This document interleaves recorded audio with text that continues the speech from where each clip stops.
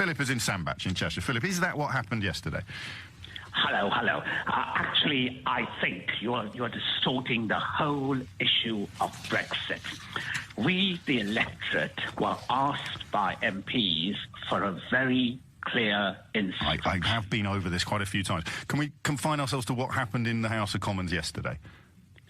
Yes, I think basically those Conservative MPs who are rebelling are traitors. They are betraying But they're just asking for the right to vote on something in the event that it's appalling. No, not at all. No, what is it then? They received a very clear mandate. No, I appreciate that, but we're talking about what happened yesterday, very, very specifically. Here's what I think, Philip, and then you can pick it apart, okay? But let's deal in the specifics. They have posited the notion, and we will keep it theoretical for the purposes of our conversation. They've posited the notion that the Prime Minister is not going to be able to conjure up anything that isn't demonstrably and considerably inferior to our current arrangements. If that becomes clear, they want the right to say, whoa, stop it. And the government or the parliamentary majority and people like you don't want them to have the right to put the brakes on if it becomes absolutely obvious that we're driving into a brick wall. Now, what's wrong with that analysis, do you think? Yes, because the alternative they're suggesting would keep us in the EU by the back door. No, but that's not what happened I'm talking very specifically about what happened in the House of Commons yesterday. They say we must have the right to apply the brake if it becomes absolutely obvious that we're driving into a burning building. And you say, no, even if we're driving into a burning building, we must not have a brake. Yes, I agree, because... Yeah, I thought you might, actually. Yes. If the Prime Minister can't... You did hear the words that came out of my mouth. I said, if we're driving into a burning building, Philip in Sandbach doesn't want us to not only apply the brake, he doesn't want us to even have a brake. If Brexit means falling off a cliff edge, so be it. I salute your honesty, Philip. I salute your honesty. That's what we voted for. Absolutely. We voted to fall off a cliff edge and to drive into a burning building. We did indeed. No, you're right, we did. Is there any way we can prove that you rang in of your own volition, that you're not an actor, that you haven't been put up to this? Because I'm now going to get bombarded with emails saying... oh, carefully handpicked and filtered from all the cowards who haven't got the guts to ring in themselves. Can we prove that you're real? Yes. How? I'm actually a Brexiteer. Well, I know that, Philip, because I speak to people like you every day, but other people aren't quite as honest as you are, and they still think that there's an intelligent analysis of the stuff you've just said. I stood for UKIP 4 times there you as go. a candidate. You see? I'm an ex-UKIPper. Bingo. The real deal. What did you vote for? We voted for pain and oblivion. And just talk me through the positives, the things that, when I put on the scales, that we're going to be poorer, that we're not going to be able to trade with the largest single market in the world, that we're going to be damaged. Well, the outgoing head of the CBI says that large parts of the car industry today are going to go extinct if we don't stay in the customs union. So I put all that on the scales on this side, all the measurable materials. You haven't mentioned immigration. Exactly that. So you put on the other side the stuff that really makes it all worthwhile. Go. Immigration is the greatest threat that's faced us since the Second World War. It is, mass immigration. Absolutely. Mass immigration leads to third world ghettos. It does, yes. And that's creating the enemy within. Right, you are. That's why. Yes. That's why we voted to leave. It is, yes. It was a clear ghettos and the enemy within. Yes. So you're talking about ghettos of continental European people, like sort of Little Venice. The open door to Europe is also an open door to the rest of the world. But it isn't, though, is it? What do you mean it isn't? We've had 20,000 Somalis come to Britain via the Netherlands. Right. And how many of them are in Sandbach? Oh, Sandbach is 98% white British. Well, I suppose... So my neighbourhood, fortunately, hasn't yet been affected. No. But around the southeast, yes, what you have essentially are cesspits. Third world cultures. Do you know where? Because I'd quite like to go. I live in the southeast. Do you know where they are? London is the worst example, obviously. I'm actually in the middle of London at the moment, and you're in Sandbach, and you're telling me that what I can see out of my own window is what is it, an illusion? in most London boroughs. Well, go on. Talk me through which ones. In most London boroughs. Well, go on. Talk me through which ones have you been to? Like Lambeth, etc. Lambeth? Etc. Where the Archbishop of Canterbury lives? Whites are actually in a minority. In a minority? So in a minority.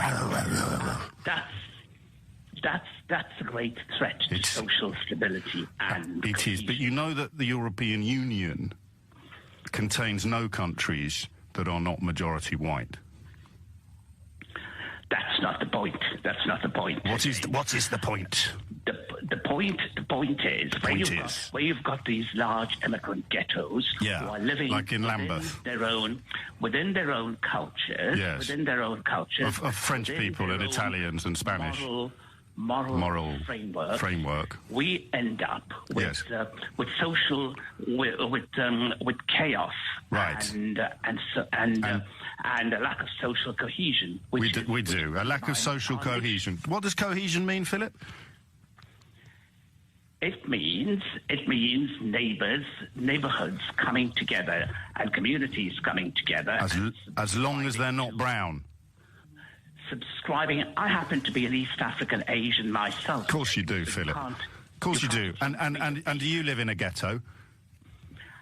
No, I've chosen to live in a town that's 98% white British. Right, you are. And are you the enemy within? I'm an assimilationist. Can you prove that you're not the enemy within, Philip? A few of us, James. Prove it, Philip. To assimilate. A few of us have chosen to assimilate. And there you have it. Just for the record, you are 100% real, Philip. And you've rang up entirely of your own volition, and you're not an actor or a stooge or anything like that. You're a 4-time UKIP candidate. Am I right or am I right? I stood 4 times for UKIP. I'm no longer a member. I'm an ex-UKIPper. Okay, mate. I stood 4 times for UKIP. Have a great day. Wayne's in Chelmsford. Wayne, what's Vince Cable missing? Hello. I believe it's not about economics. It's solely about migration. And if there is a slight downturn, then that's a small price to pay for controlling your own borders and making your own laws. And when you have it explained to you that under European Union law it's perfectly permissible to deport people from other European Union countries if they fail to find work here after 3 months, or if they can't prove that they've got sufficient capital to sustain their lifestyle here. So when it's explained to you factually that the whole controlling our borders argument was utterly bogus, just go to Belgium, try and set yourself up over there without a job as a Brit, then what happens? Well, the way I look at it is I lived in Australia for a few years. Where? And if I went to Australia... Yes. And if I wanted to go back to Australia, I would have to prove I can speak English. I would have to have a certain amount in the bank. I'd have to have medical tests. I'd have to have a skill what is on a list, what they need. And why can't we apply them things here? Yes, well, you must have misunderstood my question. I've just told you we can. They do in Belgium, they do in Germany. So when it's been explained to you that it was successive British governments who failed or elected not to enact European Union rules that are in place and enacted by other countries, so the whole control our borders argument falls to pieces. At that point, Vince Cable thinks people will be bright enough to realise they were wrong. Why is Vince Cable... What is he missing? Why aren't people bright enough to realise they were wrong when they're presented with incontrovertible evidence that the borders argument is bogus? Wayne? I believe earlier you were saying it's more about economics. No, mate. I'm talking about all of the arguments that have been used to defend the position that you just described have been shown to be wrong. You go to Belgium, you don't provide evidence that you've got a job. You've got 3 months at the end of which you will be removed from the country. I mean, the obvious reason, as you know, why British governments haven't done it is because it would cost a hell of a lot more to impose that policy than we would gain, because EU migrants, Wayne, as you know, are net contributors to the economy. So once it's been explained to people, like the ones you described, that we can control who works here and who has to leave, why do people persist in shouting the same argument? You might well be right with that. No, I am, completely and utterly. Right. So once it's been shown that that's right, why do some people still say, no, that's wrong? 3 months is too long. 3 months is too long? Yeah. Okay. If they, you know... So how are we going to cope with holidays? Huh? What if people want to come here on holiday? Visa. If you want to go to Australia, you get a holiday visa. And how much would it cost, do you think, to impose holiday visas on European Union countries? And what would we need to go to France? £30 there. What would we need to go to France? I don't know. I don't really want to go to France. That's the answer, isn't it?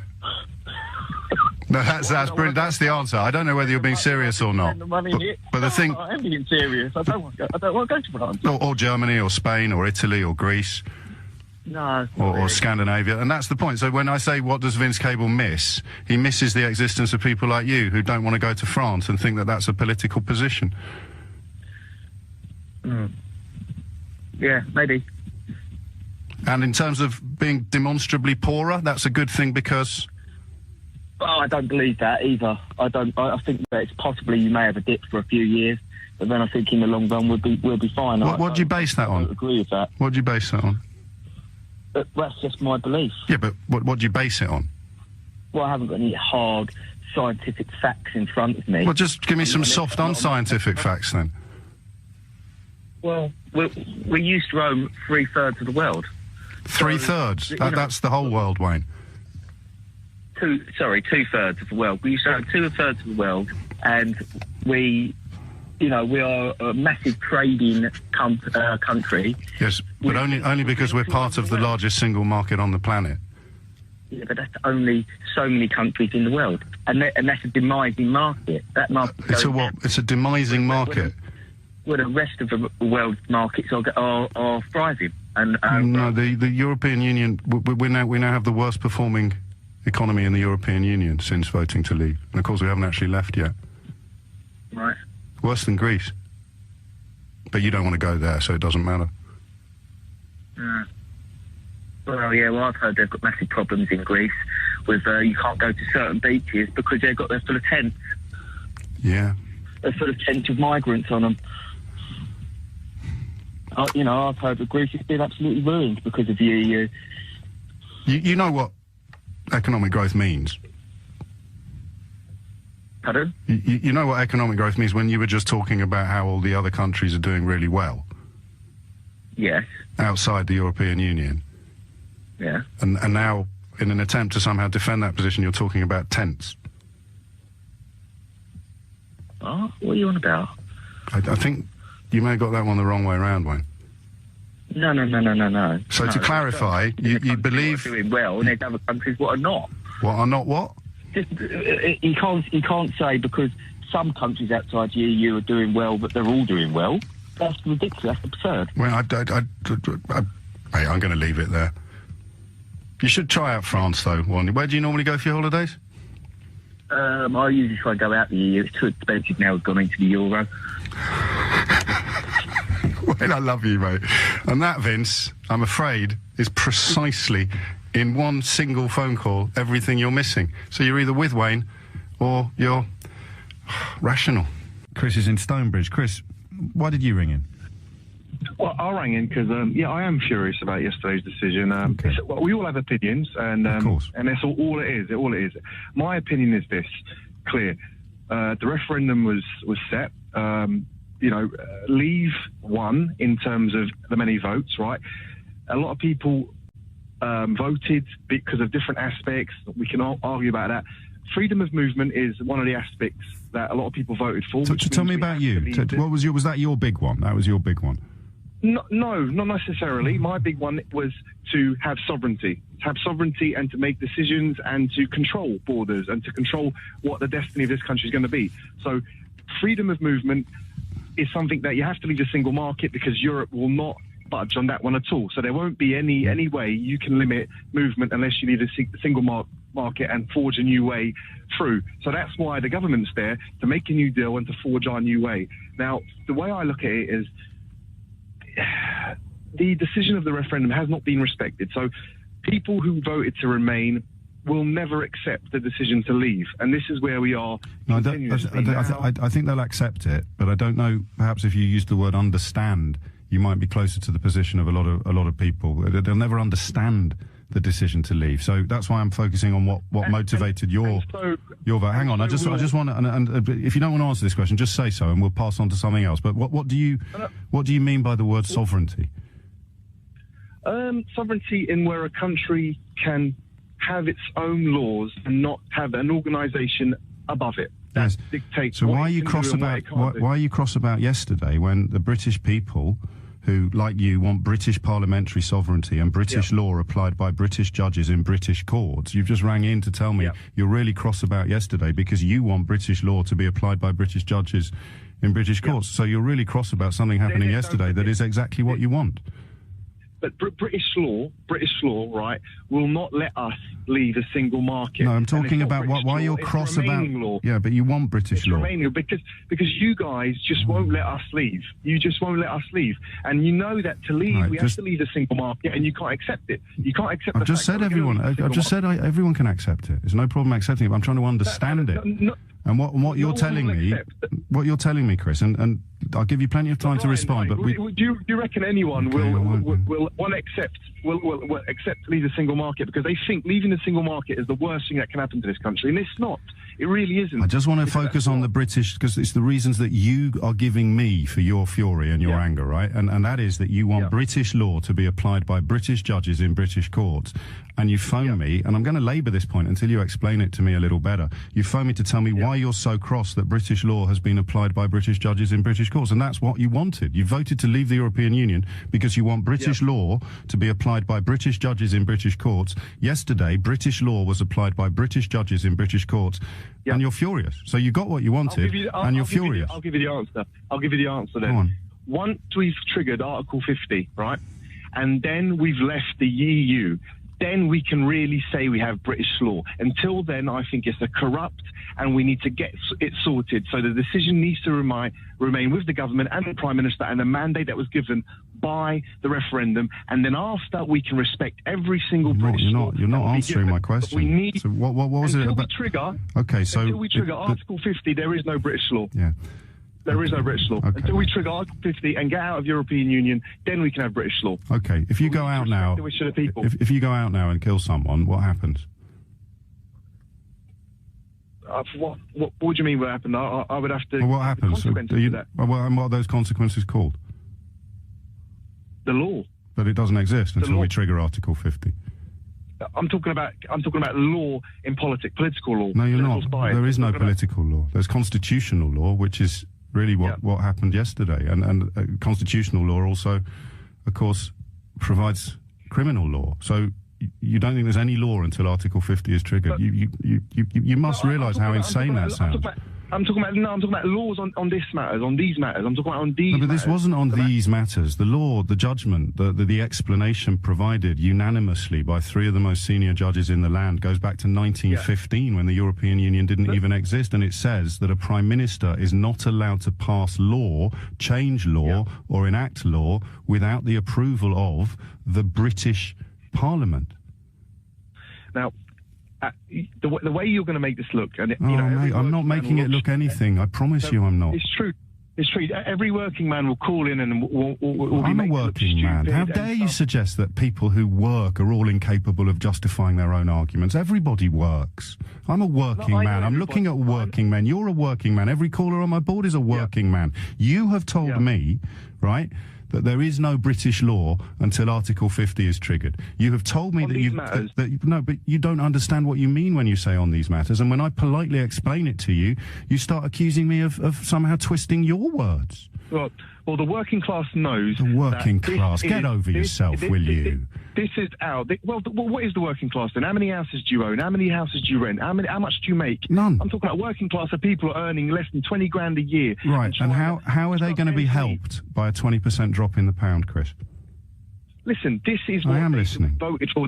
They know the sacrifices we made a sacrifice, right, to get this done. So how are poor people going to be helped by having the pound in their pocket worth 20% less than it was last month?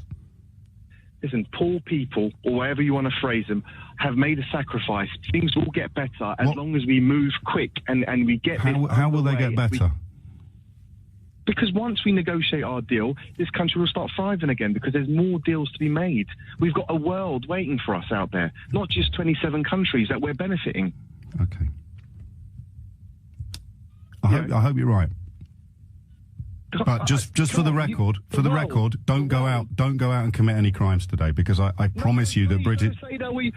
I know. I would never do such a thing. Wow. Well, you were the one who said that there is no British law until Article 50 is triggered, and clearly there is. Law, constitutional law. Sorry. No, but the constitutional law has been in place for centuries. Are you really saying that even before the European Union existed, our constitutional law didn't apply because the European Union was going to exist in the future? Please let me make one more point. Just as many as you want, Chris. Please. People are afraid, right? And I really mean this, are afraid because they voted to leave, right? Not everyone who voted to leave are racist scumbags. Not everyone who voted to leave are bad people. And all this racism and treachery that's been going on is appalling, right? The border control does not mean we're still not going to be welcoming. We're still not going to be wanting this country to thrive with immigration. My parents are immigrants, right? My parents are immigrants, and they voted to leave as well. What does that make us? But they voted to leave because of different circumstances. And how is their life, do you think, going to be improved? I think their life is going to be for the future. They've saved the generations of their grandchildren, and many think so. So how many years of sacrifice and suffering do you think you're going to have before things get better? I believe the European Union is headed for, suffering. I really do. I think it's an. No, but I'm asking you because you've said that this phrase you used, the working class have made a sacrifice. What is it that they've sacrificed? They've sacrificed maybe a drop in the pound, maybe a bit of inflation. They've sacrificed their standard of living. So the people with the lowest standard of living in the country have sacrificed their standard of living. But they know that this is for the best. This is for the best. This is for the future of this country. I hope you're right. I hope you're right. And I guess I've got to go to the travel because I'm late. And you've had ages, mate. And you've told me you really hope things get better.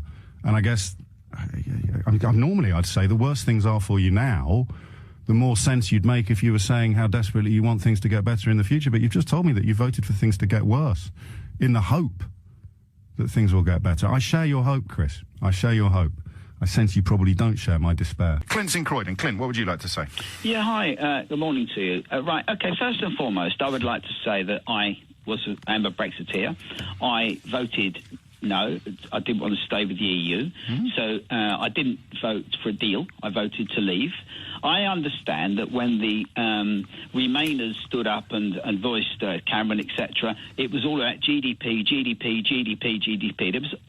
That was all it was about. There was nothing about the country and people's feelings. No, there was loads about what the economic impact would be on each individual family, wasn't there? So no, Clint, I'm happy to listen to you, but if you say something that's not true, my job is to stop you and correct you. There was an awful lot from Mark Carney, from George Osborne, from David Cameron, from lots of other Leave campaigners explaining what the economic impact would be personally, explaining the possibility of factories closing, explaining what the actual sum of money reduced from each individual family budget would be. So there was also talk about GDP, but what you just said isn't true.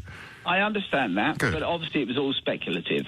But the reality is that's not really why I'm calling. The situation then why not start with the reason why you are calling instead of starting with the reason why you're not calling, being corrected, and then somehow trying to gloss over the mistake that you just made? Well, I don't feel I have made a mistake. Okay. So I'll say it again. Frequently, throughout the referendum campaign, people were told about prices going up in shops, about a reduction in their personal expenditure capabilities, about the precise sum of money which each family could potentially lose. That is not GDP. That is personal budgetary explanation. So when you said it was all about GDP and they never mentioned anything else, you were just wrong, my friend. So let's scratch that and start again. Distinguishing between GDP, it was never about how people they can't get into the doctors, dentists, all those other things. No, that's immigration. That's nothing to do with economics. Okay, if I can get to the point of why I'm calling, because I accept we are where we are. Yes. From what I can understand, the big problem is the backstop. Now, the dangers are, according to what we're understanding on the media, is that we could be caught and the EU are going to control exactly when we can possibly leave that. No, the arrangement is, and I completely sympathise with your failure to understand this because you're having all sorts of nonsense poured into your ears by all sorts of people.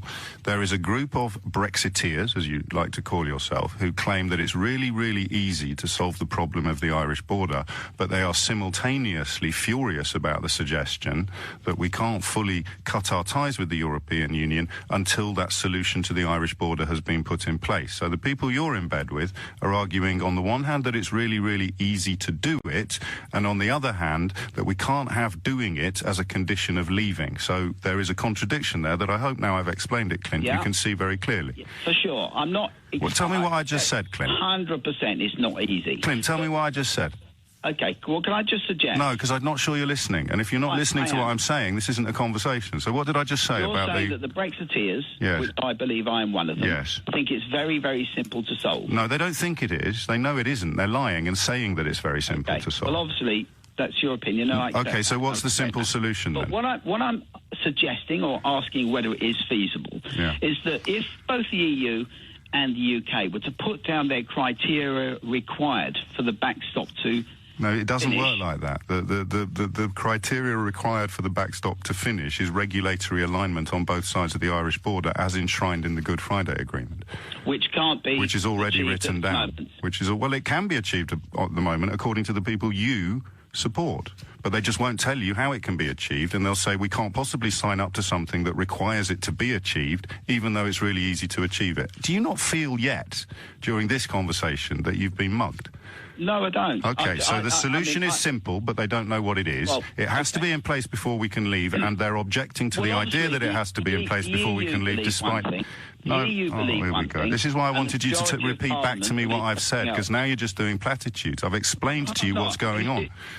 I mean, the thing is, it is a phone-in show, and all I'm asking is to be heard. No, Clint, you phoned in and said one thing. I pointed out it was wrong. You said that wasn't why you phoned in. You said something else. I've pointed out why it was wrong, and now you're insisting on being heard. So you carry on. Fill your boots. Presenting who I was and what I believe. But it doesn't matter whether you believe it or not if I can prove that it's not true, Clint.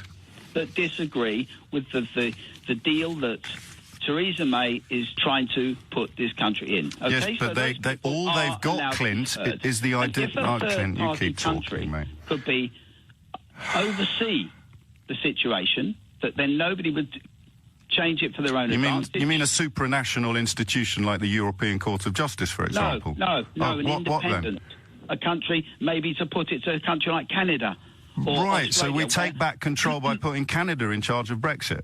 Well, I'm not saying that. That isn't what I said. What did you say then, Clint? Because those are the words I heard. No, well, if you can listen... Yes, I am listening, Clint. I said the backstop seems to be the problem. I accept... The problem with what, Clint? Theresa May has done a deal, but the problem seems to be from both parties... I tell you what, mate, you are not making my day. The problem... Yes. Because obviously, you believe what you believe. But no. Belief plays no part. Belief plays no part in my position, Clint. This is where you and I diverge, you see. You ring me up and you tell me that the backstop is the problem and that Canada should somehow be in charge of overseeing it. I say to you, so you want Canada to be in charge of Brexit. You say, no, I never said that. Then you tell me that you believe there's something better out there. I explain to you why there isn't. You say, well, I believe there is, but I can't tell you what it is. And then you say, well, you believe something different. And I now say to you, I don't believe something different. I understand the facts of the matter. You believe that they're not facts. And I wonder what it would take for you to recognise that your beliefs are bogus. And I suspect there's nothing at all that could do that, Clint. What? I believe yours are. Yes, but I've just explained why they're not, with reference to the treaty, the Good Friday Agreement, with reference to the enshrined necessity of regulatory alignment, with the observation that this supranational body that you want to preside over Brexit would not involve taking back control, it would involve giving it to a third party. You suggested Canada, I suggested the European Court of Justice. Every single thing I've said is a recorded, demonstrable fact, and all you keep saying to me is, I believe that you're wrong. The bottom line, my friend, is that I'm not. Lee's in Bromley. Lee, what would you like to say? Yeah, good morning, Joe. Hello, mate. You're an hard man to get through to, you are. Right. I can't understand why it's took us so long, but perhaps that's just politicians as a whole, because they all seem a bit slow, if you know. They're all probably privately educated, they probably want to go back and get a refund, because when it comes to common sense, they just ain't got any. So that's that out of the way. But I'm confused, as in immigration, even for indigenous people, that you're paying out so much money for them, but they're only paying so much tax, national insurance. How can it be of a benefit? So if you just listen to this. So someone's earning £300 a week, he might get deducted £70 a week tax and national insurance, but he's got 2 kids. So he gets 30 quid back straight away in child benefit because he's got 2 kids. Then, because his money ain't that good, he probably gets £20 a week child tax credit. Yeah? So now we're £50 a week. All we're getting now is 20. Then 2 kids go to school. So even if you say £25 a week each, that's 50. We're now minus £25. I think the figure is about 55% for people in Britain who are net takers from the economy, but the average for an EU migrant worker is that they're net contributors. Oh no, I'm not just talking like immigrants. No, nor am I. 55% of the whole country, because you have to include pensioners as well once you start claiming your pension. So it's about 55% of us take out more than we put in. Right. So how, like? But EU migrants buck that trend because they're largely harder working and younger, so they're actually net contributors on average. Yeah, but you still get the same benefit. That's part of EU law. They still get the same benefit. That's what net contribution means. That's the number you're left with after you subtract what's taken out from what's put in. Right, all right. That was just part of my confusion then. So well, I'm glad to clear that up. What did you ring in to tell me? But then also, we have got 1.5 million people unemployed, so surely it makes sense to get them working first. You know, you don't give them... Well, hang on, that's a great point. I'm glad someone's finally made it. Matt's in Richmond. Matt, are you an employer? I am indeed, yeah. And what sort of role do EU workers... Stay where you are, Lee. What sort of role do EU workers play in your business?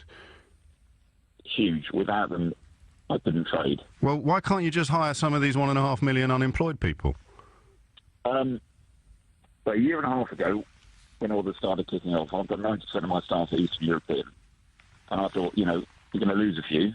So let's start trying to employ some of our 1.5 million unemployed, or indeed, ignoring the unemployed for a minute, let's try and employ some of the employed British guys into the construction industry, into my business. Have I been able to find any who are actually any good? No. Wait there, Lee, can you put Matt in touch with some of these people, do you think? Well, I don't know what he's looking for. What sort of workers is he looking for? I don't know, I'm in the same boat. I could do with a lot of lorry drivers. But you can't get them. Say that again? Because the industry's been decimated. Well, hang on a minute, you just said that the 1.5 million unemployed people should be doing the jobs, and now you're telling me you can't find people yourself? Yeah, because who pays for the training? Oh, this fella's in building, so he's obviously looking for bricklayers and that. Yeah, but you just said all of these migrant workers could be replaced by the 1.5 million unemployed people. Have you not heard of apprenticeships? We don't do apprenticeships anymore. We used to do, but do you know what? When I was at school... So who's going to do the jobs, Lee, tomorrow? Well, it's not happening tomorrow, is it? Well, OK, March 2019 then. Who's going to do the jobs if we stop freedom of movement? All right, but it's just not everyone's a brain surgeon, not everyone's a bricklayer. You're telling me the 700,000... Who's going to do all the jobs if we stop freedom of movement? Who's going to work for Matt? Who's going to drive the trucks, Lee? Well, at the moment, we're stuck, but part of... So you've rung me up to tell me... Hang on a minute. Even by the standards of this programme, this is a bit special. You've rung me up to tell me that all of the jobs currently being done by European emigres could be done by 1.5 million unemployed, and you've ended by telling me that you can't even find drivers for your own business. Right. So you're not listening. This is what you do. You're very good. You're very clever. Here we go. Now we'll talk about me for 5 minutes, because it's a lot more... No, honestly, you're not that important. Yeah, right. Come on then. This has gone on for years, James. So we've had like 1.5, 2 million people unemployed for years. We're not just talking like, we've only got 2 years to like get these jobs filled. We've always had unemployment, Lee. It's as long as we've had jobs. Right. So Blair opened the floodgates. Only 30, 40,000... Hang on, what was unemployment in 1979, Lee?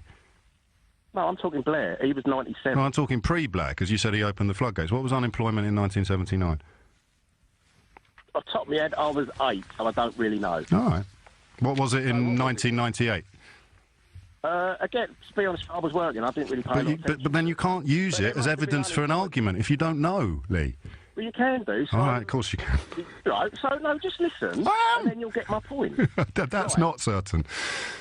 Right, so Blair opened the floodgates back in 98, 2000, whenever it was. Well, when was it? You tell me, because it must have made a massive difference to your life. Figure on it then. Oh, no, 2000 then. Right, was it 2000? Just say, for instance. No, you have to tell me when it was, because it made such a huge impact on your life. If you can't remember, then you're going to make yourself look a bit silly, Lee. It don't really matter what year it is. Okay. So it was massive, but you can't remember when it was?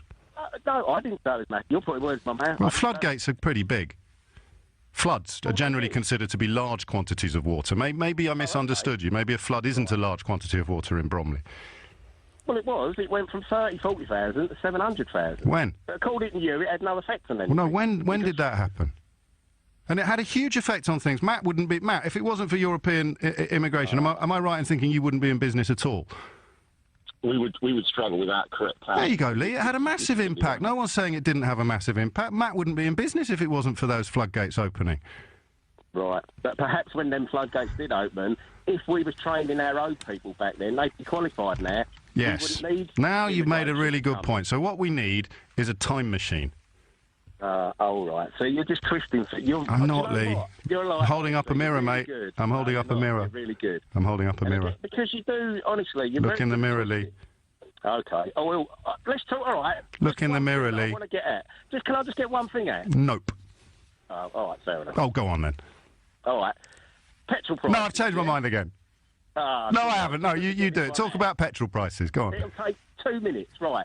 After Brexit, the next day, petrol prices went up. You was on the radio. Always listen to you. Even though I want to punch you, but I think you're brilliant. But I think threats of violence probably constitute a line, don't they, Lee? That's just no. Don't take that as real. That's you've said it out loud in front of 814,000 people. I think you've lost the right to contrip to a sensible, grown-up discussion. That's not what I meant. What did you mean when you said you wanted to punch me? That's just honestly, if I see it, I would not punch. Well, what did you mean when you said it, Lee? It's just because you're infuriating. Well, no. What did you mean when you said you wanted to punch me? Oh God, really? Honestly, can I just take that back then? Can you just accept an apology? I'm sorry I said that. I'll take that back.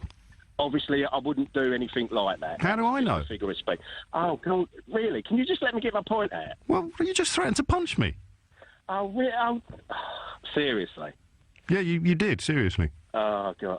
It's just... Go on then, make your point about petrol, Lee. Right, so you blamed Brexit for petrol prices. No, I didn't. The very next day. No, I didn't. That was the fall in the pound. The fall in the pound was responsible for petrol prices going up. OK, fine. But nothing to do with greedy oil companies. Because just listen to this point. You remember when it was all going down, and it went down to £1 a litre? Yeah? Yeah. Right. So it went down, didn't it? But it weren't going down at the pump. So the AA... Well, no, because, like, there's still the dear stuff in the pump. It's going to take a couple of weeks to get through. All right, fair enough. We all accepted that. So don't that work the other way? So just because the pan went down, the stuff that's still in the pumps should have been the same price, surely. But they just, because pan, we'll put it up. But you bought it and said, it's because the pan, because of Brexit, that's why it's gone up. So we're all going to have to pay more money for petrol. That should have took 2-3 weeks to go through. Well, again. You're suggesting that it was 2 or 3 weeks difference.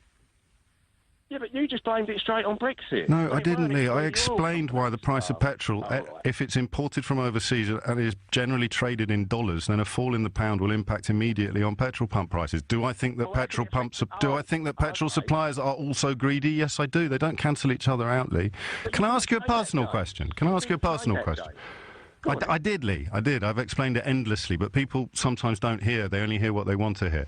If someone says to you later today, what were you doing this morning? You say, I found that O'Brien bloke on the radio, and they say, how did it go, mate? What are you going to say to them, just out of interest? I got mugged up a bit. That's what I said. You're really good at what you do. Why mugged off? Why can't you just say, he explained some stuff to me, and I realised why I was wrong? Yeah, but you do. And then I told him I wanted to hit him. Oh, come on! I've already took that back. In some circles, threats of violence are a little bit out of the ordinary. Thankfully, I'm used to it, Lee, but not everybody is. So watch your mouth next time. Louis is in Uxbridge to steer us back towards Brexit. Louis, what would you like to say? Good morning, James. Hello, mate. Hello.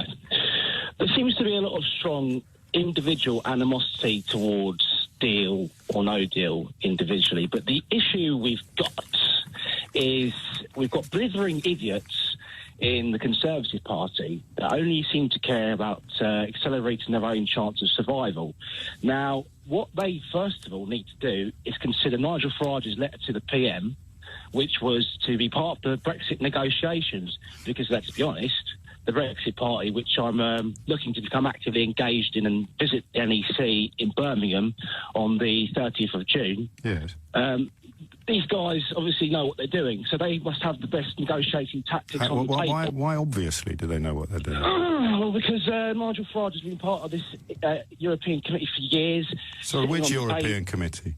Sitting on the table and giving these people Which table? a piece of... Sitting on the table and giving them Which table? Which committee has he been a member of for years? So moving back on to the point, what I like to say is Brexit means Brexit without delving into the political aspect upon it. Boris Johnson... Without delving into the political aspects of Brexit? Well, at the moment, yeah. Okay, if I can just steer you back... I've just woken up. Are you sure? Yeah, I have, yeah. Are you sure you've woken up? About half an hour ago, yeah. I've got to go to work in the afternoon. We'll take your word for it. Just steer me back to what you said about the committee that he's been on for 25 years. Which committee are you referring to? I can't remember the name of it off the top of my head.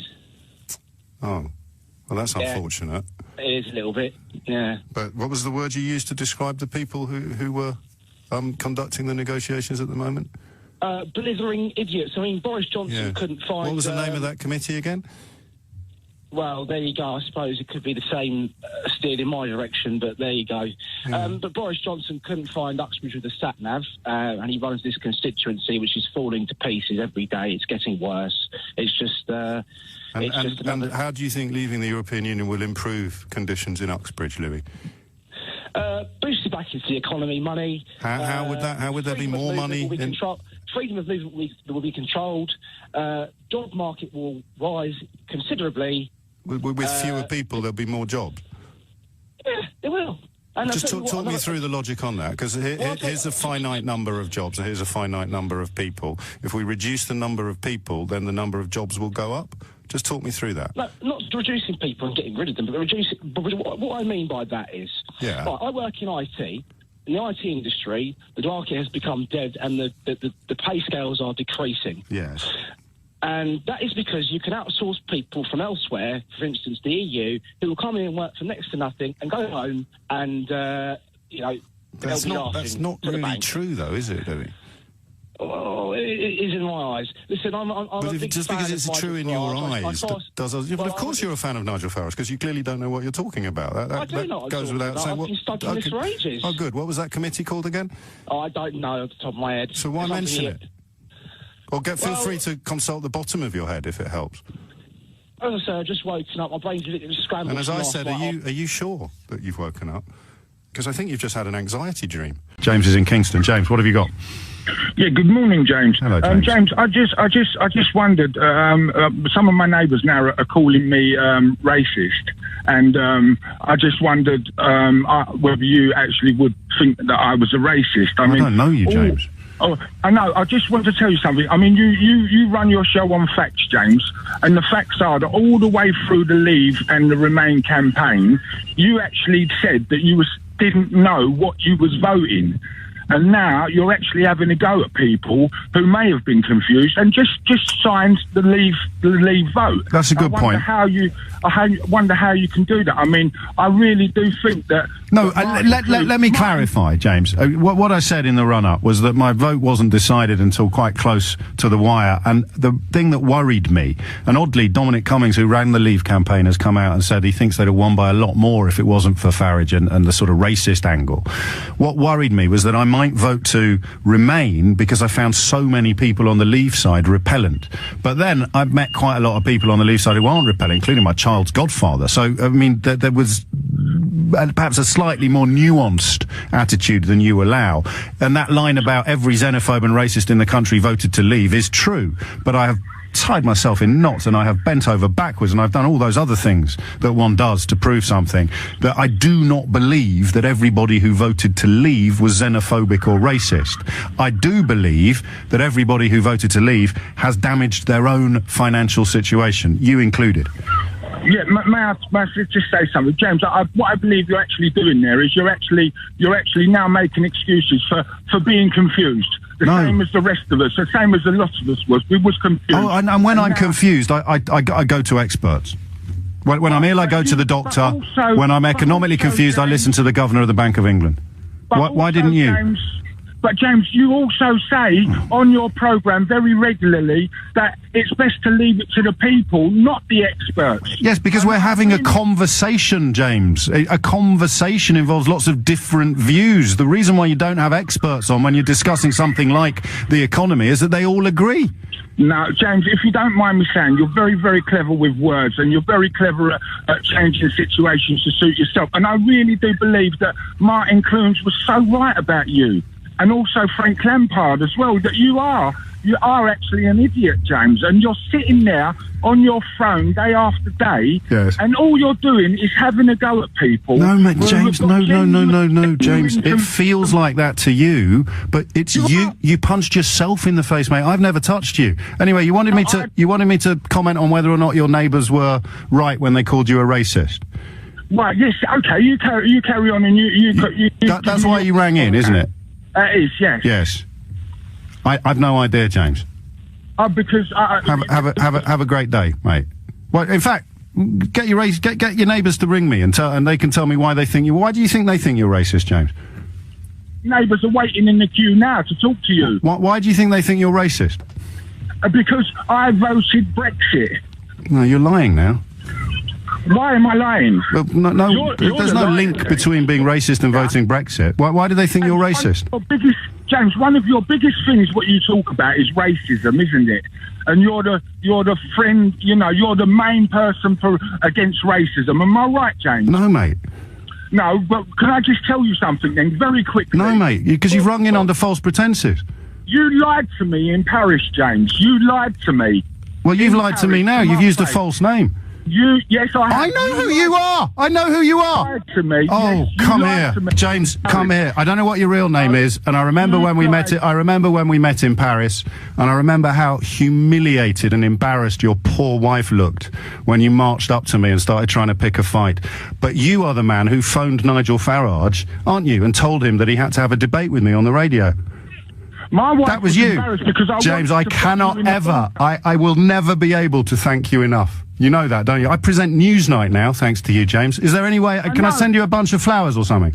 I've got my own show on ITV, I've got columns in the Mirror, I've got a book deal, and it all started with you, James. Can you give me the address? It's me, David. Oh, James, mate. I'm a liar. You're a liar, James O'Brien. Your poor wife. You lied to my face. Your poor wife. My poor wife was only stopping me from throwing you in the water, James. Because she knows you're a violent, racist liar, mate, and it took me 5 minutes to prove it. Threatening violence. I was with my children. And your wife had to stop you. I was with my children. Cheering. Yeah. I know, and that's the only reason you never went in the water. No, you just told us the reason, James. The reason was A, you couldn't even begin to have achieved that physically, and B, your wife stopped you. You pathetic little prune. Ian is in Beaconsfield. Ian, what would you like to say? Oh, James, I'll tell you what, if I'm a goldfish, that makes you a giant carp, I have to say, because, very strong, Ian. Well, not really. Come on. Every day you come on and you spout all these words like lies and, and morons and etc. Don't use the word moron, actually. It's very much a word I studiously avoid. Not far off. Although I am, if you insist, I am prepared to make an exception in your case. But carry on. OK, so we give 350 million. You've just gone through all the figures. The net figure's probably 200 million. The remaining 150 million goes to various scientific projects and farming and lots of kickback to people who support the EU and further their agenda. So, for example, when we know, for example, well, I just said like farming, scientific research, and various. For example, who gets kickbacks? Well, people who support the EU. Most of the money. The farming community came out quite strongly against it, despite the advice of the NFU. So, who gets the kickbacks that supports the EU? Well, that's my belief. But we're not talking about beliefs, are we? We're talking about fact. We are at the point you just made about kickbacks and the EU support. So who are you talking about, Ian? I think a lot of the money is. But anyway, but who are you talking about, Ian? Who are you talking about? Oh, you're doing it again, aren't you? You're not asking questions and insisting you back up your quotes, beliefs, end quote. But rest assured, I'm not going to call you a moron. So, what are you talking about when you describe institutions? Institutions that get kickbacks. 200 million. Institutions that get kickbacks, Ian. James, you don't want to make people, express their opinions on your show. I'm repeating your words back to you. I'm repeating your words back to you and asking you to explain yourself. You can say I can't, and then we'll carry on. Money that comes back, yes, as they did in the past, is kickbacks for people who support the EU. For example, agenda, right? That's just my opinion. For example, you can do whatever you like. For example, I'm not going to give any examples because I'd like to get to my point. Okay, don't give me any examples, but carry on. You're definitely not a moron. That's my opinion. Okay, yeah, you call me what you like. That's your defence mechanism, isn't it? No, you're definitely not a moron. They disagree with you. You're definitely not. We haven't disagreed yet. You've told me some beliefs, and then we both agreed that you can't back them up. What have we disagreed about? Right, okay. So we have 350 million at our disposal. Now, if the government at the time decides to continue to fund all those projects, then the net figure will remain at 200 million or thereabouts. What project? Whatever. What project? Well, God, James, can I make my point? Yes, if you just have to back up the words that you use, what projects? Look, I'm not an expert on what this money funds. I know. So what are the projects? Just give me one project that you're talking about. One project. All sorts of stuff. It goes to medical research. It goes to community projects. So you want to cut medical research? Sorry? You want to cut medical research? No, I didn't say that, did I? You did. You said if we don't fund these projects, and I said what projects, and you said medical research, and I said so now you don't want to fund medical research. But I didn't. Yeah, but I'm not saying that at all. So what are you saying, Ian? At the time, what are you saying? Well, if you let me talk, I can say it. But I need to clarify so that I can understand what you're saying. You just said that we won't fund these projects. I said what projects? You said medical research. I didn't say we won't fund them. You did, mate. I said.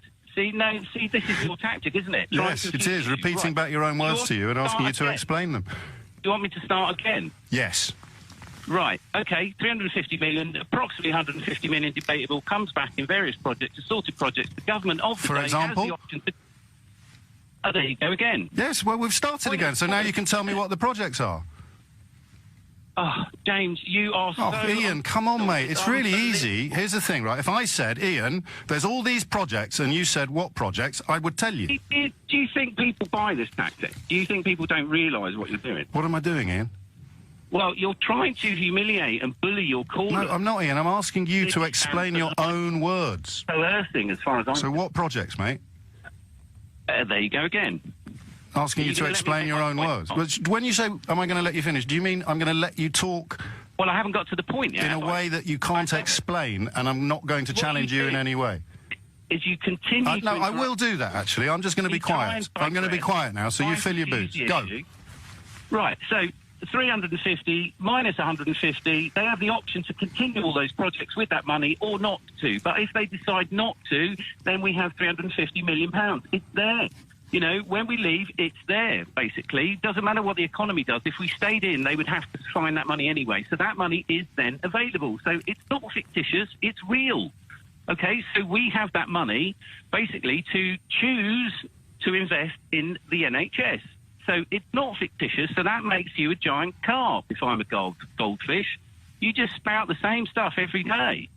You know, it's not a lie. It absolutely isn't a lie. So there is money available. Now, whether they can cover the whole bill with that 350 million or not is not the point. The point is that we will have an enormous amount of money that at the moment does us no good because it goes off to the EU.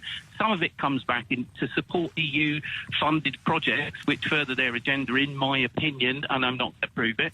And that's the point. It's not fictitious. Over to you. Go on, James. I'm still listening. OK, well, that's my point. So you finally let me make it. But, you know, it's ridiculous. It's painful listening to you sometimes on the show because you're not a professional at all. You don't let people make their points. Well, you've made your point now. OK, well, thank you very much. So I do let people make their points.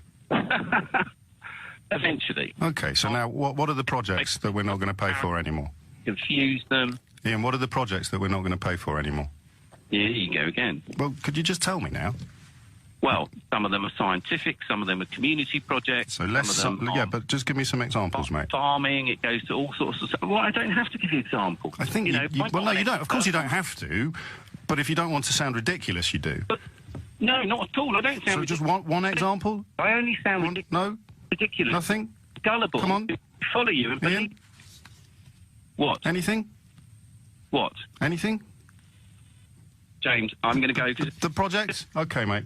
Have a great day. You're definitely not a moron. Joanna is in Wandsworth. Joanna, what would you like to say? Oh, hello, James. I just wanted to say it has occurred to me that we're in the position where we are. We vote to leave, and this has come up about NATO. And I think Angela Merkel and the EU ought to take a little responsibility for where we are, because to my mind, if she hadn't humiliated David Cameron and given the British people something they could wish to remain in the EU for, we wouldn't be in this position. And I don't understand why we can't be. We have to be controlled by the EU. Why do we have to be? What is it you want to do, Joanna, that you can't do until we leave? I would like us just to be the way we are, but we're not controlled. No, but that's what I mean in terms of how they control us. What is it that you're going to be able to do once we finally left that you can't do today? Well, we would have control of all our laws, whatever they are, and so which law are you looking for? Which law are you looking forward to losing? There you go again. Asking questions, dealing in facts. Well, then you must have known the question was coming. You must have known the question was coming, so you've got a brilliant answer prepared. No, I don't. But all I know is that they control. Oh, stop it! Of course you do. Our laws, and how do you know that?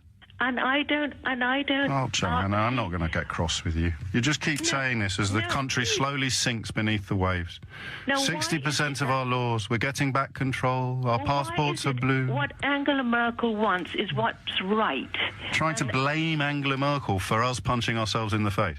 No, we've done it through democratic referendum. Yes, you can vote to punch yourself in the face, Joanna. No, I haven't. I'm glad, and I would do it again because I don't see. I couldn't tell my children or my grandchildren, look, you'd never be good enough to be independent. You've always got to be controlled by those unelected people. And then when I point out to you that you can't give me any evidence at all of us being controlled, you get cross with me, don't you? Well, they control. They give free movement. You have to have free borders. No, they have free borders. We don't. We're not in Schengen, and we're not in the euro. No, I mean there's free movement of people between Britain and the EU. With some fairly strict rules in place that other countries impose and which we chose not to. But again, you don't know this and you don't care. Also, I don't see how you can equate free movement with more security. If anybody in the EU, and we know because we've got terrorists here ourselves, our terrorists can go to Europe, their terrorists can come here because they're in the European Union and we have free movement. Yes. How does that help our security? If they're known to be terrorists, yes, they won't get in. Well, if they're not known to be terrorists, they'll still get in. But you keep on, Joanna, keep on just regurgitating this nonsensical Daily Mail worldview, and you probably won't have to explain to your grandchildren and children why they're poorer and living in a less safe world. And tell me why Donald Trump's good news for Britain while you're here. I'm not talking about Donald Trump in that. Well, that's our only ally. That's all we've got left. But I agree with you. Please talk to me about Donald Trump. Tell me why he's good. Didn't contribute enough, and that America was bearing most of the cost for that. So NATO, down with NATO now as well. No, you're taking it to the extreme. I'm taking it to the extreme. You think that we didn't control our own country, and I'm taking it to the extreme. Well, I don't know how you can say we control our own country. I'll show you how. Give me one example of us not being in control. Free movement of people. Right, okay, you get your passport. Get your passport out now. Fly to France and tell me how you got back without showing it. Well, didn't one of the people who were... oh, my days. I give up. Why have you bothered? Why do you have a passport, Joanna, if we don't have any borders? Why do you have a passport? You can go wherever you want in the world. You don't need a passport, do you? But so did one of the terrorists. Oh, heavens above. I'd have a lovely day, madam. That's it. There you go. And Joanna's a nice lady. So did one of the terrorists. What? What have we done? Answer, we've taken back control. And Robert is in Rochester. Robert, what do you think? Hello. Right. Well, obviously, I'm against a people's vote because I'm a Brexiteer, and we don't use that word on. We don't use that word on this programme. Sorry, that's all right. I'll put a penny in the jar. But I actually think, in order to negotiate the issue, who's that shouting in the background? It's my mum. Okay. Do apologise. That's all right. It kind of goes with the territory for people who call themselves Brexiteers, doesn't it? Yes. So basically, in order to negotiate with those people who want second referendum, why don't we make it more democratic by introducing a PR election at the same time? Right. Yes. So we change our entire electoral system by the end of March. Well, it's not going to happen, but it's. What do you think you won, Robert? What I would like is... What do you think you want? What I want is basically our whole governance, or the way that the wealth controls our country. No. So what do you think? What do you think you want? Well, I'm just about to explain that. I want... no, not want. Won. W-O-N. What do you think you want? I want a slap in the government's face to show them that they... that government's gone. So what did you win?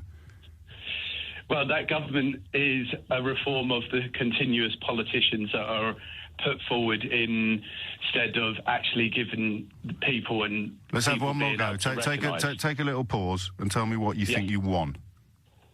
What I won? Yeah. I won a vote to leave the EU. No, I know that bit, but what did you win? What was the prize? To actually undress our politicians, if that's a better way to actually put it, because it's even worse, incredibly. You almost deserve credit for that. So what you won to undress our politicians. And who's going to be in charge of Brexit?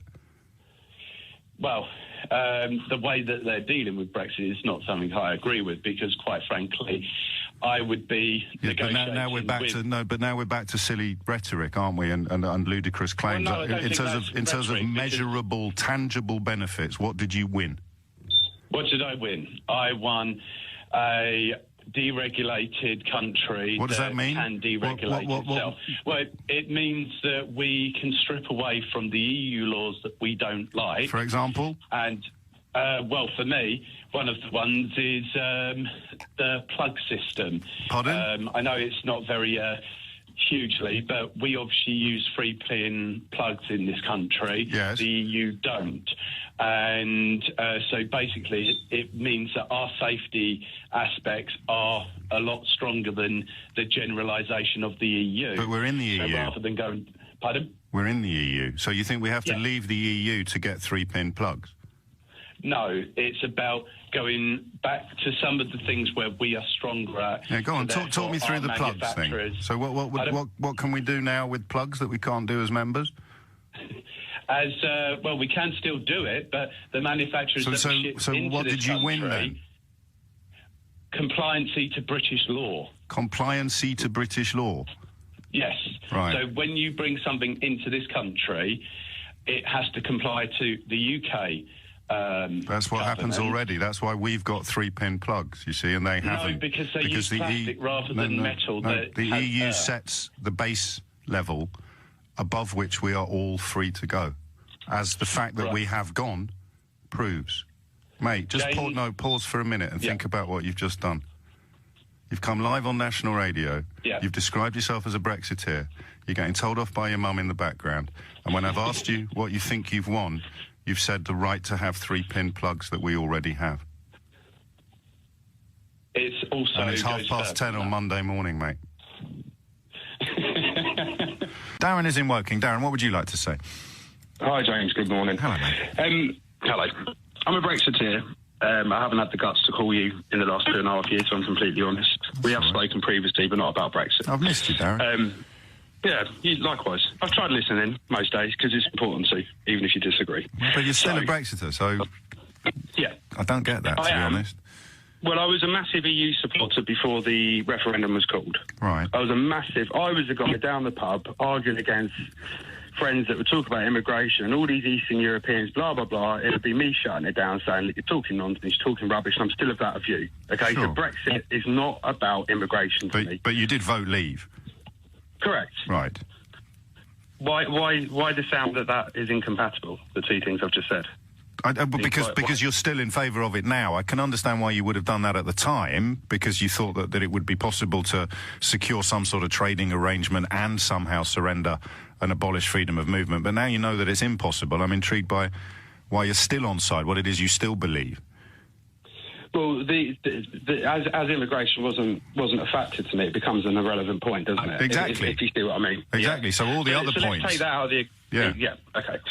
Now, look, I'm going to say a lot of things that you can rip apart, but for instance, because there's a lot of things that I believe Brexit would deliver that I know we could have done as a member state of the EU. Again, right. Well, I don't need to rip them apart, do I? Well, I understand that's contradictory, but there was one, I know we'll use the word belief, one part of my belief was that it would reinvigorate our democracy in this country, because I always thought that leaving the EU would create a lot of discussions about different things that we haven't talked about for decades as a nation, and that in theory should reinvigorate the conversation. For example? And maybe give us... so, for instance, I would say things like...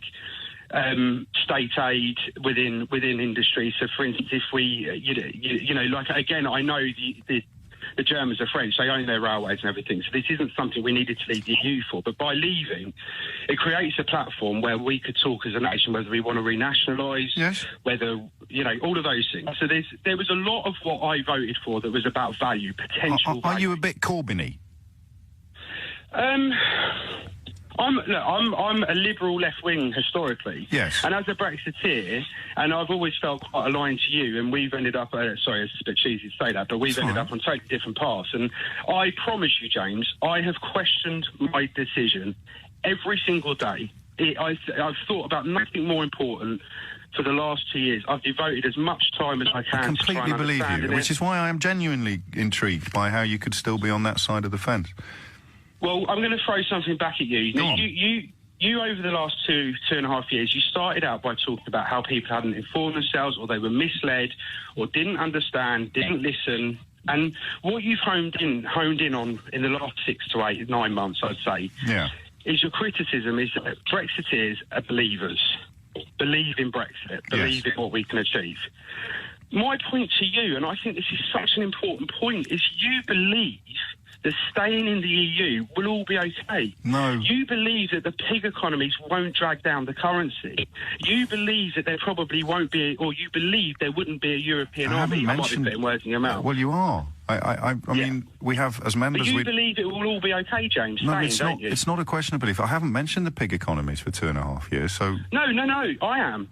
I know you are, but you're telling me what I believe about... You're telling me what I believe about something that I don't ever mentioned. So here's... Okay. I suppose if you what you're trying to do is say, James, you believe stuff too.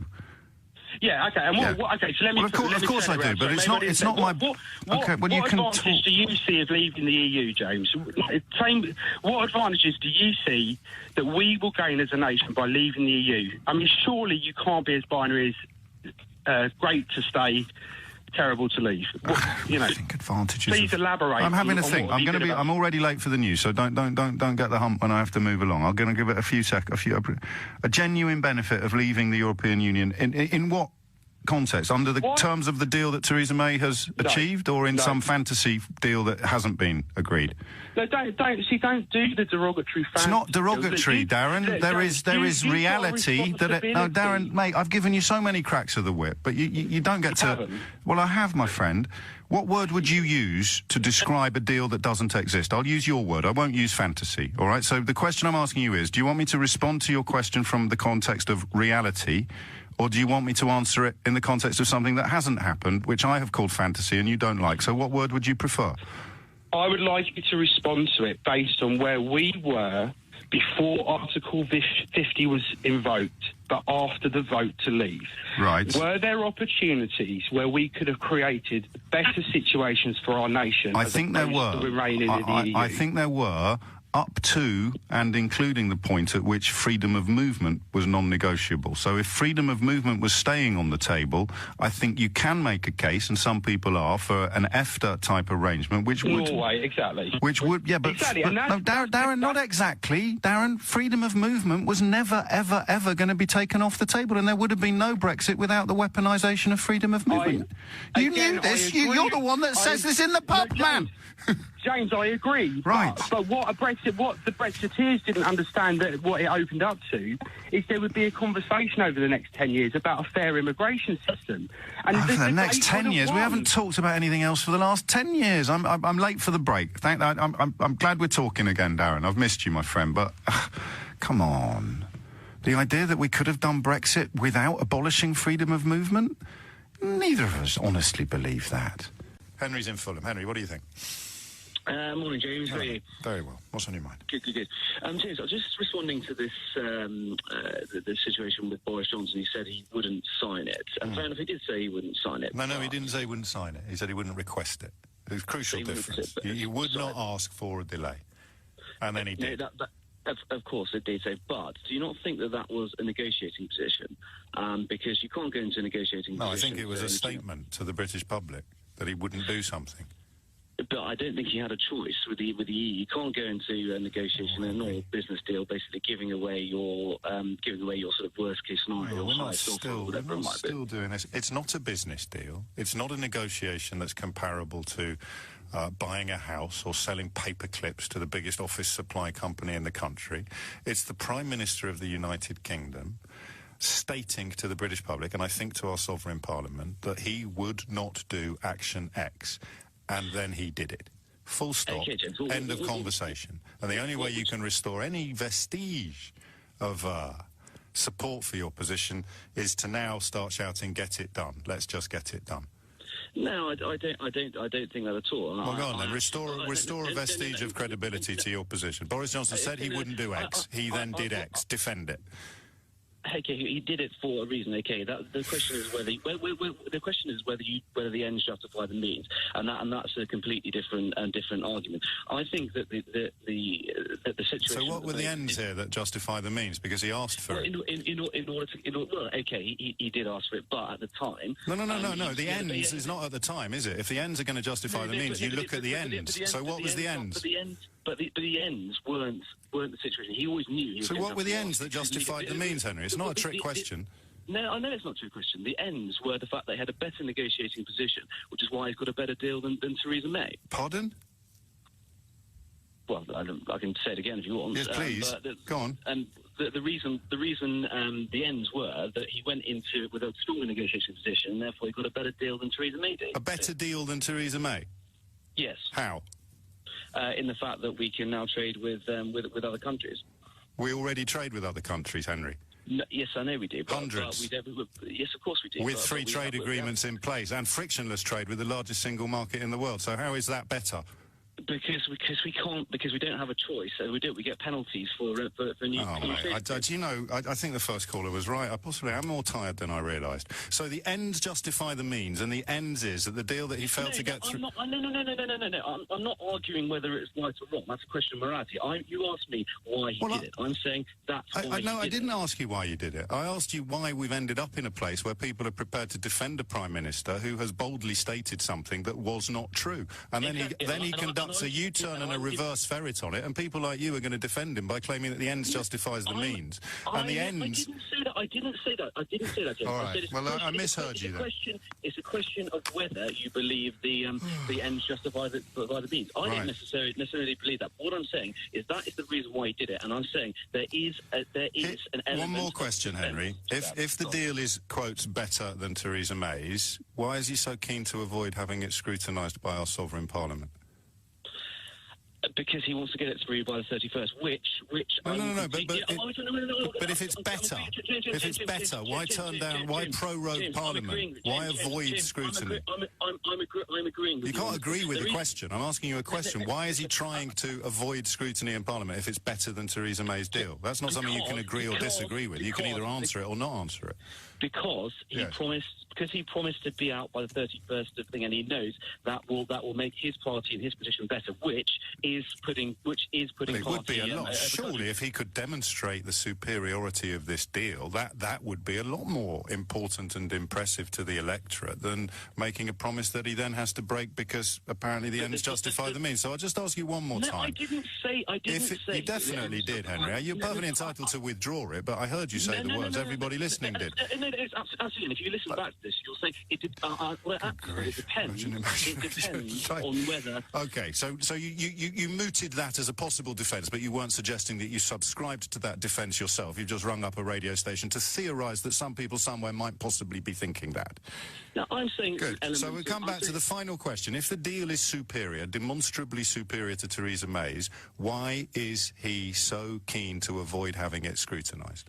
Because he wants to get it through by the 31st of October, which is what he promised to do. And that is a party in which I disagree with. And that is when he said we wouldn't ask for a delay, but he did. So I don't know if you could tie yourself in any bigger knots, but I'm perfectly prepared to confess I don't have small enough fingers to unpick them. John's in Ballymena. John, what would you like to say? Hello, yeah. I just wanted to sort of generally speak more about the divide and how I see it. And I've kind of watched this now. You can say from Trump and Brexit that the divide and the narrative and the pushing and the biasness as well has been so overwhelming across the board that most people are just sick of that.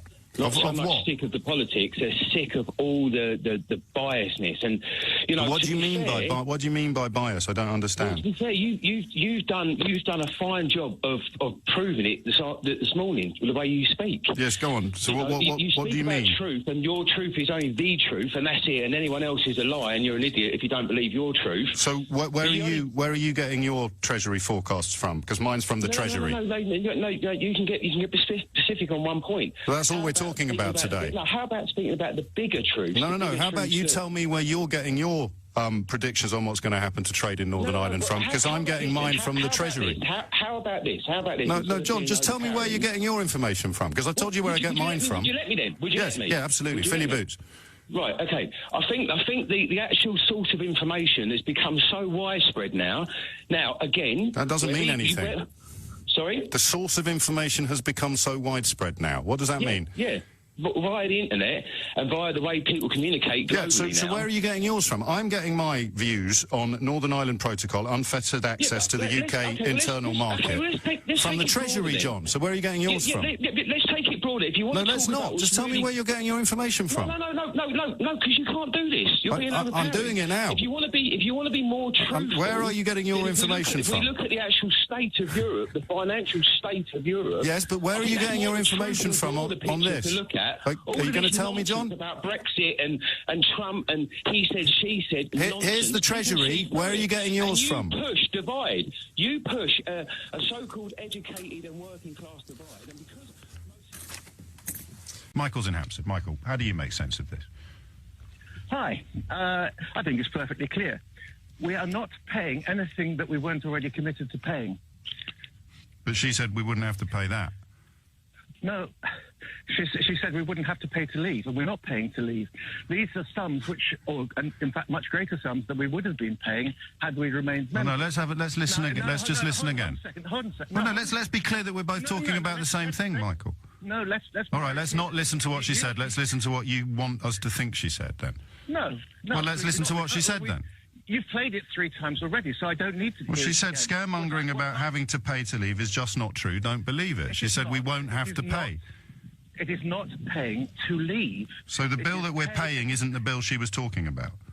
No, it's not. Oh, okay. Because we're not paying anything we weren't already obliged to pay. If we remained members of the EU, we would have had to pay these sums plus vastly greater sums. And the fact is that Remainers like yourself just want us to believe that these are sums which would somehow or other have gone away if we'd stayed members of the EU. I'm not making any position myself. Let's listen again to what she said. No, we're just going to.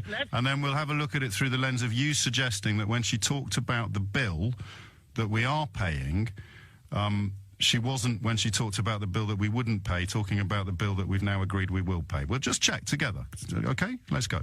You're absolutely right. And this figure of 50 billion doesn't have any legal basis whatsoever. It's been manufactured. And it doesn't seem likely that there will be such a bill for £50 billion. It's part of Project Fear. Health warning, don't believe it. You know, we pay into the European Investment Bank, and so actually we're going to get a windfall from leaving. So I think that the scaremongering about having to pay to leave is just not true. We have a lot to gain. Our best days lie ahead. So it doesn't seem likely that there will be such a bill, and scaremongering about having to pay to leave is just not true. And I promise I'm trying to understand you properly, Michael. You're suggesting that she's not talking about the bill that we are paying. She was talking about another bill that we might have had to pay but now won't and never would. Indeed. OK, no, that's definitely a view. It's 11:39. Hayden is in Catford. If you agree with Michael, I'd love to hear from you. She wasn't talking about the... Well, hang on, Michael, come back a minute. What was she talking about? No, hold on a second. You're claiming to be impartial. Well, you just called me a Remainer. You can't call me impartial and a Remainer in the course of the same phone call, unless we've left logic at the door. I didn't call you impartial. I said you're claiming to try to be impartial. No, I'm not. Indeed, earlier on in the day... No, I'm not. She said, I'm doing my very best to be impartial. Yes, we were talking about homosexuality and religion. No, we were talking about... Oh, mate, look, let's talk about you, OK? And your belief that Suella Fernandez was not talking about the EU departure bill when she appeared on Question Time and answered a question about the EU departure bill. Just talk me through your logic. You are claiming to be impartial. Oh, mate. But in fact, here we go. You continuously play things which are prejudicial on one side. You're not playing anything on the other side. What would you like me to play? Misty? No, I'd like you to be sensible. What would you like me to play? I'll play it now. And then you can answer my question. Okay. Michael Gove talking about Brexit. Okay, Michael Gove talking about the Brexit bill. Hold on a second. Which clip? Which bit? How about Jeremy Corbyn expressing an opinion as to whether he wants to stay in the European Union or whether he wants to leave the European Union? Okay, I'll dig that out and then I'll play it later, and then you tell me what it is, what bill she was talking about when she said scaremongering about having to pay to leave is just not true, and she also said it doesn't seem likely that there will be such a bill. So what is the bill that she was talking about? You were claiming... Oh, Michael. You were claiming... No, hold on a second. You were claiming that everybody who voted Brexit didn't care about what happens in the future. Now, the basis of that is we don't know what's going to happen in the future. But if we had voted... But we know what happened in the past. We know what happened in the past, and she spoke about a bill. What bill was she talking about, Michael? No, you're not listening to me. We would not know what would have happened if we had remained in the European Union. That's true. Say more stuff, and then I'll ask you the question again. We're seeing ever closer union, which is what they want. Yep. We're seeing talk of a European army. We're talking about common defence policy. Yep. We're talking about bank harmonisation, tax harmonisation. Yeah, except we're not. All these things. We're talking about Suella Fernandez, and your contention that the bill she was talking about 6 months ago is demonstrably and substantively different from the bill the government has agreed to pay. So what bill was she talking about, Michael? She was talking about a bill to pay to leave the European Union. These are... Well, hang on, you said a minute ago she wasn't. No, she talked about a bill to leave the European Union. It doesn't seem likely that there will be any such bill. We are not paying anything which the United Kingdom was not already obliged to pay. It doesn't seem likely that there will be any such bill. She categorically said we weren't obliged to pay anything. You know this is true. This is a stupid argument, Michael. You can disagree about lots of other stuff, but we both know that she was talking about the bill that we're paying.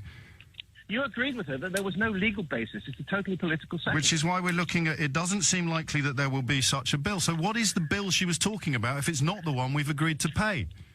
Well, we're talking about the ones where there is a legal basis. We have entered into commitments with the European Union to pay certain sums over future years, and these are the sums of money which we're now... So scaremongering about having to pay to leave is just not true. Is that statement true or false? It's true. So she was wrong when she said it? No. So we're not paying to leave? We're not paying to leave. We're paying to meet our legal obligations. As a precursor to what? As a precursor to nothing. As a precursor to nothing? So why are we paying to meet our legal obligations? You're not paying to meet your legal obligations. These are your words. I can't do this anymore. I literally just repeated your own words to you. You didn't. You have legal obligations, and when you have legal obligations, you have to meet them. Right. And that's what we're doing. We're not paying anything extra to leave the European Union. Let's listen to it again, just so that everybody else listening to the programme can be clear that you are... No, you don't have to listen. You don't have to listen. Seriously, you can head back off to the unicorn farm. But everybody else likes to know rather than just believe. Right, so, are you still there? Yes. Good. Yes, I am still here. What is she talking about? Where is this 50 billion figure? Where did it come from? Oh, because the Cameron government didn't tell us about it. Oh, Lord. Did they? No, on Question Time 6 months ago, when she talked about the £50 billion figure and said we wouldn't have to pay it, what figure was she talking about? Do you live on a unicorn farm? Because you just told me that I live on a unicorn farm. So where did that £50 billion come from? Are you a good quality journalist or not? Do you believe in calling your callers in by name? Well, I respond to evidence and arrive at conclusions. You're more than welcome to disprove my call. £50 billion, what figure is she talking about? Do you believe in a unicorn farm? I do believe in unicorn farms. I believe in unicorn farms. There, it's given. So there we go. We're fine. You can insult me, I'll insult you. Everything's cool. Now we're back to the substantive question in hand. Insulting you. I'm just repeating what you said. You believe in unicorn farms, and you believe that I live on one. £50 billion. What figure is she talking about? I've told you several times, you're not prepared. No, what is she talking about? When she said the £50 billion figure, what was she talking about? A bill to leave the European Union.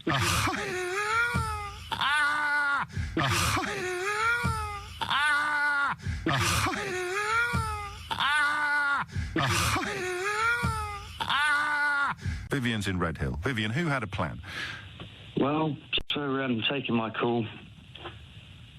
You're welcome. We all had a plan. Let's start from the beginning of the movement to leave the European Union. There was a plan to leave the European Union. We've built a campaign. We've gained support for that campaign. And now you've taken us out of the conversation, and a lot of the people that have gathered in support of this campaign are finding themselves without the information to support the move that they've just ultimately decided to do, which I applaud them for doing. You'll have to forgive me. I don't understand what you just said. Okay. Well, what are you interested in? What part of the Whose plan did you vote? Whose plan did you vote for? The European Union, based on the information that we all know is very true about the United Kingdom and its position and its critical position in the world, and how it's priceless. Yes, but whose plan? To the common market. Whose description of what would happen after leaving did you vote for? That's just abductive logic, James. No, that's what a plan is. Donald Tusk is talking about delivering... What we're worried about a tariff on UK products coming out to the European Union. The European Union doesn't have any negotiating hands. I'd be happy to have this conversation if I ever ask that question. Then you can ring in and answer it. We've been talking about whose plan? Who would give me the name of a person whose plan you voted for? I voted to leave the European Union. I think we've all gathered that, but the point about... And what that means is not being conveyed to your listeners because you're not listening to what I'm saying. I am, but the question is whose plan? What would you like to know? Whose plan did you vote for? Give me the name. It's not a plan, James. It's the... Well, I'm talking about plans. It's a negotiation process that we've agreed to enter into. Yes, so whose plan did you vote for? The common market... to enter the free market, and what plan is that? That is common market is a free market. The common market is a free market, mate. The common market is regulated okay. So outside of the common market, outside of the European Union, I'm not here to have a row with you. I just want you to give me the name of the Brexiteer whose plan you voted for. The Jacob Rees-Mogg plan. And when did he explain what that was?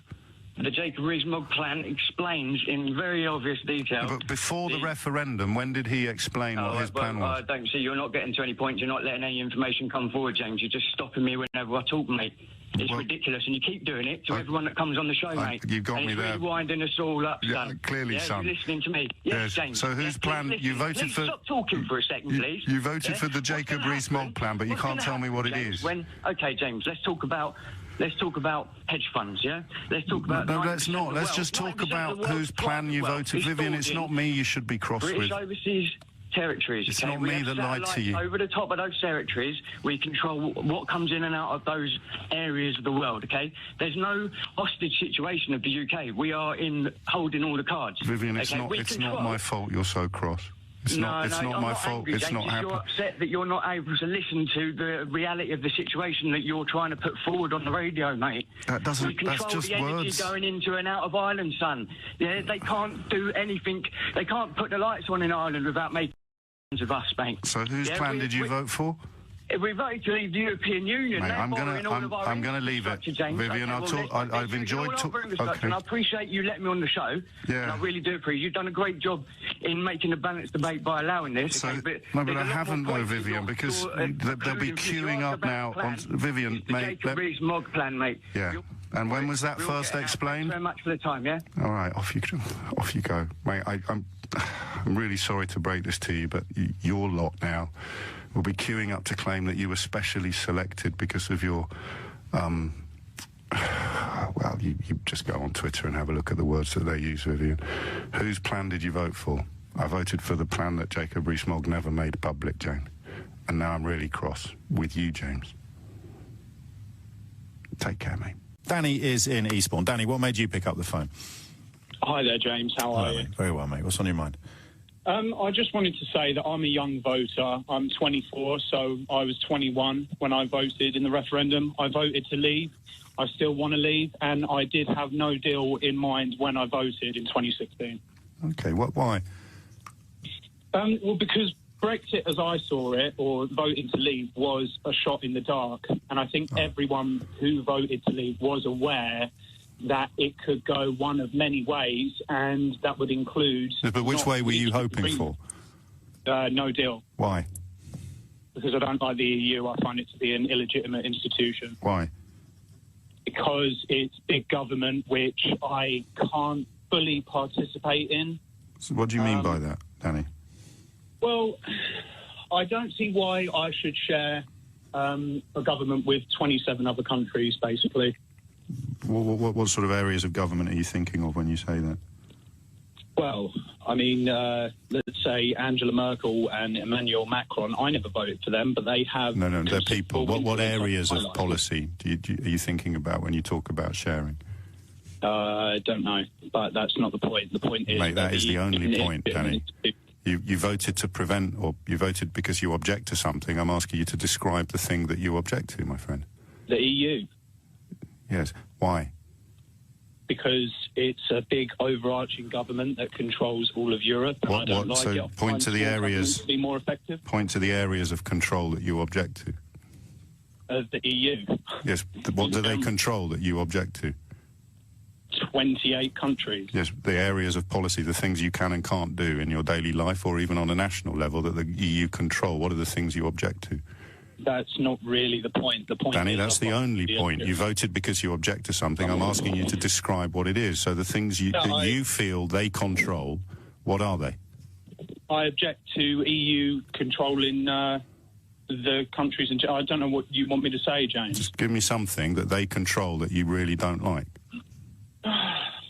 28 countries. Yes. What is it they control that you don't like? Because I've been to 4 or 5 of those countries in the last 3 weeks, and I can tell you now that they've all got a whole host of very, very different laws. You could hop on the train now to Scotland and be obeying very different laws from the laws you have to obey in Eastbourne. So the areas in which the European Union, with its, to quote you, back at yourself, with its big government and its control of 28 countries, what are the things that you believe they control that you object to?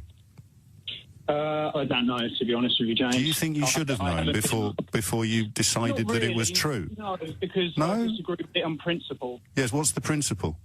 The principle is that it's a giant overarching government that controls 28 countries. So what does it... So we're back again, Danny, mate. So what does it control?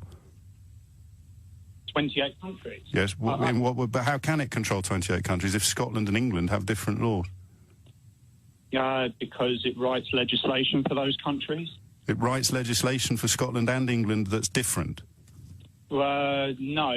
What do you mean, then, by those words? 28 countries. Say again? It writes legislation for 28 different countries. And what is the legislation that you're thinking of now? Well, for example, the first thing that comes to mind You know when you go on a website now and it tells you about cookies? Yes. That comes from the EU. Right. And that's your evidence of overarching control? Well, I don't see why I should be told about... I understand what cookies are. What I are don't they? see why I should have those annoying pop-ups. What are they? What are cookies? Yeah. They remember your personal data when you go onto a website. And you don't think people should be asked whether or not they want their personal data to be recorded? I don't really think it's the point, James. I don't see why It's your point. It's your example of why you think the overarching government of 28 countries... I don't see why the EU has any business in controlling something like that. Right. They're supposed to be about trade, from what I understand. Free trade between countries, not... Yes, but we're leaving that. the internet. No deal means we leave the free trade. Yeah, and that's what you wanted. Yeah. Well, you can't have it both ways, can you? What do you mean? Well, you can't say it's supposed to be about free trade, but I now want no free trade. That's not the point. The point is Well, you keep saying that's not the point. What is the point, Because Danny? you're missing the point. Apart from cookies, what is this thing that you feel oppressed by? It's not that I feel oppressed by the EU in general. Because I know you do, but I'm looking for the reason. Well, it doesn't That's why I matter. say, what is it that you feel oppressed? Well, of course it is, because you could feel oppressed by dragons, but they don't exist, you see. So what is the thing that exists? Yes, of course you can, as soon as you've answered my question. What is the thing that exists that best illustrates your belief that this institution in Brussels has too much control over the laws in this country? What is your best case scenario, your best bit of evidence? Okay, I've got an article in front of me from the Telegraph. Yes. Oh. Britain's EU contribution rises by 20% in year as UK's booming economy props up Brussels' budget. Yes. What year was that? That was the year up to March 2019 when we should have left. Right. Britain's booming economy. And that's control of our laws, is it? That's not the point. The point is why... Well, I don't know, Danny, what the point is, mate, because you keep saying that's not the point. They control our laws. I keep saying what laws, and you keep saying cookies. Well, I don't keep saying... Let me tell you. Yes, I'm listening.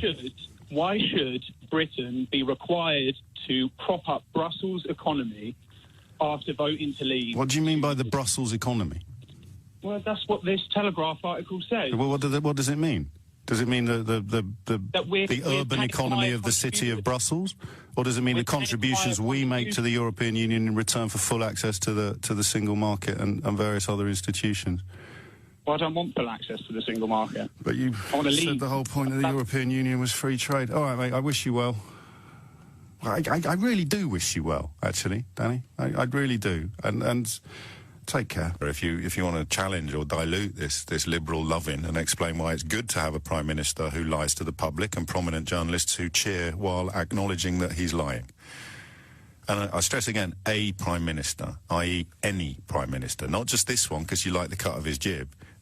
You want to live in a country where the Prime Minister lies to the public and gets applauded by the country's best paid journalists.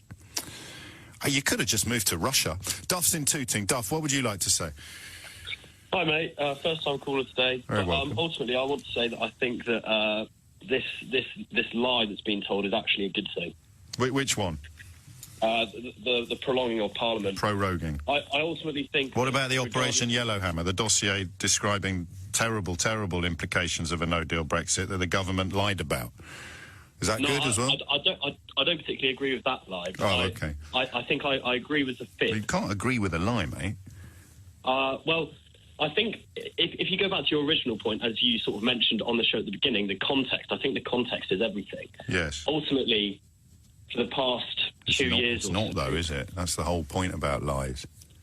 No, but in this case, the context is sort of... It justifies the lie. Right. And there you are, live on national radio, approving of being lied to by a Prime Minister. How do you think that happened?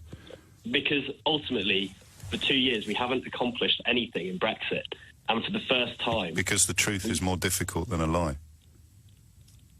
But if there is no truth anyway... Of course there's truth. There hasn't been truth. Of course there's been truth.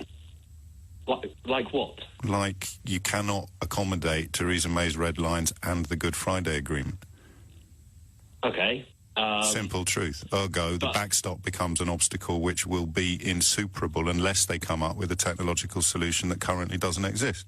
The truth. It's been the truth for 3 years. Okay, so I'm just more interested in you now. I'm interested in how you've ended up, how you think you've ended up on national radio saying I like being lied to. So the way I look at it is, as a young person, I'm 22. I don't care. I want to know why you like being lied to. Because I believe that it's going to get something actually achieved in the political world in terms of Brexit. Right. And then we can actually get back to matters or things that matter, issues that matter. Is that a fair point or not? Not even close, because you don't get to control where the lies begin and end. You just get to decide whether or not you're going to usher them in with warm applause, and you've already decided. Haven't we been lied? And there you are, ushering it in with warm applause. Hoping, it'll just be one lie. It'll just be one lie. It might be the most important political shift since 1945 that they're lying about, but it's only one, and once we've got that lie out of the way, everything will be fine. Why would they stop lying to you, Duff, do you think? But this lie is so much more justified. Why do you think they'd stop lying to you? What makes you think they'd stop lying to you if you applaud them for this one? I absolutely don't, but the fact that we haven't applauded... So you don't think they'd stop lying to you, but you're glad that they are? Yeah, pretty much for this. And there you are, mate. Just press pause on your phone, rewind, listen back to what you just said, and weep. Ken's in Wallington. Ken, what's in the box? Well, I think you're right to say we don't know. I'm being very literal here. We don't know, and we can't possibly know until we go through that gate. Can I just give an analogy of practically every major decision you take in your life? When you leave school, when you leave university, Sorry to be pedantic. Sorry? It's not a decision when you leave school. Sorry to be pedantic. All right. Yeah. All right. That's fine. I accept that point. All right. When you change jobs, when you go for a job, you don't know what's on the other side of that fence. No, you do. When you move to another country, you do, Ken. When you have an idea. Well, no, you have a very clear idea, and you talk to the person who's offering you the job, and you discuss the terms and conditions. You ask how much you're going to get paid. You ask what your holiday allowance will be. You ask whether you get pension or sickness benefits. Where will the office be? What are the transport links with the new job? And most importantly, what will my tax rate be, and how much money will I have left over at the end of every month? Yeah. No, I accept that. But there are decisions in life where you don't know what is on the other side. If you're an entrepreneur and you want to start up a business, all right, you go to the bank, you apply for a loan and all the rest of it. Yes. You give them your business plan and what have you. You give them your business what is down the line. What was that word you just used after business? Plan. Oh yeah. So that doesn't work as an analogy either. I know you've been emphasising the point about they haven't got a plan. Yes. What I've heard. Could you imagine going to the bank for your analogy to work? You go to the bank, you ask for £1 million, they ask to see your business plan, and you say, no, I've got sovereignty and control, and they give you £1 million. That is, I know it's not what you intended when you rang in, but that's what you've ended up arguing. No, well, the point is that until you cross that barrier, until you go through that door, you won't know, literally, every detail of what's on the other side. No one's asking for every detail. I think you're rather dramatising it. I understand why you're doing that. That's fair enough. But hang on a minute. You're patronising me slightly now. I'm doing it because I don't think people walk through doors without knowing what's on the other side. You've rung in to tell me that they do. You've given me two or three examples that were really rubbish. So either you try again. It isn't walking through a door. What is it then? We've been in the EU, formerly EC, for about 40 years, right? Yeah. And before that, we knew exactly what trading terms we were on, how we control migration, and all the rest of it. No, we didn't. So we didn't have any controls on migration prior to 1974. Well, I think there probably were a few. We had our own courts. We had our, we still have our own courts. We still have our own courts, Ken. No, we don't. Yes, we have the Court of Last Resort, the European Court of Justice, and that will go. Yes. That will definitely go. So that is something we do know. It won't definitely go, Ken.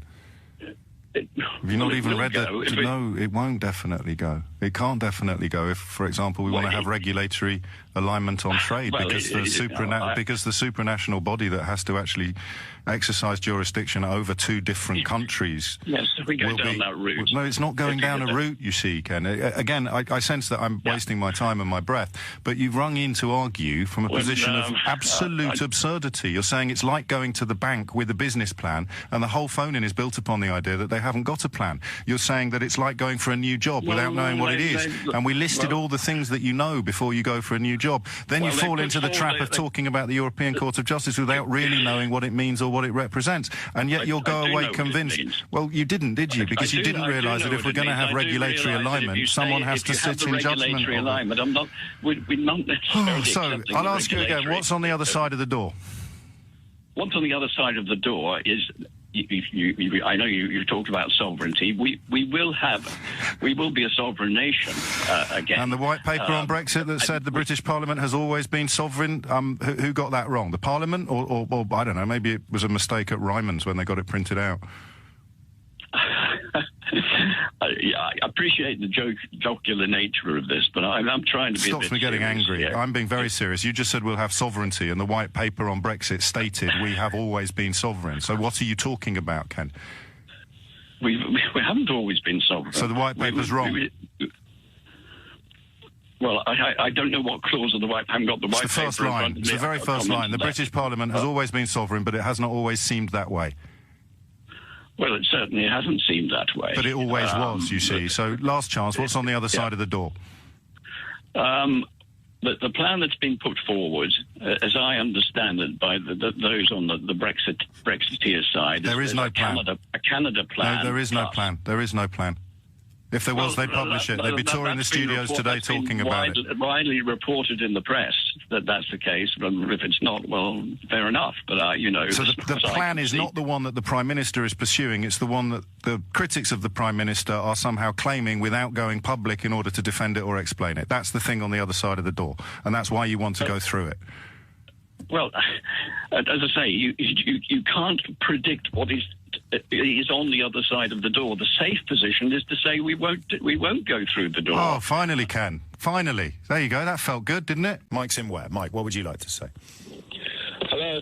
Yeah, what I'd like to ask you, James, is I've listened Mike, to... it doesn't work like that, mate, until I'll ring your phone in show, all right, and answer your questions, but you've rung mine, so you answer mine, mate. OK, go on then. Well, what's my question? Well, why did you ring in? Why I rang in was because I support, as most of the country support, Boris Johnson. So what question did you ring in to answer then, Mike?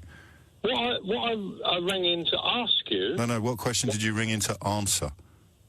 Well, ask me why... We're not doing Mystery Hour, mate. No, ask me why I think that the majority of the country support leaving the European Union without a deal. OK, Mike, why do you think the majority of the country support leaving the European Union without a deal, Mike? Because it's what the majority of people in this country voted for in the referendum. But it's not, you see. Because it didn't say no deal. It didn't say no deal on the ballot paper, and all the polling points to about 28% support for no deal. So I've asked you the question. You've answered it in a fairly silly way, but that's fine. You know, we're all friends. So now I would point out that those of us who think perhaps that some leavers are a little lacking in insight, or indeed that they've swallowed propaganda on a scale that is frankly astonishing, is kind of summed up by the idea that you rang into a phone-in show to answer a question but didn't understand how it worked. No, I phoned in to ask you a question. Like I said, you didn't understand how it worked. OK, well, if it works... So if you can't understand something as simple as a radio phone-in, what makes you think you're qualified to understand something as complicated as the national interest? I understand that you're a propaganda machine for the Remain side. That's what I understand, and most of the listeners understand that. What you don't understand is... Bless him. Ian is in Harlow. Which are you, Ian? Morning, James. Well, I don't know what I am, really. You're still pro-Brexit. Is it because you think there's a better deal possible, or is it because you don't care if people get poorer as long as there are fewer foreigners around? Well, I think you're barking up the wrong tree a little bit. Go on. The thing is, I think that Theresa May has latched on to the original reason why I think working-class people voted for Brexit, and why probably middle to upper-class people voted for Brexit, Which is what? Which is that the people that... Go on, yeah? No? Can we try and get Ian back? I think that's just the phone line. Let's go back to Ian. I think we've improved that phone line. Go on, Ian. You were telling me I was barking up the wrong tree. Well, is that as far as I got? Because I didn't actually carry on for about another 2-3 sentences. Oh, that's just not fair. Okay, fair enough. Carry on. Yeah, what it is, James, is the people that are, I think, are middle to the upper classes want to take back control, sovereignty, etc., etc. No, sorry to interrupt. The demographics show that sort of Daily Mail middle-class constituency is more anti-immigration than what you refer to as the working class. The working class live in big cities and work alongside immigrants and are generally a lot more relaxed about it. Right, yeah. The middle classes in the home counties of Middle England who delivered the Brexit vote are the ones who think that there are hordes of faceless migrants over every hill about to march into their villages and steal all their conkers. Where did you get that information from? So you can find the numbers in actually you can find anything for anything, really, actually. No, if you break down you asked me a question. Well, you see, I didn't ask. You asked me what I thought. No, you said, where do you get that information from? And then you said, well, you can get information wherever you want. I just tell you what my belief is. No, so we're back to... before I'd even got to that point... We're back to evidence versus belief.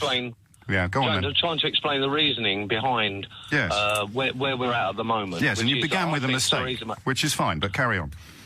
I believe that Theresa May has latched on to the fact that most working class people voted for Brexit more for infrastructural reasons than anything else. Right.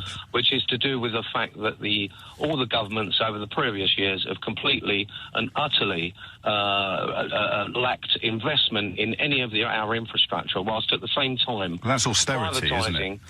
Privatising. Well, they were doing it before 2008. But it's nothing to do with European Union membership. No, well, this is the point. This is where it's getting all conflated and conflicted. The fact is, I believe that at the end of the day, it comes down to space, not race. Yes, I said to the last fella, actually. I said to the last fella it's about space. What I would love is for people on the left-hand side of politics to realise that it's actually a combination of immigration, old age, and lack of money from previous governments over the last 40 years that have led us to this situation right now. And how do you think the situation will be... Hang on, no, I'd like to hear from... I just want to ask you a question. Absolutely. Carry on. Right, the left-hand side want to blame old age and etc., etc. No. And the right-hand side blame immigration. And that's where we're at. OK, so just out of interest, how do you think we're going to be able to improve public spending and infrastructure by reducing the amount of money the government has to spend? The point is, again, and I know it's a subject that you've covered. Please have a crack at the question I've asked, mate. Growth. Pardon? We need to get away from this idea of growth. Right. And how we celebrate Apple achieving £700 billion profits. We're not on dissimilar hymn sheets here, although I don't really understand your left-right distinction. But no, I need to ask you... No, Ian, mate, I've let you have a crack. I just want you to have a go at answering my question. Self-sustainability. Right. So, what, growing our own food and stuff? No, just being self-sustained rather than this greed for more. But put some flesh on the bones of self-sustainability. Well, you see, this is getting very, very deep. I'm just. Well, it's not really. It's just some words that you've used. I'm asking what they mean. The thing is, these people have had 2 years to come up with a solution and still haven't. They have. They've come up with the only solution available. I'm just a cab driver who's trying to tell you my observations. And I'm just asking what the words you use mean. So self-sustainability, what does that mean? Well, for some reason, we've got this idea that the achievement in life is to keep getting as many millions as possible. Yeah, and who bankrolled Brexit? I'm not really interested in that, James. I'm talking about You have to be interested. You have to be interested in who bankrolled it, mate, because the people who bankrolled it are the people who've created precisely the economic circumstances that you're criticising. Well, I believe they own the Ritz, Ian. They own the Ritz. For corporations than anything else. Right. And now I'll ask you to explain that, and you'll say, I don't know why, I'm just a bloke in a cab. You can't expect me to explain my opinions. Yeah. So I'll ask you one more time, how are we going to improve infrastructure and public spending by having less money to spend on the public, Ian? Yeah, but there is... Never been, hasn't it? Does that answer the question, mate, if you could? Yeah. Go on. How are we going to increase public spending by having less money to spend? Hello? Hello? Hello? How are we going to increase public spending by having less money to spend? No, you're missing the point, James. Oh, the must be it, situation mate. is our country is in a worse state than what it was 25 years ago. Yes, and it's about to get even worse, and it's your fault. Stephen is in northwest France. Stephen, what would you like to say? Yes. Good morning, James. Hello, Stephen. No, it's a long time since I was in the kindergarten because I'm in my 70s, so I voted for going into the common market in 1973, and I voted to stay in 1975. And for 20 years, we had a good deal until along came Maastricht and Jacques Delors and so forth, who wanted the whole thing to go political. And since then, I've been a leaver. And I couldn't believe my luck on June the 24th that we'd actually left. And you're still happy? Delighted. What will your status be? What will your status be as an expat after March 2019? I'm a French resident with a British passport. So that doesn't cover it, though, does it? Your status hasn't been determined yet. Well, as far as I'm concerned, I'm married to a French girl as well, so I presume there's a bit more definition there. No, I'm very happy with the result. Very. But I'm just wondering what your status will be after March of next year after. No change. I suspect no change. You suspect? Can you? No. I don't believe there'll be any change at all. We're coming up. So you'll still be living in the European Union then? Of course. Oh yeah. Right. I've no desire to come back to the UK, thanks to a dreadful road system which has never been sorted out. And okay, so you're delighted that you're living in the European Union and delighted that people back in Britain won't be able to anymore. Well, talk me through that, will you, Stephen? Nothing will change for them that they will notice, except perhaps they may be asked to show their passport at Calais. No, but you don't want to live here? No, I don't, no. But you don't want us to live in the European Union? I just want you to talk us through that. No. All right. Let me... You need a benchmark to refer to. Ever since we went political in 1992 with Maastricht, the EU have taken over in terms of... Yes, but you want to live there? No, I'm just living under the auspices of it, not having to have a euro in my pocket, of course. I'm happy with all that. The important thing is that Britain, of which I'm a great supporter, I'm a Brit through and through... You just don't want to live here? No, we get our independence back, and for the youth who were... So what would be the big difference between me living in independent Britain and you living in unindependent France? What would be the things I can do that you can't? I wouldn't think there'd be anything that you could count on the fingers of one hand, frankly. Well, I can't trade with France free, can I? Why not? Well, because we're leaving the free market. No, listen. I am listening. One thing we don't understand is that the EU will need to give us as much as we've got now, or more or less, in order to keep everybody happy and make sure that all their suppliers and people who sell to the UK market now are happy. That'll have to happen. Yes, it's not going to, though, is it? Because that's pretty much the raison d'etre of the single market and the customs union, which we've been adamant we're leaving. So if we want to trade with the single market, we have to abide by the rules and regulations that are voted for by the European Parliament and policed by the European Court of Justice. Fine, so you're right, you're absolutely right. I know. We will, if we have to pay anything once we've left the single market, it will be imposed by those in Brussels, which just confirms what a good thing it was to leave in the first place. No, it just confirms that we had the power and we shared it, and now we'll have none, and they'll have all of it. But I'm just, again, I'm sorry to labour the point. I'm just interested why you don't want to live in an independent country. You want to stay living in, presumably, a country enslaved by European Union bureaucracy. I am an independent Brit living abroad, and I'm happy to be that. I can come home anytime I like with my British passport, if I so desire. I have no wish to come back. There are too many people there already, falling over each other to... people living here... You mean people living here who are from other countries? Possibly. I mean, like you, in France? Well, that's right. I mean, yes. I'm so just, you don't want to come back to Britain because there are too many people like you? It could even be. Have a good day, Stephen. Good to talk. Bye. There it is. That's why. It doesn't move. Not an inch. Not an inch. Painting lipstick across someone's forehead. I am talking undiluted twaddle. But it's good to talk. Adam's on the Isle of Sheppey. Adam, can you help me? Yeah, James, I think I can. For me, the colour of the passport is a symbol to symbolise that we're now coming away from the European Union, the rebirth of an independent United Kingdom away from the European Union. And as regards to where the passport is being manufactured, I think most people are more disappointed with the fact that the government hasn't chosen a company based in the United Kingdom, because a lot of people realise that even though the government may be paying slightly more over the term of the tenureship for the passport, that money will be reinvested within the United Kingdom, because obviously that company is located here, it pays business rates here, it pays corporation tax here. 80% of its revenues are overseas. Well, that's a huge company, though, James, isn't it? So it's a huge lot of revenue. But 80% of it. 80% of it is overseas. They've still got operations and factories based in this country. Employees to be losing out, so they're not paying tax or national insurance back into. Just hold that thought, Adam. I'm getting some breaking news from France, where reports say there has been a shooting at a supermarket in Carcassonne in the south of France. A police officer reportedly shot, and French media is reporting that hostages have been taken. We'll return to that story as and when any developments reach us. Back now to the Isle of Sheppey, where Adam awaits. So, in a sense, if we were leaving the European Union but our passport wasn't changing colour, you'd feel differently?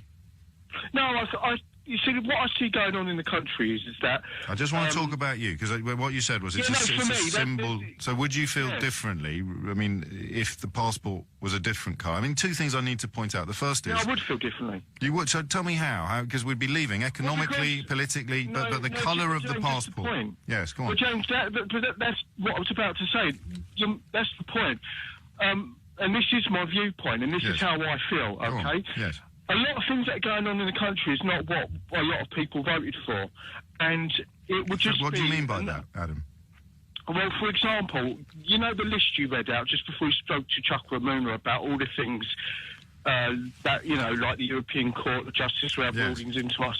I agree with all of that, and I'm a leaver, and I'm completely disappointed in the British government and the British Prime Minister's negotiating tactics, because as far as I can see, high school children could do a better job than she could. He couldn't have done any differently. Yeah, no, I think you can. I think Go on, for example? No, for example, I saw a video online with Julie Hartley-Burr, and look, I'll take some. No, listen. No, I'm all for multiple sources, mate. But I mean, you might as well quote Sesame Street. I want you to tell me. It was her negotiating tactic style that I was interested in. Mate, come on. No, listen, James. If you let me finish. Well, no, I want to know what you think. Not what. It's just what I think. All right, go on then. You carry on then. You carry on. I would have walked into the EU's negotiating team. I would have said, right, this is what we want.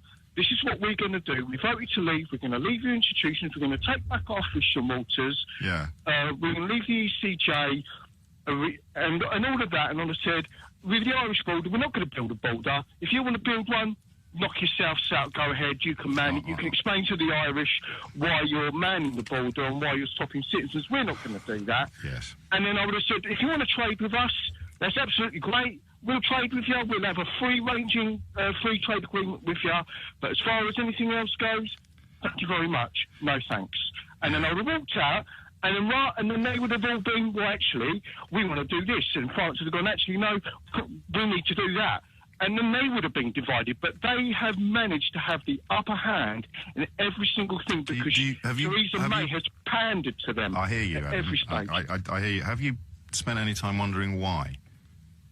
Because it's Parliament. Because she needs to negotiate a deal that she thinks she can get through Parliament. No. It's not about what it is, James. Not with reference to Parliament, but with reference to British business and the British economy. No, because... Well, you must have spent some time thinking about all of these institutions, yeah, no, I have. Go on then. So why do you think she decided to prioritise for the foreseeable future the trading arrangements that we currently have with the largest single market in the world? And I appreciate that you derive some of your guidance from quite eccentric sources, but the reason why Theresa May or David Davis didn't walk into the room and just sort of lay down the law to the European Union and walk out. Because she's because unable to that do would that be like politically, chopping. James. Okay, mate. I think you and I could talk for hours, and I wouldn't. But she couldn't. She wouldn't be able to, if she did that. And then she went to Parliament and said, "This is what I've done. This is what I've said." She would never have got the bill that's there trying to get. Why would Parliament not want to just walk away? Because most of Parliament is not representative of the British public's opinion. Okay, Adam, I'm going to insist that you just slow down a little bit and try and address the question that I'm actually asking you. If Theresa May came to Parliament and said, I'm cutting us off from the single market, we're walking away now, the Irish border is going to have to go up because the Good Friday Agreement demands regulatory alignment on both sides, and we're opting out of that. So we're breaking the Good Friday Agreement, we're reintroducing the prospect of the Troubles to Northern Ireland, we're pulling out of the largest free trade agreement and single market in the history of humanity, and we've got absolutely nothing to replace it with, but we're going to start negotiating now. As of tomorrow morning, you can't export from this country to anywhere in the world because the free trade agreements that we currently operate under are either part of the EU or they're part of our membership of the EU. That's why the lady in Lowestoft earlier this week could send her whelks to Lowestoft. So when Theresa May stands in front of Parliament and says, that's going to teach them, that's what we're going to do, why do you think MPs wouldn't vote for that? Yeah, but James, that's a little bit inaccurate in what you've just said. Go on, mate. That's the problem. Yes, go on. Okay, about the Irish border, she wouldn't have been able to stand up and said, we'll have to put up a border. But that's the point. The British government doesn't want a border. It's the European Union. The Good Friday Agreement demands regulatory alignment on both sides. But if that's... Look, we can park that if you want, and we'll just focus on trade. So if Theresa May stood up in Parliament and said, we're walking away from the biggest single market in the history of the world, we've got absolutely no trade deals in place yet because it would be illegal to negotiate. Adam, you have to let me finish. Sorry. We've got absolutely no trade deals in place because we're not actually allowed to negotiate them until we've left the European Union. The 54 that we currently enjoy as members of the European Union cease to exist tomorrow morning. We won't be allowed to export anything until the new deals are in place, and we're going to have a nightmare importing under World Trade Organization rules because of tariffs and customs checks and similar. I just want you to just take 30 seconds to think and then explain why perhaps you're right when you say that MPs wouldn't vote for that. Right, I think the Article 50 should have been the transition period, and if the government had treated it like a transition period rather than an extension of our membership. You're not going to do it, are you? I am answering the question because you're I'm not answering the question. Premise. You're not answering. Your assertion is based on a faulty premise. It's not an assertion; it's a question. James is in Clapham. James, what would you like to say? Hi, James. Forgive me if you hear the noise because I'm taking the dog for a walk. That's all right. James, I agree with you on points today now. Now, when people are getting upset, look, I voted for Brexit. The people I'm upset with is the government for not putting a compulsory clause within the referendum, which means we wouldn't have had to have a legal challenge, which means they wouldn't have not prepared for this. I don't think they could have done that. They couldn't have overridden 400 years of jurisprudence of parliamentary sovereignty. But I was watching on Question Time last night, and they were basically saying if a clause had been put in saying a compulsory, then it wouldn't have had to be challenged legally. She could have gone forward with this without MP's consent until the Brexit deal would have been put forward to Parliament. Now, I voted not for immigration policies or anything like that. I voted because I do not want to be a member of a federal Europe. I don't want to be part of like the United States of Europe. Yes. You know there's a treaty commitment to no further integration or federalisation. I appreciate that, but as it is at this moment in time, with the proposed European army, and I do not trust. You know that if we're in the European Union, we retain eternally the power to veto any European Union army. By leaving, we make that more likely. And also, why are you worried about a European army? Why? Because I used to be a member of the armed forces. Yes. Where I served in the Gulf, where I served in Bosnia. Europe has not given peace because the atrocities I saw there and that was only, an hour and 25 minutes away from London. But you were there as part of NATO forces, were you? No, I was there as United Nations Protection Force. So what's wrong with United Nations versus United Nations of Europe? Well, as with UNPROFOR, the rules of engagement were absolutely ridiculous, James. We could not intervene.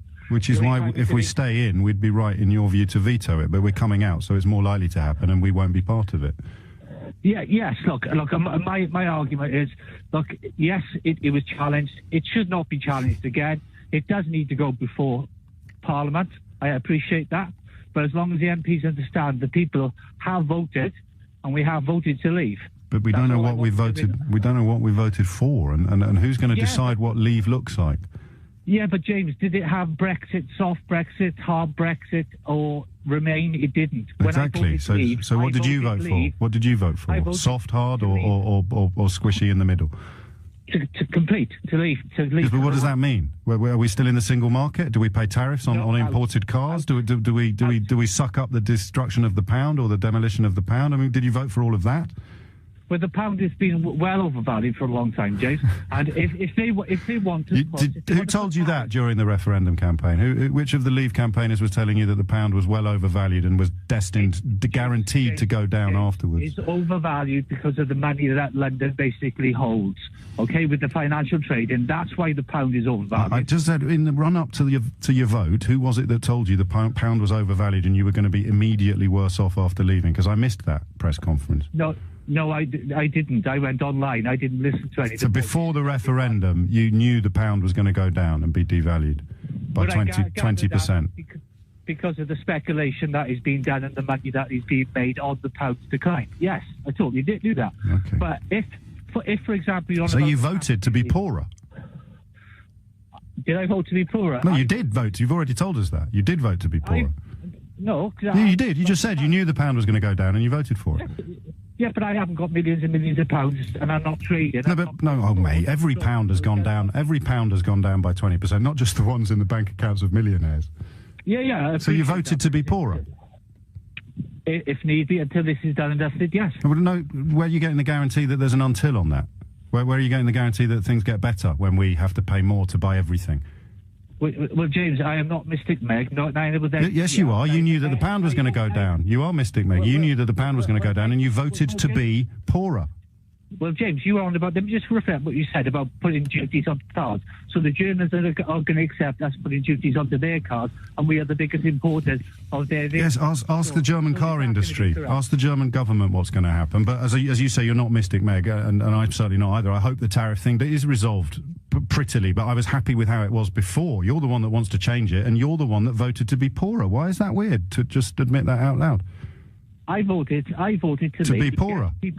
People have not. I didn't. You did. You knew the pound was going to go down, and you voted for it. So you voted to be poorer, James. Have made millions out of speculating of the pound falling. But you knew that was going to happen, and you voted to be. If it was the other way around this conversation, I probably wouldn't be able to admit it either. I'd be too embarrassed. But you voted to be poorer, or you were fibbing to me when you told me that you understood the economic implications of the vote itself. And the reason why the currencies are plummeting is not, I'm afraid, due to currency speculation. The reason why currencies are plummeting are because the international community does not think Britain will be as powerful in the marketplace post-Brexit as it is today, let alone 6 months ago. Chris is in Fortuna in España. Chris, what would you like to say?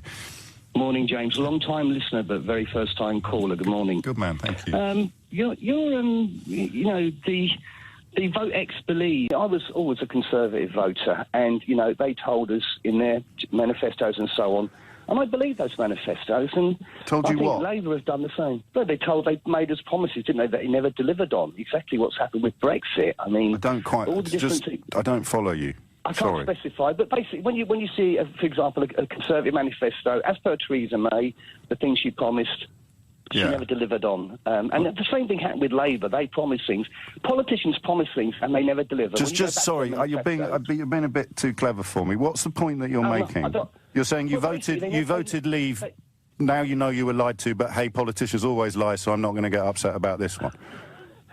I think the point, your point... Is that what you're saying? I just want to be clear. Sure, yeah. The fact is they make promises and they never deliver. And then look at Boris now. He's doing a Trump. He's shouting from the rooftops that we're going to do it, we can do it. And, you know, as I said to a researcher there... Yeah, I just forgive me if this sounds patronising. Just take a moment and now try and say what you rang in to say in a couple of sentences.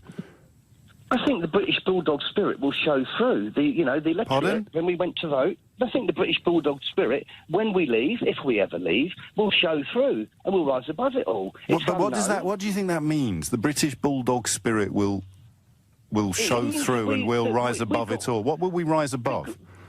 We're above all the doom and gloom. At least, you know, we need some... How does bulldog spirit change the economic figures that have come out today? Well, the economic figures, James, have been proved wrong, as you mentioned to a previous caller. No. Economic forecasts have been proved wrong. Economic figures have not been proved wrong, you see, Chris. OK, and so... So how are we going to rise above the contraction in the economy? How are we going to rise above that using bulldog spirit? I think because everybody will pull together, James. And are you, Chris, mate, forgive me, again, you're taking the mickey, right? No, I'm not, mate. I'm trying to get my point over. Right, so the bulldog spirit will see us through, we'll rise above it all, and we'll pull together. Yes. But those are all phrases... 17.4 million people voted to do that. They didn't, you see. 17.4 million people voted to have a better Britain. Yes. And everything you've said is designed to describe how we're going to cope with having a worse Britain. I'll be honest with you, I don't think it's the worst. So what do we need to rise above then, Chris? You just mentioned in your opening thing bulldog spirit. Why do we need bulldog spirit to tackle something that improves our country? Bulldog spirit is usually something that you use in adversity. You talk about we're under attack, we'll use our bulldog spirit. If things are going to be better, why do we need bulldog spirit? Because, James, we are under attack from the people who are all totally negative about the prospects. I know the predictions are there. I know the actual figures. I am going to ask you the question again, however much you waffle. Yeah. So why do we need bulldog spirit to deal with things that are going to make Britain better? We need to have bulldog spirit to work through it all, James. To work through what? Because it's going to be better. Whatever is thrown at us, James, we can overcome it. But nothing is thrown at us. We've thrown it all at ourselves. We voted for this, and people like you did it because you thought Britain would get better. Why do we need bulldog spirit to deal with things getting better? Why do we need to rise above improvements in our country, Chris? No, because the bulldog spirit is to get us away from the EU and move on as a country, a united country, which is the message that Boris Johnson's putting over the moment. Could you say one sentence that actually is meaningful? 17.4 million people voted to do this. No, they didn't. 17.4 million people did not vote to leave without a deal. They all voted to leave with a good deal. They voted to leave with the deal that Vote Leave's own literature said would be easy to secure. They voted to leave with the deal that Liam Fox said would be the easiest in human history. They voted to do what Michael Gove described as allowing us to dictate the terms in our own economic interest. They voted to leave because they believed that somebody like Digby Jones had a better understanding of the German car industry than the German car industry. They voted to leave because they believed that someone like Nadine Dorries had a better understanding of the World Trade Organization than the Director General of the World Trade Organization. So I'll give you one more chance. Don't say bulldog spirit, pull together or rise above. Tell me why we need any of these tactics to cope with something that's going to make Britain better. Tenacity. I'm going to wave you goodbye. And 49%, I think you're taking the mickey out of Leavers. 51% of me says you actually are this deluded. I think we need to deliver. We need to deliver. We need to deliver with a British bulldog spirit and rise above it all by pulling together. James, I took a big risk voting leave. I have a property in Spain. I could have lost it all. I may still lose it all. It's not about me. I'll tell you what you do, Chris. If the bailiffs turn up at your door, just get some bulldog spirit out. I will. Yeah, funny, isn't it? Sam is in Stoke-on-Trent. Sam, what would you like to say? I've got a few points, mate. Okay, you've got 2 minutes because it's 12:29 for the news, so I'll shut up. You crack on. Yeah. First point, basically, benefits of breakfast, getting away from the common external tariff. I ordered a product from America. The common external basically, there's a tariff on goods coming into the European Union. I ordered a product from America and I had to go down to the sorting office and pay a price. So that means it'll be cheaper food, clothing and footwear. No, because we're staying in the customs union, so we have to abide by all European Union regulations. Eventually we will. And I just think and the second point is, talk about, what that guy was trying to say before was we never voted for mass immigration from wherever it was from. And the other point, basically, is that you keep misrepresenting the people that voted Brexit as stupid, as muppets. Honestly, I've never heard. No. There's plenty of stupid people on both sides. Yeah. I mean, neither side has a monopoly on it. Yeah, but the lies that came from the Remain campaign, aren't we supposed to be, £400 worse off? We won't be able to pay people's pensions. And the people... No, you misunderstand the difference between a prediction that hasn't come true and an outright lie. So if I said the sun is going to come up tomorrow and then it didn't, it doesn't make me a liar. It makes me wrong. But if I said we can't control our borders when the rubric is there in black and white that we can, that makes me a liar. There's a massive difference, Sam. Can I reply? I was supposed to be in an immediate recession. There's all the business. No, Mark Carney said it was a possibility. No, he said an immediate recession. It was possible. Sam, why are you arguing with me? These aren't opinions. Mark Carney said there was a possibility of a recession as a result of the referendum vote. We wouldn't be able to pay pensions. It's rubbish. And I'm calling you from Brexit Central. We aren't stupid. The European Union is like a proto-USR because they're just like the Politburo, the Commission, are unelected, basically unaccountable, and it's disgusting. Okay. And the thing is going to end anyway because it's undemocratic. Poland, the Czech Republic, Hungary aren't going to take the jackboot to the European Union, and it's going to finish, mate. So, I can't wait to listen to you cry some more. And we're never going to go away, and we're never going to stop until we get basically our sovereignty back. And sovereignty means that we can hire and fire the people that make the laws in our name. That's what it means. Does it? Yeah. And you are the most bourgeoisie I've ever heard in Protaria. Any thoughts on the Japan trade deal? Good luck, but we'll sign his own. We're not going away. We can eventually, when we get out, we'll make our own deals. Yeah. And the EU always uses the Trojan horse of economics. We were told when we joined it was just about trade. Not we weren't. Ted Heath wrote a letter to the whole country explaining that it was a political union. Winston Churchill in 1949. So you've been very rude to me. I'm not going to be rude to you, however much you try to provoke me. That's absolutely fine. Winston Churchill talked in 1945 about a United States of Europe. A common defence policy is pretty much a description of what our NATO... The people in the referendum were told it was just about trade. They weren't, though, Sam. Nobody ever said that. They were. Okay, you can say that, but I've got the letter that Ted Heath wrote to the entire country in 1975 saying the polar opposite of what you describe. And he was Prime Minister. Just to be about trade, and it doesn't become true by repetition. I just said to you, the Prime Minister at the time wrote a letter to the entire country stressing repeatedly that it was about much more than trade. In fact, I think if you go back to the founding treaties, it talks about closer integration. Mate, you've been sold a pup, and you get angry with the person, but you just keep saying something that's not true, Sam. So the commissioner are elected, so the executive are unelected, unaccountable. That's a lie. No, Sam, what you've said wrong is that we were told it was only about trade, and that's demonstrably not true. No, but it doesn't work like that, Sam. It doesn't. The commissioner proposed legislation, unelected, unaccountable. No, they're like the cabinet. No, they're the executive. So the commissioner, not the executive now. No, the cabinet is the executive. No. The commission or the executive, they propose... So is the cabinet. Which ministers did you vote for? Elected. Sam, calm down, my friend. Sam, chill out, mate. All right? Because I'm sick of you listening to your... Well, turn the radio off then, Sam. No, but it's nice to get a proper opinion on. And the commission... Well, that's why I'm offering you the opportunity. I just think basic manners demand a degree of decorum. Which Secretary of State did you vote for?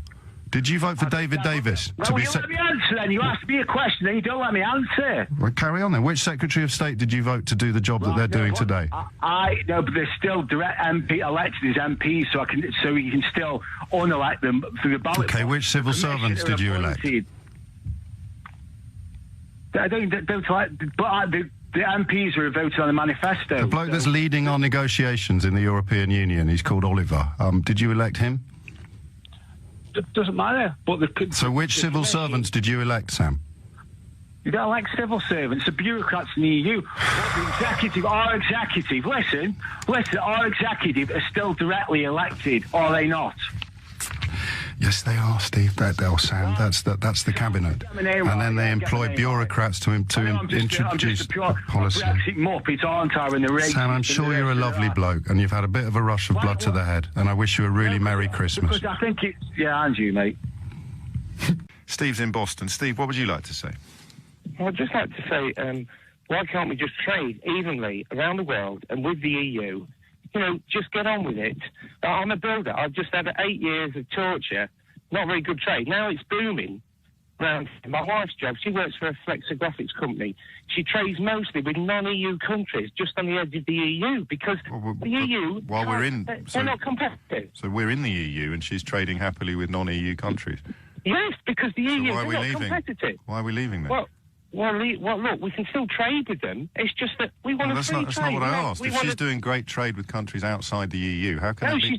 She's doing trade with both, but exactly. More so why do we need to leave non-EU? Yeah, but she's already trading with them, Steve. So the argument that we need to leave to trade with them just fell apart beneath your very feet. Well, no. We should just trade freely with the EU and the rest of the world. But you just told me that she does.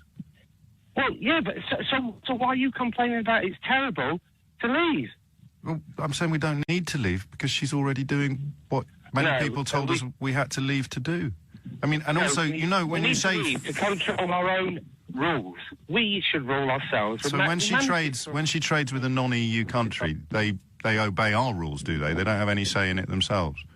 Trade's trade. Yes, and it involves two people agreeing on a mutually recognised set of rules. So it's never going to be our rules, is it? It's always going to be two bodies, two trading blocks agreeing on a mutually recognised set of rules. But we're not ruled by people elected. It's becoming a dictator. The EU is a dictatorship. No, but you know it isn't, Steve. I appreciate you've this word pops up a lot and things like that, but it isn't a dictatorship because it is, I mean, absolutely a democratically elected institution. Otherwise, you can't have a one-size-fits-all. We had elections. No, but again, one-size-fits-all means nothing, Steve. So let's go back. Let's go back to the original question. What in the future will make you look back and say to me, "You see, look what we're doing now that we couldn't do then"? Argue and waste time. No. I mean, in the context of, to use your example, trading or anything else that's policy-based or political, 10, 15 years from now, what will we be doing that we can't do now that will make me go, do you know what, Steve, you had a point? To a certain extent, not a great deal different, apart from, hopefully, we'll be just trading freely and fairly. Yes, but you've already told me, using your wife's example, that she already does that. So what will she then, not just me, what will she be doing 15 years from now that will make her say... that will make her say to me, or okay, I mean, obviously, it doesn't have to be specifically her, anybody at all who can look back in 15 years and say, look what I can do now that I couldn't do then. What would you go for first, do you think, mate? It puts in at straws. We don't know. That's my view. Let's just look after what we've got. Yeah, well, and that's membership in the right manner. Steve, what we've got is membership of the single market and the customs union. So I agree with you. We should look after what we've got, but you think we should leave what we've got. So you can't look after it while leaving it. Final chance, 15 years, 20 years, 50 years from now, what will we be able to do that will make you look at me and say, you see, look what we can do now that we couldn't do then? Don't know, but I just want to make our own rules, control our own country. Yeah, but we've established that that's impossible if you want to trade with other countries, because you have to have a mutually agreed set of rules that you have both consented to abide by. That's why we always have it's rules. But you're the one that brought up rules, not me, Steve. Look, just fairness and honesty, which MPs are not capable of. Well, that might be, but that's not an answer to the question. As a passionate leaver, what it is, 15 or 20 years from now, that you'll be able to point at and say, look what we can do that we couldn't do then. What have you got, Stevie? We'll just probably have less problems. We'll just probably have less problems. Yeah, yes, less red tape and less problems. Less red tape and less problems, but we should also hopefully. look after what we've got. Well, somehow. But honestly, I don't think no one's got the answer. But I have. We're just wasting time. I've got the answer. Just get on with it. I've got the answer. There's nothing that you can say to me will be happening in 15 years that you can point at and prove that Brexit was a good idea. But I don't want to conclude that until I've given you one more chance to answer the question. Well, it's kind of you can't answer it because we don't know. So why are we doing it? Look, I can only speak for what's happened to me in my job. We've had 8 years of torture, thanks to the bankers, in which none of them have been. Yes, but Steve, if you're going to tell me things are going really well now, you know what I'm going to say, don't you? Yeah, they are. Yeah, but they're not going very well because of the EU. No, but they're not. I'm going to point out that we're in it. Yeah, well, it's not working. So we don't need. The EU won't exist. I thought you just said things were going really well while we're in it. How is that an argument for leaving it? Well, they're going well here, but they're not going very well over there, are they? Over where? In France, in Italy. But you just said all I can talk for is my own job, and now you're talking about Emmanuel Macron and Italy. No. How did that happen, Steve? We have to be linked to them. We have to be law takers. So you don't want to trade with them anymore? I do want to trade, but fairly. I don't want to take the rules. But you can't trade without rules, Steve. Basic rules, not just taken. So what rule is it, top of the list, the rules you're looking forward to getting rid of, mate? European Court of Justice. And how does that affect trade? Not a great deal, but trade. So let's try again then. In the context of still trade with us. Yes, but according to rules that are set in this case by them. So what are the rules you're looking forward to getting rid of? Well, we haven't got good enough businessmen to argue the case. When we buy more off them than they off us. Steve, this is just word salad now. It's really simple to give me a rule that you're looking forward to getting rid of. Oh, you're right. I couldn't put a finger on it, but... Why'd you vote for it then, mate? Oh, because is it 90% of my area voted out? I'm asking you, Steve. I can only talk to you one at a time. Well, yeah, I voted out because I just want things to be more controlled in my country by my country. Right. For example? Pardon? For example? Well, immigration for a start. Okay. Controlled. Thank you, mate. There we go. John's in Sunbury. John, what would you like to say? James, you've been a bit uncomplimentary about David Davis and Liam Fox this morning. No, I haven't. I've described things they said. Yes, you have. You've slagged them off quite badly. No, I haven't. Now, let's have a look at who's running the... No, let's not. Let's examine what you've just said. What did I say about David Davis that isn't demonstrably true and on the record? Well, let's look at... No, mate. You can't come on and say things. The whole point is... about that, obviously. The whole point is I challenge what people say. So what did I say about David Davis that is not on the record and demonstrably true, John? Well, you said, he wants to do a trade deal with Germany, and the next day... He tweeted it. Very well he couldn't do. He tweeted that. There were 4 separate tweets talking about what would happen on the morning after the referendum result. We will be in Germany negotiating not with Brussels but with Berlin. Right, so next example then? Let's have a look at who's running the EU. No, John, let's have a look at you saying that I slagged off David Davis and Liam Fox. So first example failed. Next example? Complimentary about them. Next example? Sorry? Next example? Say that again, sorry? The next example of me saying something about them that isn't demonstrably true. You said, you've been very uncomplimentary about these guys. No, I've reminded you of things they said. You're quite happy to be quite content with the likes of Juncker and Tusk. John, we need you to prove the things that I said about Davis and Fox that aren't true and on the record, because every single thing I said this morning is true and on the record, John. So if you're going to come on on the record, yes. And the first thing you're going to say is not true, it means you've kind of undermined everything that you say afterwards. So I'm giving you a really good opportunity to prove that what you said was true. What have I said about David Davis or Liam Fox that isn't published on the record? Right, no. What you did say about David Davis, it may have been true. It's not slagging him off then, is it? Well, yeah, you're putting him down, really. No, mate, I'm reminding you of the words he used to convince you to vote to leave the European Union, words that turned out to be untrue. I say to you, when Brexit proves to be a success... What will success look like, John? ...becomes untenable. Do you understand that? Yes, mate, of course it does. Yeah, what does success look like? What does success look like? Well, out of the EU, not being governed by Germany... How does Germany govern us? If today's whole phone-in is about the House of Lords delivering power to the House of Commons, where did Germany come into that? You mean about the coffin dodgers in the House of Lords? Oh, hang on, I thought you were uncomfortable with people being rude. Well, yeah, I'll be rude about them. Okay, you be rude as you want. So just talk me through how Germany influenced the vote in the House of Lords yesterday. Germany run the EU. Yeah, so how did they deliver that verdict in the House of Lords yesterday?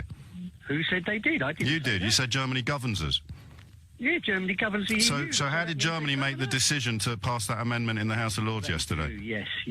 So how did Germany make the decision to pass that amendment in the House of Lords, John? Let me talk. John, I can't let you talk twaddle, mate. It embarrasses you and it insults my listeners. How did Germany govern it? Your position with BC becomes untenable when... The word is untenable, John. Do you understand that? I know what untenable means. I don't know what intenable means, no. Untenable. Well, you know what I'm getting at. Your position with... So let's try once more, John. How did Germany deliver that amendment in the House of Lords yesterday? Germany did not deliver that amendment yesterday. But they govern us.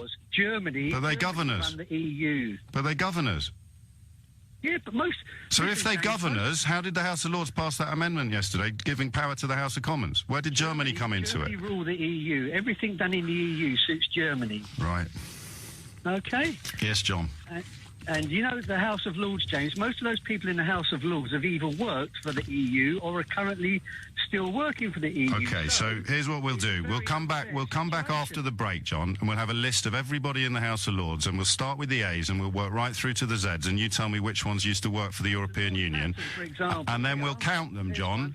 We'll count them, and you have to prove that more than half of them worked for the European Union. Do you want to accept that challenge? Yeah, I could do. Yeah, most of them are still on fat pensions. So I'm going to come back after the news with a list of everyone in the House of Lords. There's hundreds of people, and you're going to tell me which ones worked for the European Union, and at the end of that process, you're going to be able to prove that it's more than half of them, John, because you said most. I would say that, yes. Oh, crikey. Well, hold on to your hats, everybody. And fair play to John in Sunbury for accepting the challenge. He's of the view that describing the words used by David Davis and Liam Fox is slagging them off. And he considers the House of Lords to be full of coffin dodgers, most of whom have been in the pay of the European Union. So we're going to go through the list of people in the House of Lords together, aren't we, John? And you're going to tell me the ones that are in the pay of the European Union or who have ever worked there or who have got pensions that they need to hang on to. And when we've gone through all of them, we'll count them up. I think it's about 785. Well, we'll check anyway. And you will then have proof that most of them are EU flunkies. So we'll start with the A's and work through, John, when you're ready, mate. Lord Aberdare, is he someone that has worked for the European Union or someone who has not? John? John? But, John, you were so adamant.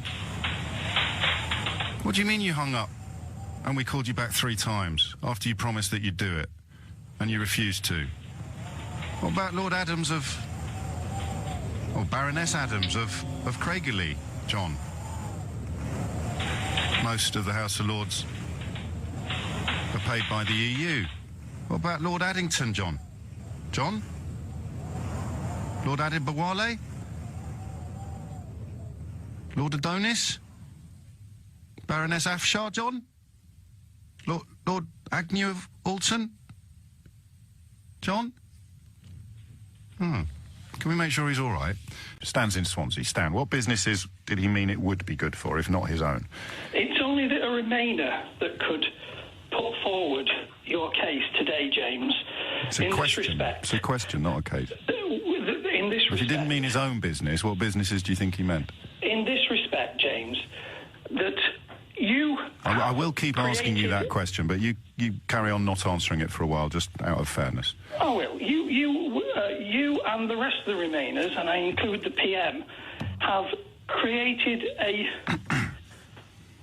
regime of uncertainty, and the first thing that a business needs, whether it's small, large or global, is certainty. We don't even know, because of Dominic Grieve and co., if we're going to be leaving on the 29th of March. Yes, and this is the fault of people who said we shouldn't leave. So how just run me through that logic, will you, first, Stan? Oh, certainly. Okay. So you and the rest of the Ramonas who want a people's vote are fascist, and the fascist-like tendencies that you've got. Let's calm down, because I'm sure you've got some really good points to make, not just some hollow insults. And let's focus on two questions then. If you don't want to answer the one about which businesses James Dyson was talking about, you've used that phrase, will of the people. When the two chairmen of Vote Leave, Boris Johnson and Michael Gove, voted against each other last week, which one was representing the will of the people? The will of the people took place in No, but which one? Which of the two leaders of Vote Leave was... In 2016, James. That's two questions you can't answer, Stan. Why have you rung in? Why? Because day after day, you're proud a newspaper, and that means yes, but now you're just being silly again. And then Pravda is the Russian word for truth. So let's look at the two questions you can't answer and then reflect on why you can't answer them. The first one is, when James Dyson said that Brexit would be good for British businesses, he clearly didn't mean his own business, so which businesses do you think he meant? No, and the second one is...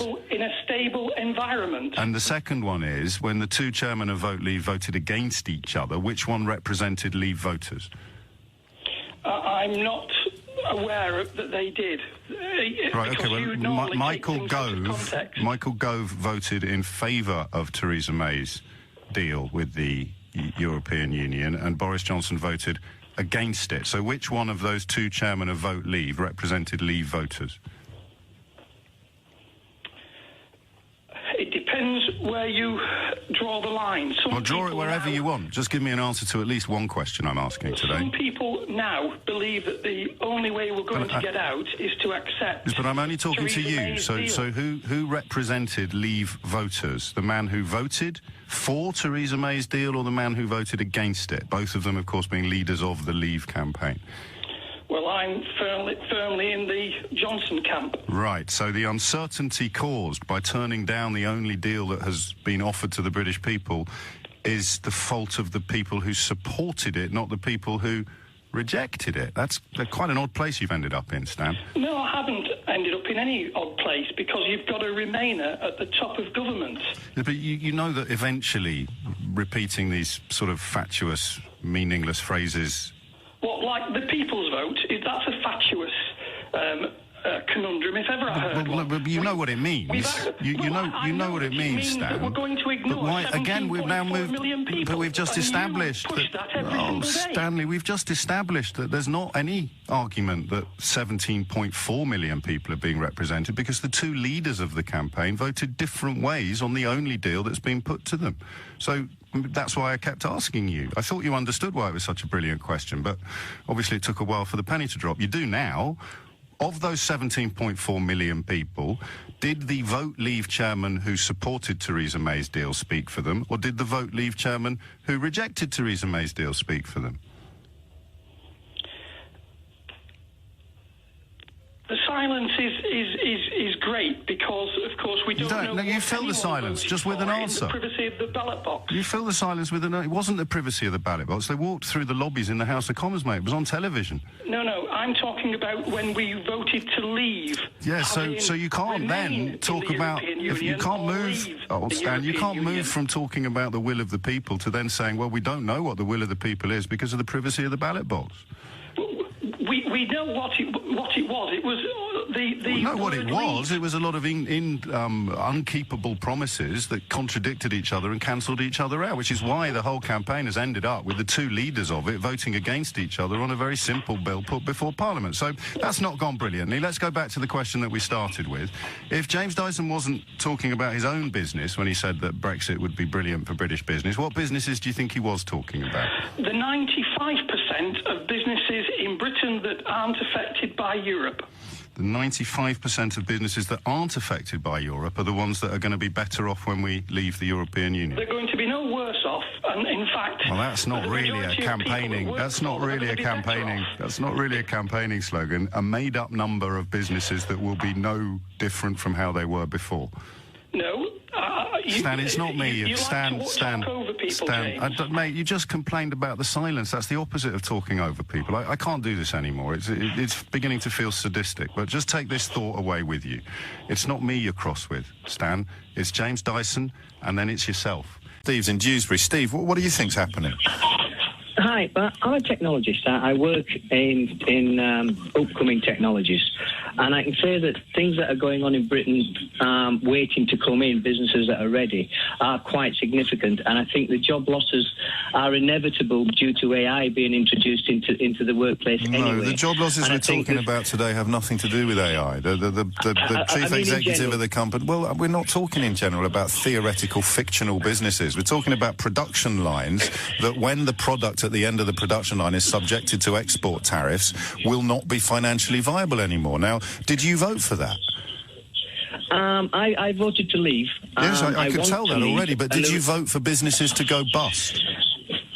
To actually say you are going to go bust and you are not going to go bust, yes. It's hard to say who's going to cherry pick. There are going to be... No, you misunderstood me again, Steve. Jeremy Hunt is saying businesses will go bust as a direct consequence of a no-deal Brexit. If there wasn't a no-deal... If there wasn't... What I'm saying is that businesses will be... There are new businesses coming up that aren't yet there, that will be there when we're out. For example... Great. So no, not for example. I hope you're right, and I'm happy to believe you, but we're not talking about a theoretical future today. We're talking about... We're not. We're talking about technologies that are existing that can't get into the marketplace because we're in Europe. Right. Go on. Well, tell me about the technologies that can't get... Go on. Tell me about the technologies. Yes, which is why today we're talking about the present. So, tell me about the technologies that can't get... China right now, yes, and everybody lives on their phone.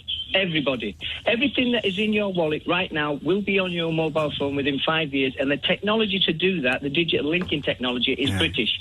The patents are British, and that is coming through. So when that actually happens... Yeah, but we need to be out of the EU for this technology to take precedence, because what will happen is... What does that mean? Just slow down a bit. We need to be out of the EU for this technology to take precedence. Just tell me what that means. Yes. Right, okay. For example, all the cash that is in your... We are going cashless. We are going digital, and we're going to go virtual. That is definitely going to happen. The bridging technology that does that is British. Now, that company is actually moving from the country because we can't get traction, not because we want to move. We can't get traction. Sorry, what's the company called? Smartglyph.com. And where's it moving to? Well, the investment we've just taken is from America. This is your own business, is it? This is a business you're involved in? I'm involved in it, yes. Right, so what is it about European Union membership that has prevented you from doing anything? At the moment, what we're saying is that should we follow the Norway model? Should we not follow the Canada model? No, you can't follow the Norway model because we're not in EFTA. So what is it about... When have we ever been followers? We're a country of leaders. Steve, you're doing emotion. No, here is the question, because I think you know more about this than I do. What is it about European Union membership that at the moment is restricting your ability to trade? Because you cannot be Switzerland, which is where we should head, with being in the EU. You need to be independent to control. I'm going to ask you once more. I'm going to ask you once more. Switzerland, of course, is in... What is it about membership? No, please, Steve. What is it about membership? Just tell me, because I'm happy to believe you, that restricts your ability to do business. Right, the reason Switzerland is Switzerland and is not in the EU is because it needs to stand independent when it comes to money. Can you just please answer the question? Well, I'm trying to answer it in the way What can't you do? Okay, by being a member, you can't stand independent and say we hold the purse, we're the prize, which is what Switzerland does right now. What does that mean? What can't you do at the moment? We can't hold the purse. That's utterly meaningless. What is it you can't do? And you know that the EU has just said... You can't stand independent. You cannot stand on your own and say, right, we are the prize. Let's say, for example, in Docklands, we've got the strongest IT infrastructure in the world. As members of the EU? Yeah, well, irrespective, it is No, a it's not fortress. irrespective, is it? Because we wouldn't have But it that is, because unless we're we an had a island. membership of the biggest trading bloc in the world.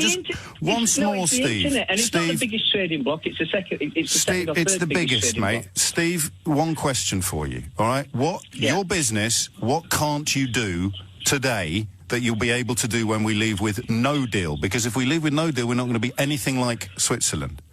We can. Well, what my argument is we need. I don't want your arguments. I want your points. Independent. I want your evidence. What can't you do, in a nutshell, using your expertise, of which I have none? You've got me right over a barrel here. I know nothing about this sector. What can't you do today that you'll be able to do in November if we leave with no deal?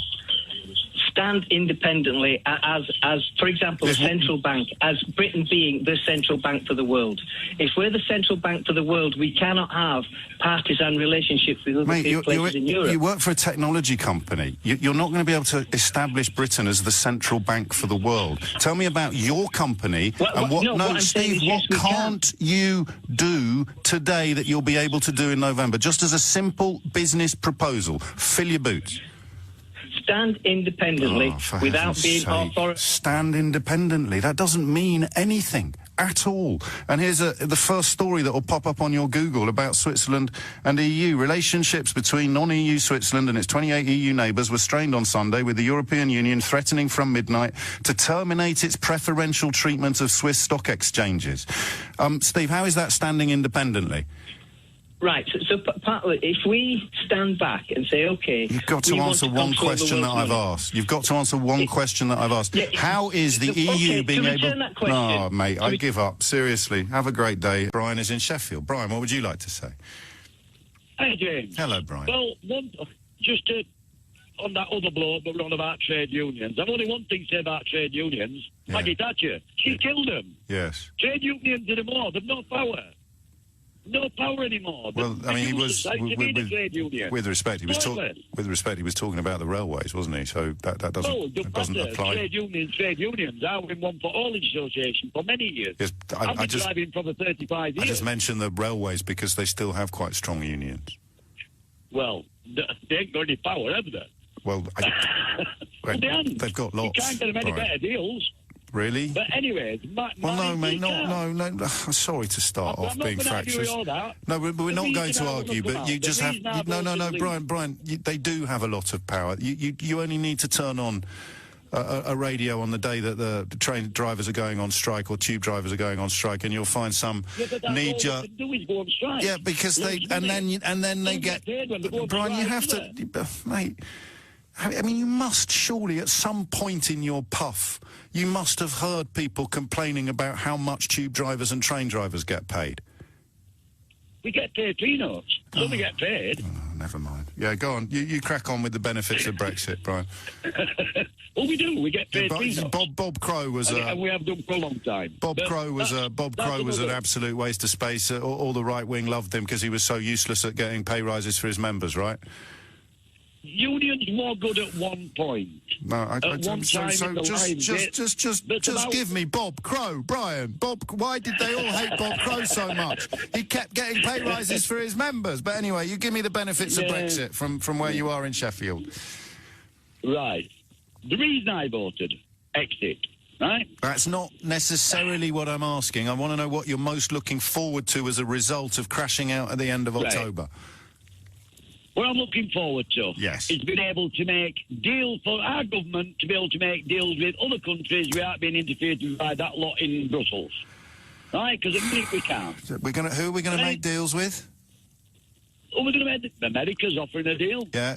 China's offering us a deal. And do they just do what we want, or do we have to be interfered with by what they want? Look, it's going to be give and take, isn't it? Right. And if you've got 50 million customers, are you going to be doing more giving or less giving than a market? Hang on, Brian. How can you possibly know what I'm about to say, Brian? If you've got 50 million customers, are you going to do more giving than a market with 500 million customers, or less giving? In other words, who is the more powerful negotiating partner? 500 million or 50 million? Yeah, but the EU restrict us doing a lot of things. Well, you know what I do now, don't you, Brian? You know what banana. You know what I do now? No, that's not funny anymore, Brian. It was funny when you voted in 2016, but now you're live on national radio describing the benefits of what you have elected to do as a result of decades of misinformation being poured into your undeserving, innocent ears, and you've got to have more than bananas. When you say on national radio, they stop us from doing things, they stop us from doing things, you said, they stop us from doing things, at which point I say, what do they stop us from doing, Brian? Well, to be honest, I don't really know. What are you doing on the radio? It's been 3.5 years and you still don't know. Is it possible that you're wrong, do you think? I could be. I could be wrong. I could be totally wrong. And what happens if you are? What are you going to give us? What do you mean? The EU, I have read Brian, the Lisbon Treaty. Brian, come here. Have you read the Lisbon Brian, Treaty? I have, but I'm not going to answer questions on it at this point in proceedings because I want to point out to you that the EU is us. You say, what have the EU given us? It is us. No, I'm British. I'm not European. Well, what continent is Britain in? Well, I don't think we're in Europe. We're Britain. I'll be glad when we depart. Okay. So, just before you go, one more go. Opinions, and I have mine. No, these aren't opinions. Whatever the reasons be, right? Yes. You'll always want to stay, and I'll always want to go out. Not true. I'd support leaving tomorrow if you give me 3 good reasons for leaving. Go on now. To get rid of that unelected mob in Brussels. Who elected Dominic Cummings? He's just an advisor. Well, so are the people unelected in Brussels. Point. He can be sacked by the government at any point. Yes, he can be. Can you go and sack? He can be sacked by our government at any point. Can we sack any of them idiots in Brussels? Of course we can. No. Well, we cannot. We can. Oh, okay. We can't So who can sack them then? Voted in. Oh, for heaven's sake. Who votes for MEPs? Oh, Brian, I love you, mate. I hope you have a cracking weekend. I really do.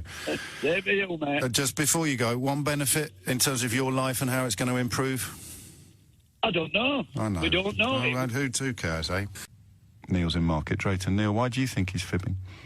Good morning, James. Well, basically, I'm going to sit it down because I was a UKIP chairman in North Shropshire, and basically, if you look at over the time of when Brexit actually started and before, the message is quite clear that there was the Project Fear, as they call it. I don't know these names people give to these things, but it was Project Fear, and I think a lot of the information coming out, especially from Mark Carney, who seemed to be part of that, it's just being repeated. It is actually fear. I mean, we all knew that the country would go through some period of chaos, if you want to put it that way. UKIP's official position was that we'd be immediately better off. But you don't need me to tell you that. You were a chairman. Well, the leader said that, of course. No.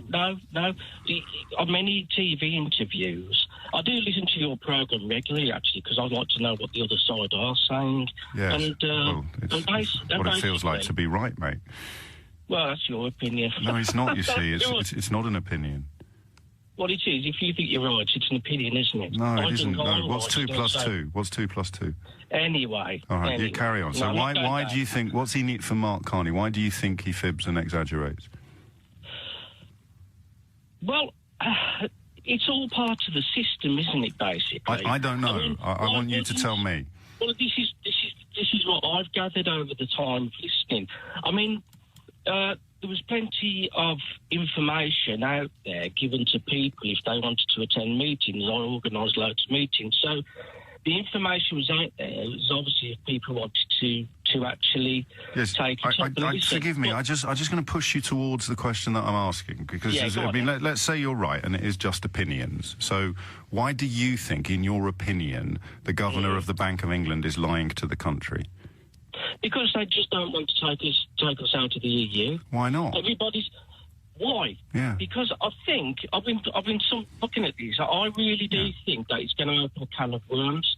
We was never informed. What's going to open a can of worms? It's going to, well, if we come out of the EU, yes, okay, it's going to it will open up all the information that our ex-politicians like Blair, Brown, Major signed us up to. Okay. Well, so there's secret stuff. There's secret stuff that's only going to come out after we leave. Well, what then? There's stuff that we don't already know, is there, Neil? Well, the reasons why the politicians, it's only the major politicians, our servants, who are actually wanting us to stay in the EU. Well, it was half the country that voted as well, and most polls now have a majority for remaining. You're not suggesting that 48% of the country was all politicians, are you? No, I think through the media. Yeah. And the discrimination against 80% pro-leave media. 80%, according to conservative estimates of newspaper coverage, was in favour of leaving. Okay, well, most of the coverage I always saw... Well, what papers do you read? Sky News. What papers? I don't read any papers. Oh, OK. I don't read it. I don't have any... Sky News is bound by Ofcom to be completely impartial. So where do you get your news from? What are your main news sources? It's like the Electoral Commission. No, that's supposed to be neutral, but it's mostly made up of Remainers. OK. OK, you're just neutrally ignored. Yeah, go on anyway. What right, let's have another crack at the question that you rang in to answer. What do you think motivates Mark Carney to... Well, let's just stay with fibbing and exaggerating, and let's maybe say for another day the idea that there's lots and lots of secrets that are going to come out after we leave. And So why do you think he's lying then? What's in it for him? What's in it for him? Basically, well, I don't know what drives Mark Carney, but all I can say is being on the outside... But when you look at him and you think, well, he's not telling the truth, you must surely somewhere in your brain there's a voice that says, why isn't he telling the truth? So why do you think he's lying now? For the past 10 years, I've been following the European Union. Right, but you don't read any papers. Well, I don't need to, because I can think for myself. I don't need newspapers. No. So how do you follow the European Union without reading reports? What reports do you rely on of the European Union? Well, I did. I did listen to the news. Right. I get most of my stuff off the internet. Oh, I see. So, I mean, whether it's off the internet or not, again, why do you think he fibs and lies? What do you think is in it for him, Neil? Well, as I said... Yeah. Because I've delved into the subject of the EU. Well, that's why I can't wait to hear what you found. It's simply because people who actually, as you say, see the light, okay, about what's really going on. Can I just steer back to Mark Carney? No, but it's all part of it, isn't it, James? You can't just. Well, I don't know part of what. I'm Basically, getting, the 10 years I've been following the EU, right, it's quite obvious that there's the new world or the new order agenda going on. The new world order agenda. Yes. Okay. Yeah. And Mark Carney's part of that, is he? Yes. What is the new world order agenda? What are they hoping to achieve now? Well, you know yourself. I've got no idea, mate. I've got no idea. You do. You've been told loads of times. They want to create what I call USSR. Okay. And basically, you know, we was told when you saw the Farage and Clegg debate, and Clegg turned around and actually said about not having an EU army. Because we would have a veto, Neil, if we were in the EU. So what he said was we could never sign up to an army we didn't want because we'd be able to veto it as members. You say this, but how do you know in the future? I mean, it's like this backstop, Lordy. So, last question again. No, it's like the backstop. It's just like the backstop, yeah, you're right. Is that the New World Order as well? May has turned around and said that we wouldn't have to stay in it long. But you don't believe the politicians because they've told us loads of lies in the past. Well, you do believe some politicians, oddly. So let's focus on that question there. And I don't know whether it's part of the New World Order or you found it on the internet, but why is Mark Carney not telling the truth, Neil? Well, I've already explained that, you haven't, mate. What's in it for him? What's his reward as a Canadian banker from the EU SSR, as you like to call it? Okay, you're asking me to make an opinion, right? No, I'm asking what thinking has informed your opinion. I know your opinion. He's lying. Yes, he's here we lying because everything that has been said against the EU has been opened up, and it's totally true. Right. It's totally true. It's like you said, So, you've got no, to hang do on your a minute. research, haven't you? Well, you've got to do your research. So I've done research for over 10 years. Well, then, could you please just tell me what is Mark Carney's reward for telling these lies? Who knows? Who knows? Who knows? Well, you do, mate. Who knows? Because you're the one who thinks he's lying. I don't think he is. So if I thought he was lying, I'd be able to tell you why he was lying. I'd be able to say, for example, well, that fella over there with the I've just told you why he's lying. Go on, why? I've followed everything that the EU has been doing, and I've listened to both sides. Listen, do you really think that if you... Do you realise that... Oh, sorry, I don't mean to be rude on that. Do you think that if everything... No, don't do it. If you think... You're not going to answer my question, are you, mate? I've answered it. Well, when you said who knows... You've got to know what's been said, and you've got to have done your research, like you keep saying. And basically, everything that has been said that the EU wouldn't do, the EU is doing. Yeah. Like the European Army. That was 10 years. People knew about this who did research. Over 10 years but ago. it can be vetoed by. It can be vetoed by. I mean, we are going round in circles, mate. But I've enjoyed talking to you, Neil. I hope you have a lovely Christmas. James is in Newcastle, for example. James, what have you got? I've got regulation on things like bananas and food that goes to waste because it's substandard in the EU's eyes. So not really. Well, it's a budgetary issue. I don't know, but I think it's. So what happens to the food at the moment? Well, it's wasted. If a banana's not the right shape, then it's... You're joking me. No, I'm serious. No, you're not. I am, because... You've rung in to talk about bendy bananas. Yeah, well, it's better than bats and whatever else we've had, is it not? No. It's actually worse, because I hadn't heard about bats and washing machines before, but the bananas line has been rubbished from pillar to post for the last 20 years. Well, food wastage in general is not something that it could. Well, that's the bit I don't understand. Food. So you think that bananas that don't measure up to a certain standard all get thrown away into a big bin? They're not sold, or carrots that are a strange shape aren't sold in the same packets as the ones that are. They are in other European 5 countries. inches long. They are in Greece and France.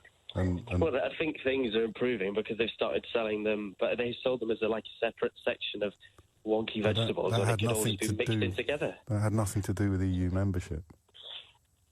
There is an EU regulation on bananas. I'm not kidding you. It's a real life thing. Yeah. Mind how you go, mate. All right. Andy is in Leicester. Andy, what would you like to say? Yeah, hi James. Good morning. Hello, mate. James, just regarding your commentary with the sort of immigration side of things, I don't think that's quite accurate on the fact that people voted to leave. I think most people obviously just want some sort of control coming into the country for our public services, really. Yes, but we had that already. Well, not with freedom of movement. I mean, there's no way you can control that. Well, there is specific actually. Numbers. There is actually. And how's that done? Well, you read the Citizens' Charter and you learn that in order to move into a member state, you have to demonstrate that you have sufficient material wealth not to become a burden upon the social service providers of that state. And if you haven't found employment after 3 months, you can be required to leave. But that still leaves a 3-month window, I suppose. And, I think the point is... Say that again, Andy. Does that leave a window of 3 months for people just to come and... Look I think for a job the point, for 3 months. You just said that out loud on national radio, mate. So we're banning holidays now, are we? No, I get your point with that. What I'm saying is I think people are just concerned that we've got...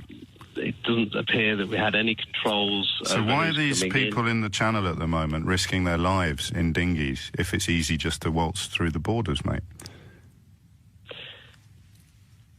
It's a fair point. I just think that... Well, you need to answer it because it's a response to your point. Well, my point, what I phoned in to say was that obviously I think for a lot of people, perhaps the decision came on the fact that, they can't get into a lot of the public services that they need, and I think they felt that maybe that was because they're under pressure with. But that's not actually what you say, because if you had said that, I'd ask you which public service you've been denied access to, and whether or not you thought that a swinging round of cuts since the year 2010 might have had more to do with a diminishment of service everywhere from the police to the NHS than the population of people that relies upon the police and the NHS, regardless of their geographical origins. And then I'd have referred you to the number of people born elsewhere who work within the NHS and the police and social care and all the other areas of employment that are considered in some ways to be at the bottom of the ladder and undesirable for some native-born Britons. And then I'd remind you that you've just said on national radio, well, maybe 3 months is too long, which means you're in favour of abolishing holidays. No, I like holidays, believe me. Well, but, there's cognitive dissonance. I want to ban holidays, but I really like them.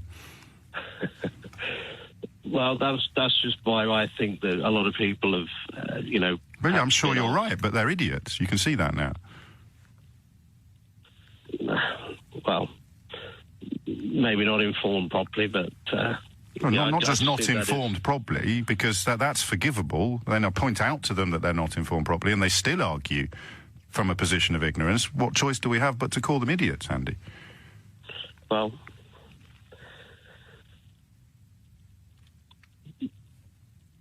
I'll take your point. I'll take your point on that. But tomorrow you'll still call yourself a Brexiteer, right? I am, yes, I am. And there it is. There it is, mate, right there. Everything you've said pulled to shreds on national radio. You've ended up arguing against holidays, and you still think you're on the right side of this decision, but you haven't got a Scooby-Doo as to why. Except, forgive me, mate, but you said it, too many foreigners. No, I didn't say that. Well, you kind of did. I think I agree with you. People coming into the national, we need. Andy. I'm losing you a bit. Okay, so what is your reason for wanting to leave the European Union if it's not too many foreigners? Bless him. Shane's in Fulham. Shane, reasons to be cheerful. Hello, mate. I apologise for not being a female. You could have pretended. Listen, yeah, we do have reasons to be cheerful. I wanted to call in to tell you about back in the days of apartheid in my country. The world decided to cut us off, and we had no one wanted to trade with us. They wanted us to punish the country, but instead of punishing us, it actually gave the country the chance to boost the economy. Local businesses took off like crazy. It's not always international trade, and these globalists are not always good for the economy of the country.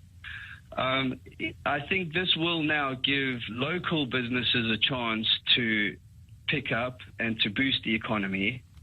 There's more reasons to be cheerful.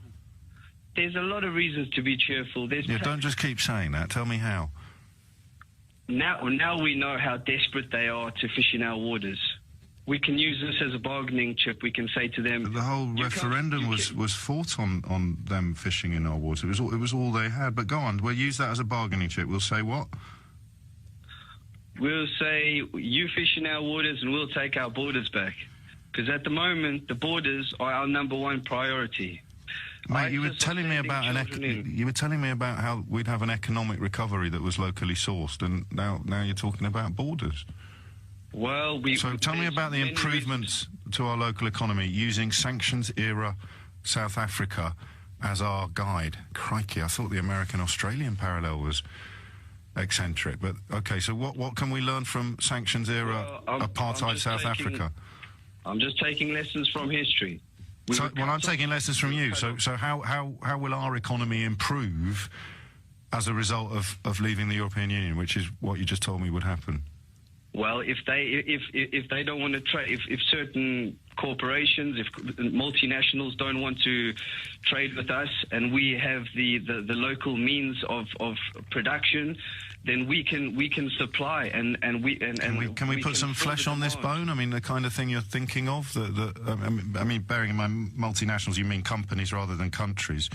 But if they decide it's less attractive to trade here or to manufacture here than it would be in the world's largest single market, we can plug that gap and replace those jobs by doing what? By manufacturing for us, by self-sustaining. Just only using stuff that we don't have to import. Exactly. So what sort of manufacturers do you have in mind, Shane? Well, Britain's full of good talents. Well, yes, that's an interesting selection of words, but none of them answer the question I asked. What kind of manufacturing do you envision us being able to lead the world at without importing anything, and that we're not currently doing?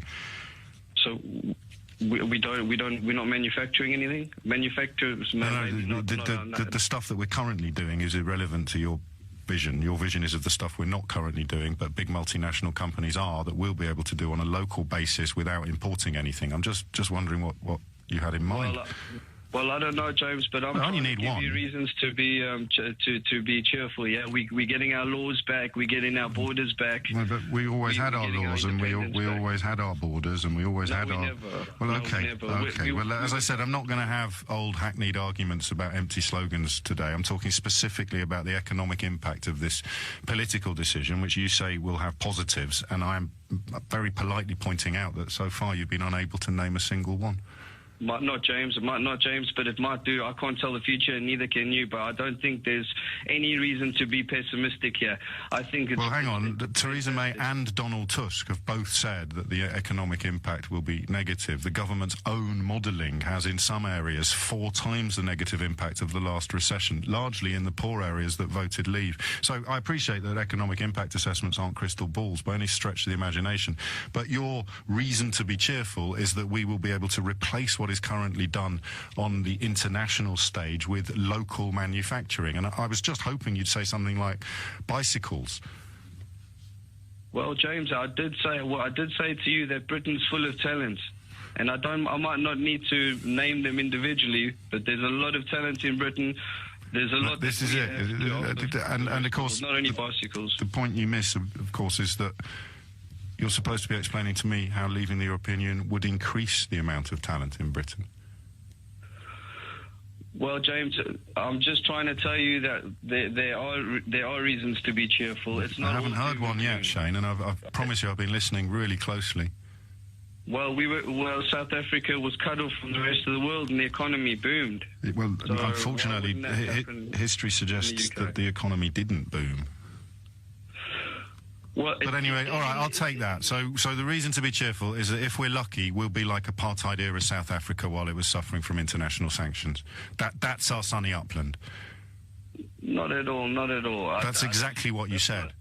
That's not what I said at all. What do you think you said? Being protectionist can sometimes be an advantage to the economy. And which leading British politician has suggested that we should be protectionist as opposed to outward-looking and doing more trade with the rest of the world? Well, leaving the EU is certainly a protectionist move. But all the people that have promoted it have said it will free us up to do more trade with other countries. You heard the Conservative MP talking about Australia a minute ago, closer to your home country than it is to mine. So just to recap, and I'm as I said, no arguments, no shouting today. You think that we should look at apartheid-era South Africa as a reason to be optimistic about leaving the European Union, and you think that we can replace a lot of what is currently done on the international manufacturing stage in this country with locally sourced manufacturing. But at the moment, and I appreciate it's a pressured environment when you ring a radio station, at the moment you can't think of a single example of what kind of sector that might involve. Well, all the doom and gloom is not always, it doesn't always turn out so bad. Protectionism can sometimes have advantages for the economy. I don't have a crystal ball. Yeah, now you're just repeating yourself. So we'll agree that that's what you've said. Look to apartheid-era South Africa as a shining example of what we could hope for in our best-case scenarios, and we'll be okay because of manufacturing, although I can't think of a single example of what we might manufacture more effectively than we currently could. Learn lessons from history. So in history, can you think from history of an example of anyone ever signing a free trade agreement that reduces the amount of free trade they can do with their co-signatories? Well, as it stands right now, we're taking the borders back. We're taking our laws back. But now you're just being a parody of a sort of Brexit half-wit. You're just saying words. We don't know what's going to happen with the economy. But mate, the question was not. The question was simple. You said learn lessons from history, so I asked you to refer me to a free trade agreement signed by signatories who would be free to do less trade than before. No, James, I'm not a politician. You're not a politician, you're not a historian, you can't see the future, you can't answer any of my questions, but you think that we should look to apartheid-era South Africa. Just high five, Shane, seriously. Joby is in Guildford. Joby, what would you like to say? Hi, James, how are you, all right? All good, mate. Yeah.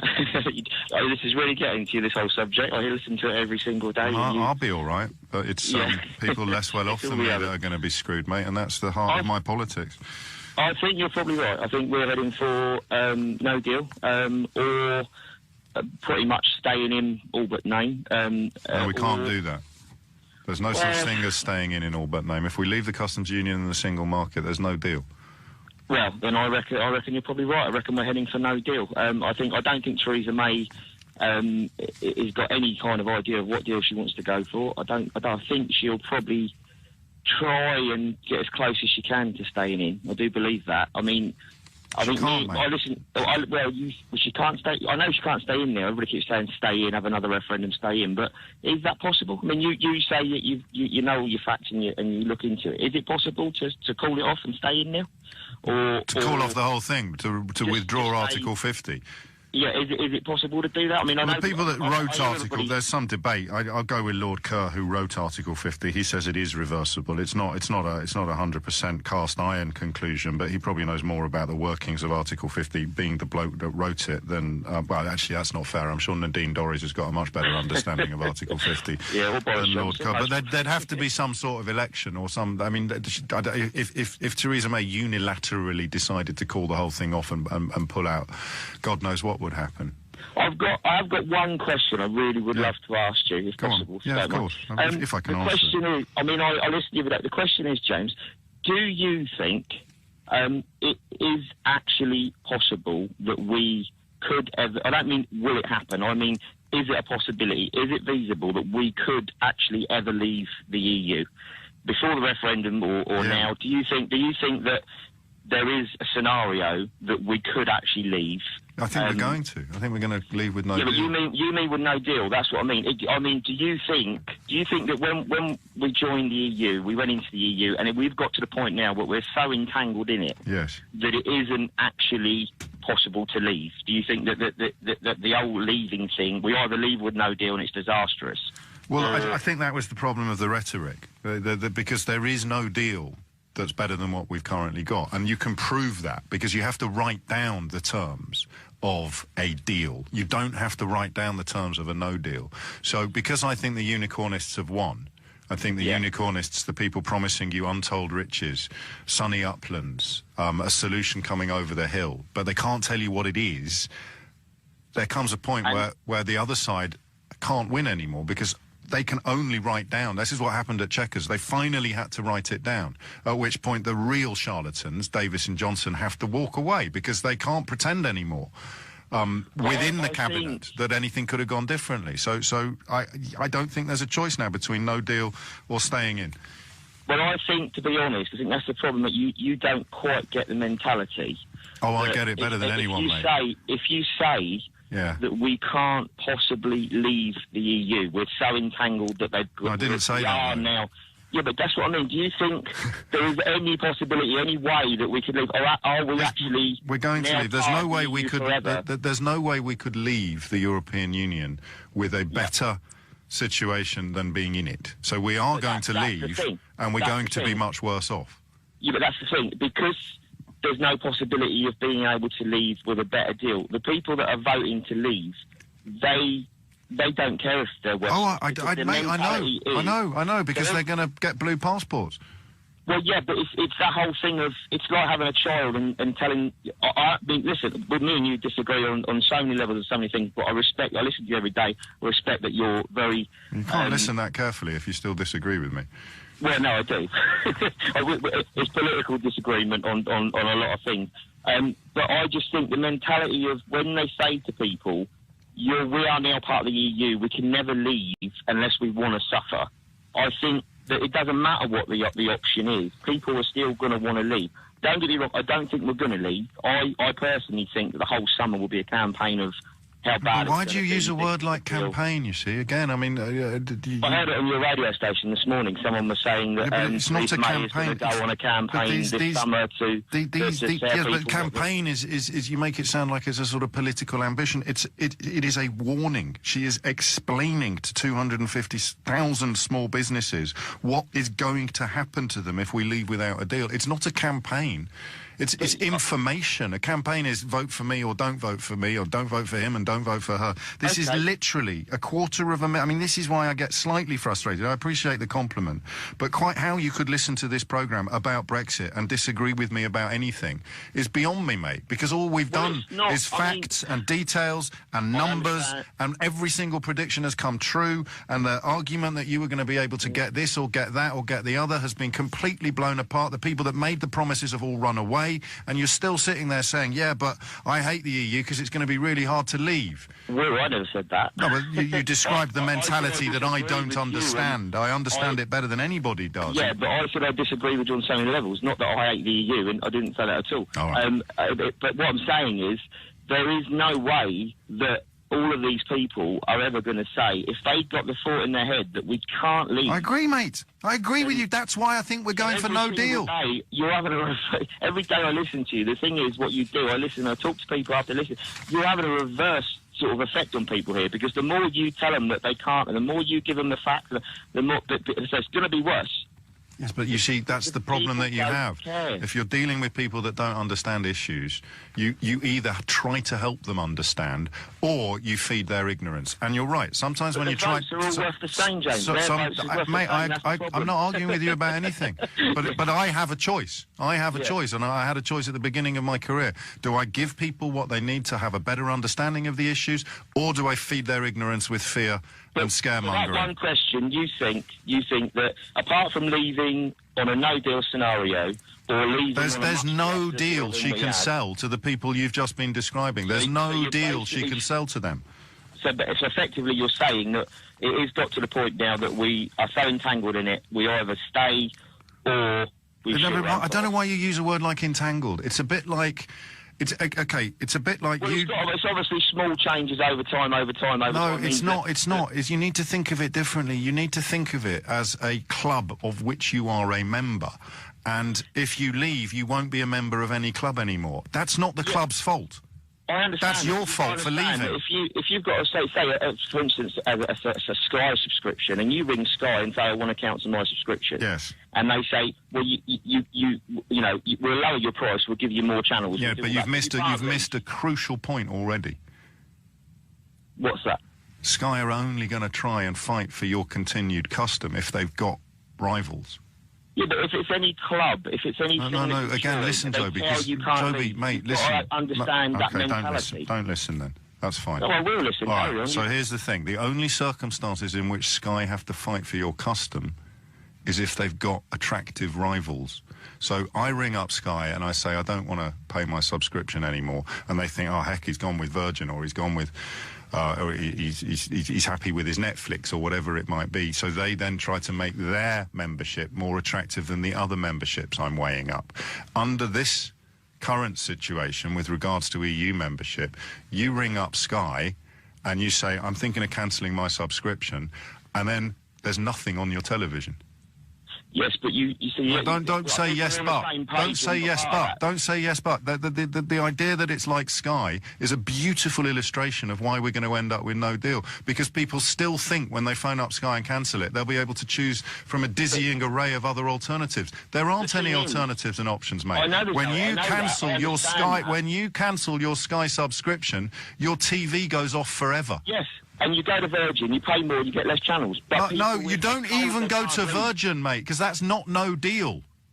Yeah, but if they're... Oh, you don't have any... You go back to radio, which is good. We can listen to you all day. But, that should put people... If that doesn't swing them, mate, nothing will. If they tell them that they can't leave, this is the old scenario. I know, we're back to where we started. Yeah. I'm not arguing with you, but we're probably going to describe these people differently. I'm going to describe them as furiously stubborn.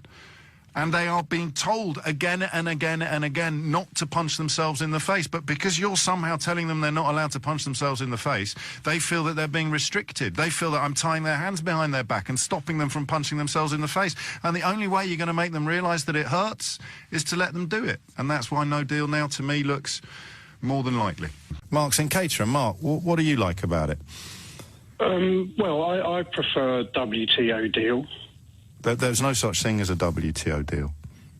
Why not? Why? Where am I going wrong? Well, WTO is a deal. No, it's not a deal. It's what happens if there isn't any deal. No, you're trying to be obnoxious. It's a deal. Well, it's not a no deal. So who it's signs a deal. it then? WTO is a deal, James. Who signs it? Who signs it? The British public sign it. Well, all of them. One vote, one person. It breaks the what about the European other monopoly. half? Who else signs it? Who else signs it? The general public no, signs it. But with who? It's a deal with who? Between the British public and who else? With the rest of the world. WTO. So they sign it as well? The platform to trade with the rest of the world, including the European Union, who are bound. So why is no one else doing it? They can if they want to. Why don't they want to? They haven't voted yet to decide. Maybe if you give France a referendum, and they decide to go World Trade Organization. No country on the planet trades on WTO terms. Yeah, but what's the benefits? Let's get back to the benefits of why it's beneficial to trade on WTO when it comes to engaging with the European Union. Juncker's going to be replaced, and yet one person, one vote, hasn't got the capacity to vote for the commissioner. Is that not true? We're talking about WTO terms. I don't understand where you think you've gone, mate. No, you're trying to... So how is being on WTO... No, I'm not. The conversation is about how anyone could possibly be in favour of something which all analysis... Because it gives the British public back the power to relinquish the price fixing that the European magnates are monopolising the British economy by. Right. How does that work? Wage constructions by the supermarkets. Which supermarket? All of the supermarkets, and that's not limited to food produce. That could be a car supermarket example. A car supermarket? Yeah, i.e. Nissan. How many Nissan employees receive family tax credit at the cost of the general public purse? I don't know how many. Nissan Tell me. is in profit, so that means Nissan shareholders... I don't know. I'm answered the question. I don't know. I'm admitting I don't know. You haven't listened to what I'm stating. I've listened to every syllable. No, you can tell from my face. What needs to happen is the National Crime Agency needs to go through the Chancellor of the Exchequer's front door and arrest him for stealing family tax credit money that's being siphoned out of the country in shareholders' profit. Okay. So it's being duplicated. So who's paying for these workers? The general public are paying. But the workers are the general public, aren't they? Exactly. Right. So they're being manipulated. Just briefly run me through how... So it's job share. We haven't got full employment. We've got job share. Just run me through how things are going to get better after we crash out without any deal. Well, an EU Remain government legacy with Blair... Yeah. With Major... No, but remember when... you know that phrase... I think I can help you a bit. No. You know that phrase, no deal is better than a bad deal? It's not English, sorry. What's not English, Mark? WTO deal. No deal is nonsensical. Is that not true? You can't speak English, can you, James? No. Yeah, I know. I'm glad you admit it. Mais je sais. Shall we try again? Let's do it with you. Okay. How is your life going to get better? What do you do for a living? I'm a person of leisure. So you're unemployed? No, I'm a person of leisure. So you don't have a job? Yeah, I do. I do voluntary. Okay, well, I applaud you for doing that, but you're not in paid work. And you find a national radio station to complain about the state offering some support to people who are. No, they're not. They're chaining them as slaves. You did. No, they're chaining them as slaves. Right. They're so who pays your bills? Who pays your bills? Freedom of movement. How do you pay your bills? When you're in receipt of family tax credit. So how's... let's scratch all that. No, carry on. How is your life going to get better? my children will be in an environment that is beneficial and not hostile. To whom? To my children. How is the current environment hostile? This government's created. Are they immigrants? My children? Yeah. Yeah. So you're talking about Theresa May's hostile environment at the Home Office? I'm talking about the EU hostile environment. The government so how does is a that member work of the EU Union. What's going to improve? We haven't got a British government. We've got an EU directive. Okay, so how will your children be measurably better off, do you think? Not just in terms of money, but just in terms of, safety. Intangible safety. They'll be safer. Yeah, that's right. Okay. Just briefly, how? Because I'd love to believe you. Well, what elements do you think they're not safe? No, I don't think they're unsafe, mate. You do. Why don't you think they're unsafe? Because I don't know what you think the evidence is for their lack of safety. Manchester Stadium blown up. Right. Yeah, a stadium in Manchester with seven children How will not being in the murdered. European Union have prevented that? How would not? Yeah.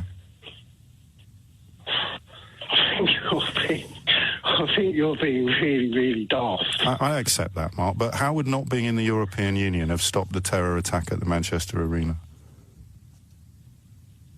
We would be able to get to the crux that non-Muslim terminology is a racist slur on British society. So which European Union countries are Muslim? It cuts across all fields of society. Okay, Mark. Can I ask you just once more?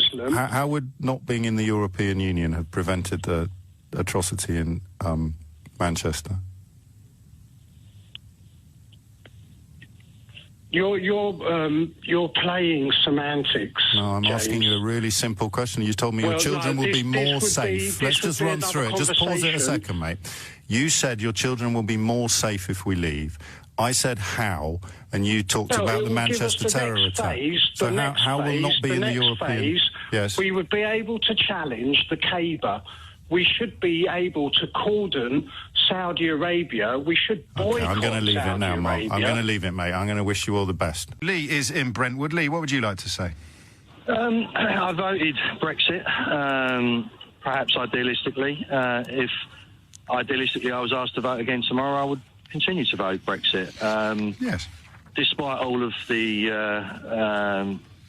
bias, I would say, that I've heard on the programme today, I liken it to taking a job whilst employed on a lower wage in the hope and expectation that I will earn more in the future. You're buying into an optimism that you've got the ability to change your own future. The problem we've got is that we joined a common market in the 70s.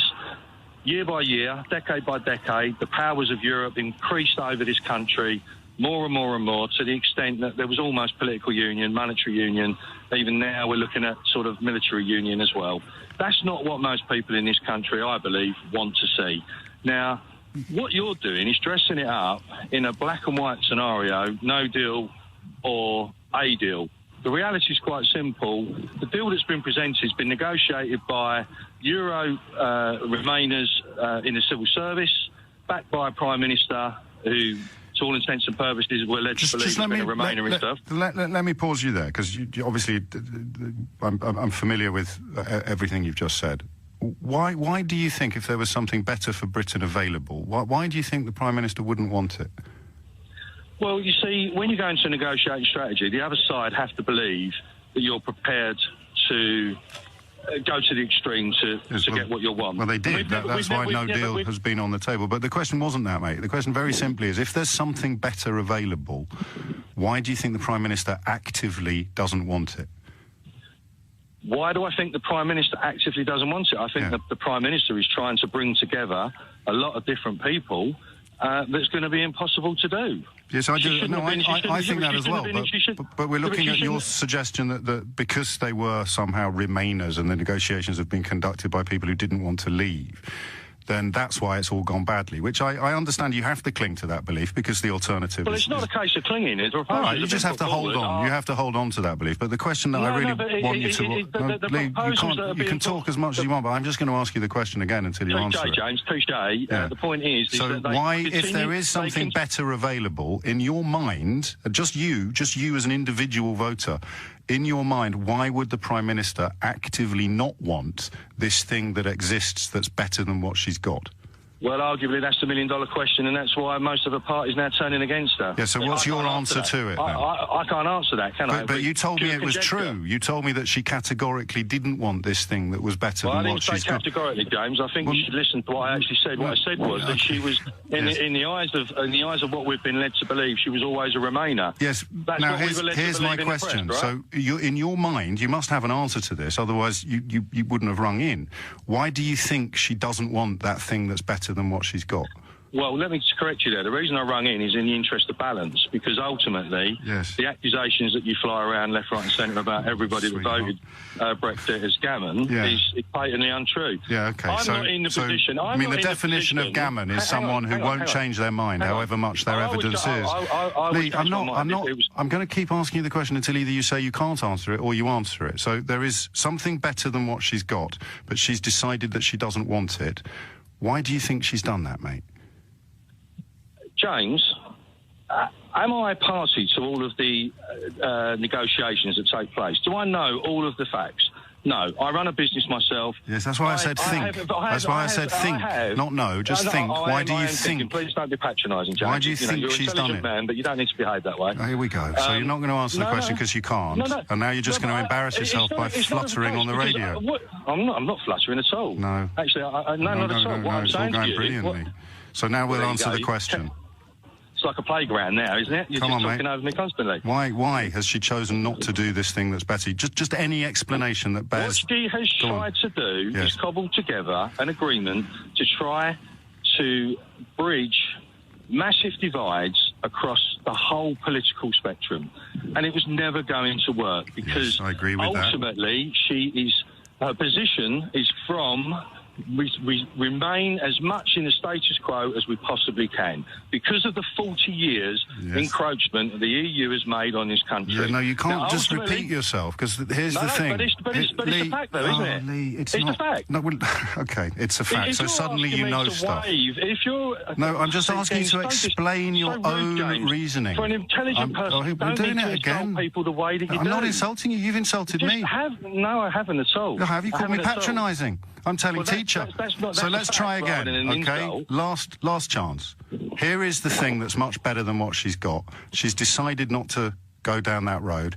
Can you just tell me why you think she's made that decision? That's I would rather be going down the no deal, be prepared to walk away, not pay them the, whatever it is, 40 billion that we have, than put together a deal that is clearly not in our public interest. Now, why would you do that? I don't know. Right, okay. That's the honest answer. I don't know. I do. Go on, then. That thing that you think is better than what she's done, it doesn't exist, Lee. Luke's in Manchester. Luke, what would you like to say? Hi, James. Well, basically, there's a few things. One, so I voted Leave, and I actually helped the Vote Leave campaign. Like volunteering and whatnot. I just, the idea that people voted for something, for the country's future to either be better or worse, it's a misnomer. Like, people voted to leave the European Union. It wasn't for us to vote on what terms we were going to leave. They weren't told there'd be 350 million quid a week for the NHS, or that we'd be able to do superior trade deals to the one that we currently have. Well, we'll be able to negotiate our own trade deal. That's the sort of the point that's, salient. But why is that salient if they're going to be worse than the ones we're already in? Well, there's no guarantee that they will be worse. So you give me an example of a market. It's a leap into the uncertain future. It definitely is. Is that how you campaigned when you were out volunteering? Did you knock on doors and say it's a leap into the uncertain future? Well, we were given official sort of guidelines on what to say, and I didn't necessarily agree with. Well, no, let me rephrase that. I completely disagree with how it was campaigned on, like as you say, the money for the NHS. So can you answer my question now? Did you tell people when you were campaigning that they were taking a leap into an uncertain future that could conceivably be worse than what they currently had? Well, yeah. I mean, because when people ask, yeah, of course you did.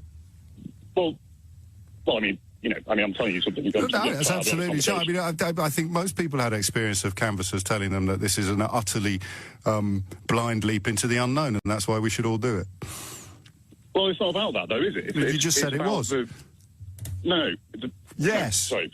What I'm saying is that, of course, leaving the European Union is a leap into the unknown. Everyone surely knew that because we've been... How would they know that? We were told that the trade deal would be the easiest in human history. We were told that we would be able to dictate the terms to our own economic interests. We were told that the German car industry would never go along with any change to the current tariff structure. We were told... Remind me what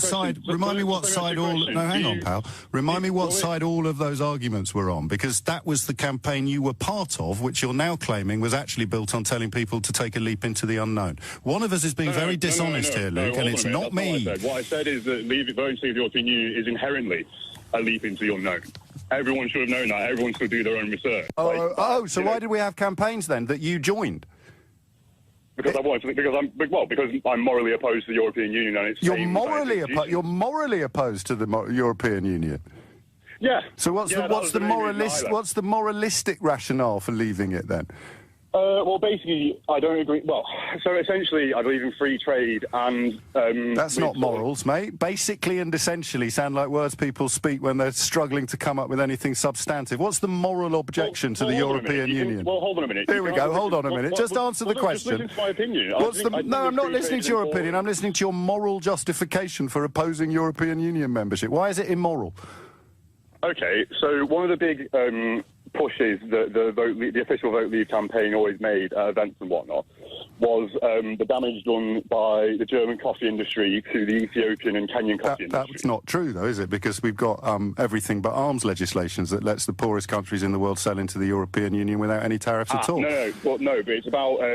oh, God, see, this is it. It's a few years ago. It's about the... Oh, God, it was a few years ago, but it's all I've got live on national radio. There are different tariff terms for whether or not goods are processed or not. Yeah. And Germany has a very large coffee processing industry. Right. And they essentially blocked the development, the sort of further... How did they do that, Luke? Well, no, by the trade deals they imposed on... How did they block the development of coffee processing plants in Kenya? Because if you say to an industry, if you develop your industry further to make yourselves have a better product, you won't be able to sell that product. When did they do that? What, do you want a specific date? Yes. What are you of course about? I do. I want evidence. I want evidence to back up what you're saying, Luke. It's weird. I'm funny like that. You can't just come on the radio and say stuff. You can look it up for yourself. I can look up evidence of Germany telling Kenya not to open any coffee processing plants. Yeah. Okay, mate. Let's do it now. What do you mean? Let's do it now. Listen, anyway, the point is, it's about, if people want, so basically, leaving the European Union was, for the majority of people, it was about having a sovereign parliament. And I think we've already got one. We had one all along. What should where do I look it up? You are right. Where do I look it up? Right in the fact that a lot of the time when British governments brought in legislation that you would be unpopular. Where do I look it up, Luke? The EU. Where do I look it up? Pardon? Where do I look it up? Just search. Well, the difference in tariffs between processed goods and... No. I'm looking for the instruction from Germany to Kenya not to open coffee processing plants. Come on, you're being facetious now. You can't even say it. Mate, you're on national radio telling me to look something up. I'm asking you where I find it, and you say I'm being facetious for looking. No, I'm saying you're being facetious. Yeah, I'll talk. Luke, mate, have a great weekend. Seriously, put your teeth back in next time you ring. Peter is in St Albans. Peter, what would you like to say? Yes, hello, good morning. Hello, Peter. Yes, I'm in St Albans, a town which voted predominantly to remain, but I'm a very, very strong leaver, and yes, I do believe very much that we should live in a free, independent country, and for me, the issues of democracy transcend just about anything else. I mean, if you believe in democracy and the rule of governance through democratic means, I don't think you can believe in the European Union. Why not? And I believe, because it believes in the rule of governance through bureaucratic means. You know, it's inherently undemocratic. What's the civil service if it's not a bureaucracy? Yes, okay, but what's the European Commission and Jean-Claude Juncker? The European Commission is like a sort of turbocharged civil service that is absolutely that can be voted out, can't it, by MEPs? Yeah, but at least the civil... What was that word I just used? The one that began with V. at least the civil servants in our country are civil servants. They represent our government. And the other point I want to make... But the civil servants in the European Union are our civil servants as well. They represent our union. They represent the views of 27 countries. Yes, with single market views, the union, the unified views. And some of them are British. The other point I want to let's go through the points one by one. Okay, let's not scrutinise your reasons for saying what you say. Let's just let you say it. The point I wanted to make, because obviously I'm time limited. Oh, are you? If you believe in the sovereignty of nation states, again, you can't believe in the European Union. So the white paper, the first white paper published after the vote, which said British Parliament has always been sovereign, but that was false, was it? The British Parliament is certainly more sovereign than the European Parliament or the way the European Union works. The European Union's raison d'etre, right from the start, when it was conceived in the late 1980s, was to create closer integration within the European Union. That's what it exists for. Well, that was in the treaty in 1975. That was in the very first one we signed, closer political union.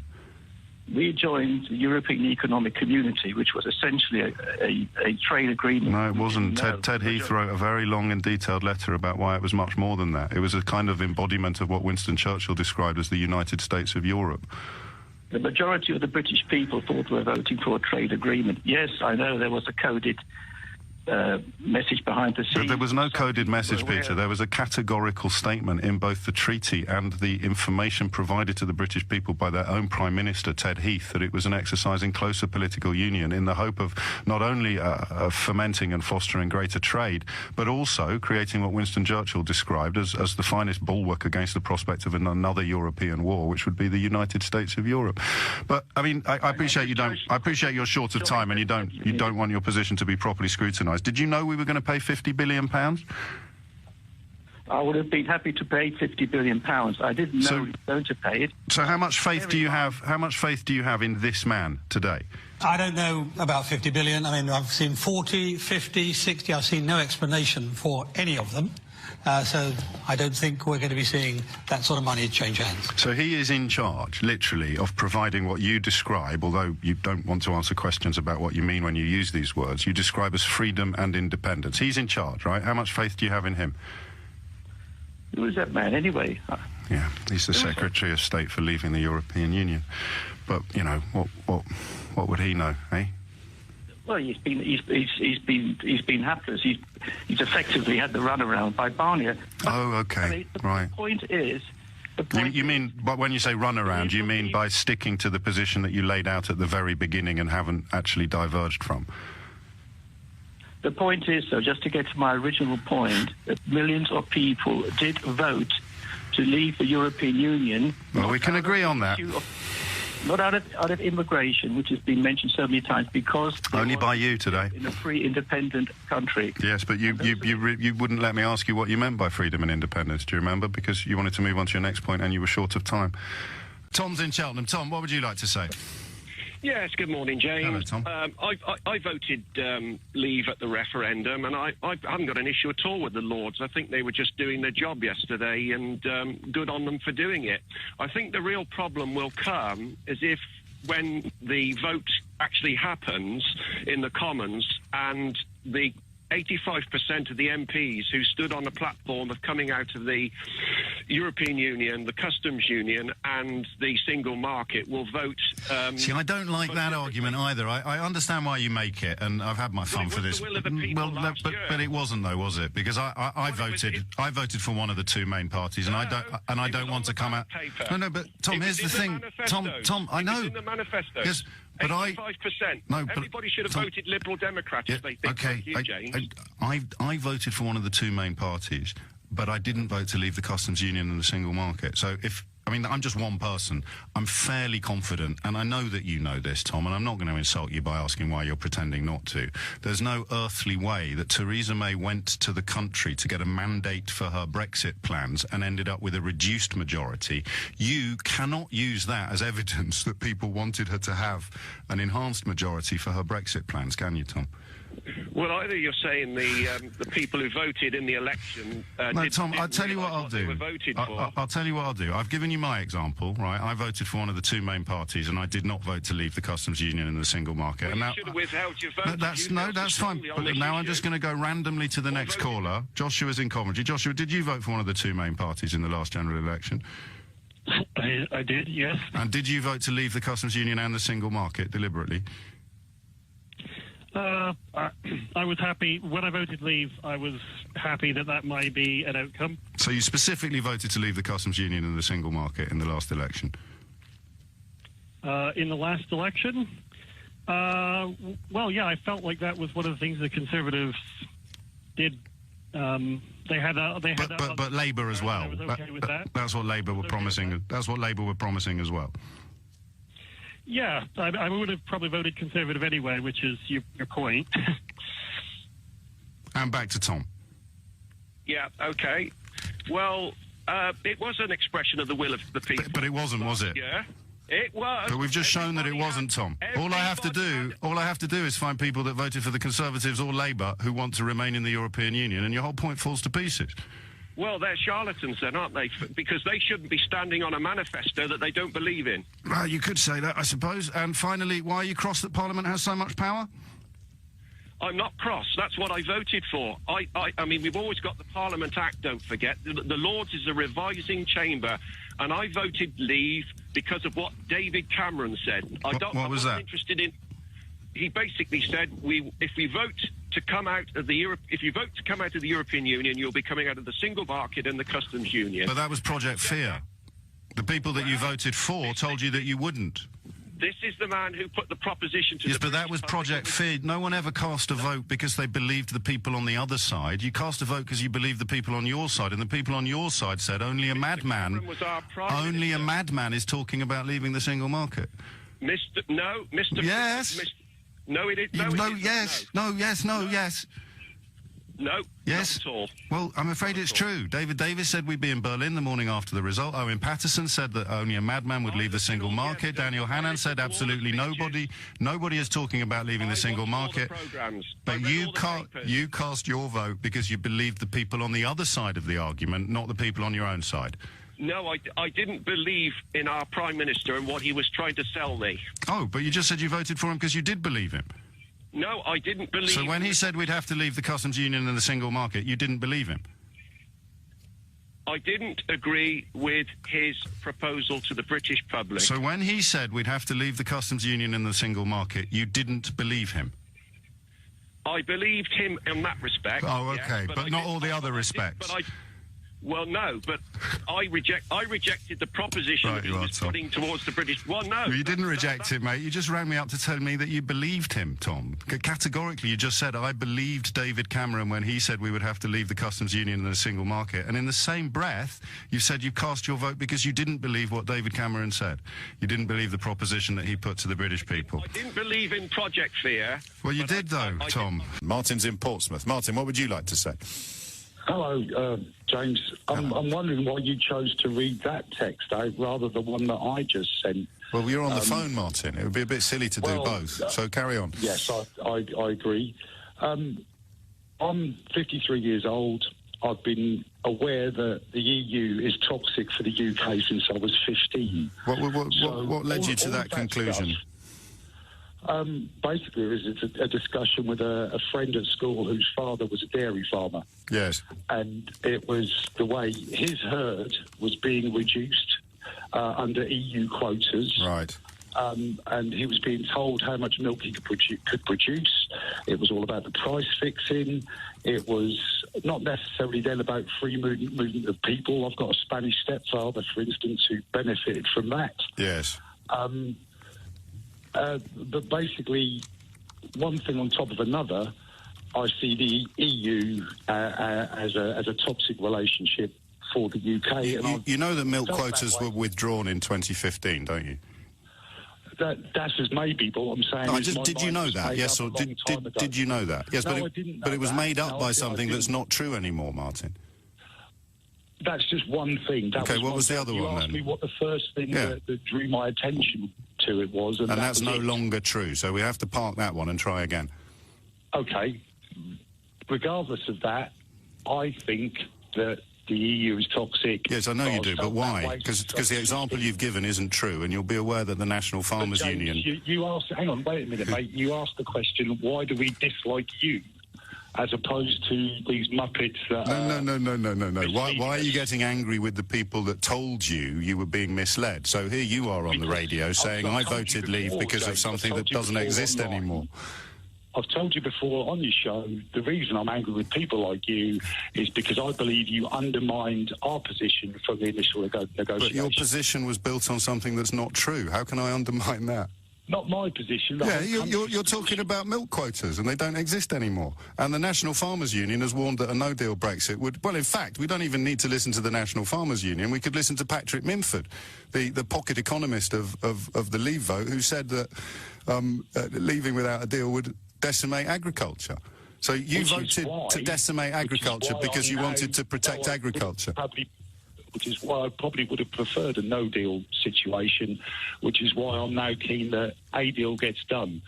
But sorry, just run me through that again. 39 billion out of us in a divorce bill, yes, when we've already paid way more into the EU than the majority of the other 27 member states. So, well, that's A, that's not true, and B, the return on what we pay into the... the return on what... Martin, none of this becomes true just by repeating it. The return on what we pay for single market membership is estimated to be between 800 and 2,500%. So... there's no such thing as milk quotas, but you know the EU is toxic. That's a very strong word. Just provide a little bit of evidence before we bid each other good day. Okay. The setup where we've got now freedom of movement and the NHS and other parts of business are using trained and qualified people from the EU to fill job roles. 43,000 vacancies in the NHS at the moment, mate. Yeah, and they should be being filled by some of the 1.35 million unemployed. 43,000 vacancies in the NHS. I'll double-check that. I'm doing it off the top of my head, so forgive me if it's slightly higher or lower. But what's your point again? When there's tens of thousands of vacancies in the NHS, there's too many foreigners filling the jobs that aren't vacant. Hang on, just can you stop talking for a second so I can get a sentence out, mate? As soon as you start making sense. 1.35 million people unemployed, which is low. How many of them are qualified doctors and nurses? No, and they're not qualified doctors and nurses because our training infrastructure has been run down. But there's tens of thousands of vacancies. Has been able to use free movement of people. But there's tens of thousands of vacancies. I'm not understanding what you're saying because I can hardly hear you, but... OK, well, a minute ago you were complaining I was talking too much, and now you're complaining that I'm not talking loud enough. I'll say it again. There are tens of thousands of vacancies in the NHS. How can there be too many foreigners in it? The reason there are all those vacancies is because our training infrastructure has been run down by successive governments using the free movement of people as an excuse so that they can fill those vacancies from the EU. So it had nothing to do with the EU then? It was successive British governments lying? No, James, for once we're in agreement. It has nothing there we to go. do We got there in the end. So your reason for voting Leave had absolutely nothing to do with the EU, and your other reason for voting Leave ceased to be true in about 2015. You crack on, mate. And I know that you haven't budged 1 millimetre. The EU's toxic. Something about cows. Foreign nurses. Paul's in Birmingham. Paul, what would you like to say? Yeah, hi, James. I just one central point, really, which I think is a big reality at the heart of Brexit that rarely gets talked about. It's a massive commercial negotiation at the heart of Brexit. £40 billion. Yeah. What does it buy us? And like any large-scale commercial negotiation, the only time that gets sorted out properly is in the last few days and hours before the deadline. David Davis made this point very early on. You're talking about leaving the European Union rather than negotiating a trade treaty? Both. No, because the trade treaties... Have you seen the Japanese-EU trade treaty? Have you actually seen it physically? No, I haven't, no. OK, it's the size of a phone box on paper when you line up all the books, and there's no way that was cobbled together in the last few hours, mate. They take years and years and years to do. And what worries me about the analogy with commercial negotiations and Brexit is that they are two completely different things. Because if you're doing a commercial negotiation and you walk away, you keep what you've got. You keep the business and the arrangements and the trade that you've got before the negotiation started. Brexit's not like that. James, no, it is, James, in one crucial respect, because the only time we get any commercial traction for our money is when we're bang near the deadline, and the 27 EU countries and the EU representations in the negotiations realise that they might not get that money, and that's when they'll come to the table and start respecting some of our red lines. For example, but they already respect our red lines. So what do you think the EU could do, Paul, that would make Theresa May's situation easier? I think we've been architects of our own downfall. I'm going to be a bit hectoring because I'm a little short of time. I need you to tell me the things that you think the EU is going to concede on as a result of time passing. Okay, well, I believe that in the days before the deadline, they will consider and agree a Canada-type deal, a free trade Canada-type deal, with all the other ancillary issues and difficulties like Northern Ireland and Southern Ireland border, that will have to be sorted out in the transition period. How will it be sorted out? Because you know they're not going to sign any deal until Ireland is sorted out. They've been absolutely adamant about that. Well, I think it's much as I envy your optimism, £40 billion. Yeah, but you can keep saying that in the days and hours before the deadline. Yeah, that will fall away. Yeah, but the thing is, mate, when I asked you what they're going to do, you said something that's impossible. No, you're giving us a Canada-style free trade deal. They can't give us a trade deal until the Irish border is sorted. That is one of the few things on which everybody can agree. I don't understand why any technical reason why the Irish border issue can't be sorted out in the transition period with a long stop. Because the thing that, well, number one, she's ruled out the backstop, not the long stop. Number two, it was agreed in December of last year that there will be no trade deal until the Irish border situation is solved. And number three, the Good Friday Agreement demands identical trading situations on both sides of the Irish border. It's impossible. It's not just like hard or tricky or a bit political. It's categorically impossible. So what I'd like you to do, we've only got a minute left, if you had to point to your biggest influences politically or the people who have informed your thinking the most, who would they be? Who's led you to this ridiculous place? Well, I'm an old-fashioned Burkean conservative, so I'd say Edmund Burke. Well, Edmund Burke and Brexit are a couple of hundred years apart. So in terms of you still clinging to the idea that there's a unicorn on the horizon with regard to Brexit, leading you, an intelligent man who can quote Edmund Burke, to argue the polar opposite of reality, who is it? Who is it that's done this to you? You're very eloquent, but your characterisation is seriously mistaken. Yeah, so just answer the question. Who's done it to you? Who's led you to a place where you come on national radio to argue that the solution will be something that... Edmund Burke. Oh, all right. So remind me, Edmund, what chapter was it he wrote about Brexit? Well, no, of course it was a different time talking about... So when it comes to Brexit, who made you think that the impossible was possible? I'm sorry, but I just don't accept that characterisation. The British government... So when it was agreed in December that there can be no trade negotiation completed until, and not even begun, actually, it can't even be... It can't even be... We should never have agreed that. No, we should never have agreed Paul, that. that's a very different thing. Okay, mate, the more you talk, the worse it gets, all right? Because you are now arguing that the thing we agreed to in December didn't happen. No, I'm not saying it didn't. Yes, you are. No, I'm saying it's a mistake for us to agree to it. Right, so it did happen, and we now work against the backdrop of something that happened. And what happened was, at the EU's behest, we agreed there cannot be a trade agreement until the Irish border problem is solved, and your solution to the current situation is that we'll sign a trade agreement without having solved the Irish border. You are literally arguing that night is day.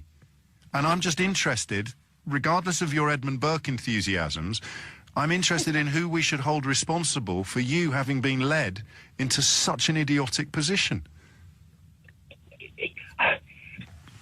All I'm saying, in essence, yeah, we're all on the Brexit train, whether you like it or not, leave or remain, we're all on the Brexit train. And rather than argue about the scenery that's passing us by... We're arguing about reality, Paul. I live in it. You're still clinging to an alternative. So I'll ask you again.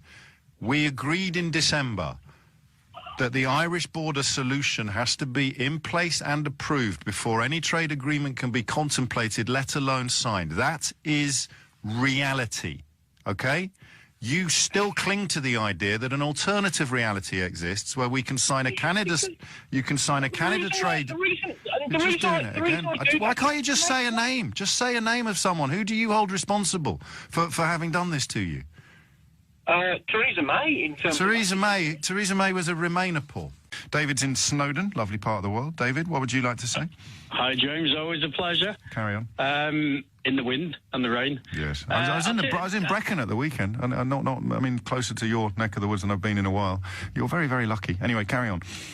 Okay, I'll tell you what it is. When you come out with these experts and that, and he comes across as a very genuine guy, and he comes across as a guy that is putting a lot of effort into his job. But when I hear you come out with these experts and that, to me, I'm just a layperson. I'm just a worker. And these people are running the company. It's like Gina Miller. When she talks, she talks about the country as if it's a limited company. And for me, I don't see the same things as these people. I don't see these. I'm not going to get these vast profits due to mass migration. I'm not going to get these vast profits due to trade and everything. Have you got a mortgage? 1,000 jobs. Sorry? Have you got a mortgage? Yeah, I have got a mortgage. But I will never ever be able to. You have interest rates on your mortgage. Yeah, well, I mean, it's fixed mortgage anyway. The top line of Mark Carney's analysis is, of course, house prices and interest rates, which has nothing to do with big business and everything to do with people like you, David. Well, yeah, but the thing is, if I was going to lose some money on my house and that, I mean, house prices are over-exaggerated anyway. I mean, you want to lose money on your house? Well, nobody wants to lose money, but I think in a modern society, I think if the house comes down in value, if interest rates go up and the house comes down in value, you could end up owing more than the house is worth, of course. But you also assume that I could afford to actually sell my house, and the way I'm not assuming anything, mate. You're the one that wants it to be worth less than it is now. I will probably be in this house until I die because I couldn't afford to. Well, let's hope that you don't move into negative equity then, because unless your income goes up, which he's also saying it won't, you could end up not able to meet your own. But it has. Not able to meet your own mortgage payments. So let's just go back. James, hang on, mate. I want to go back to what you. James, can I just say? No, you pulled me up on the thing there. You said about negative equity. Yes. Right. And since the Brexit vote, and since the flood from the EU has been drying up a bit, there is a lot more work, there's a lot more opportunity, and the wages have gone up. Well, so for you, for Brexit has been sort of great for me and the wife. What line of work are you in?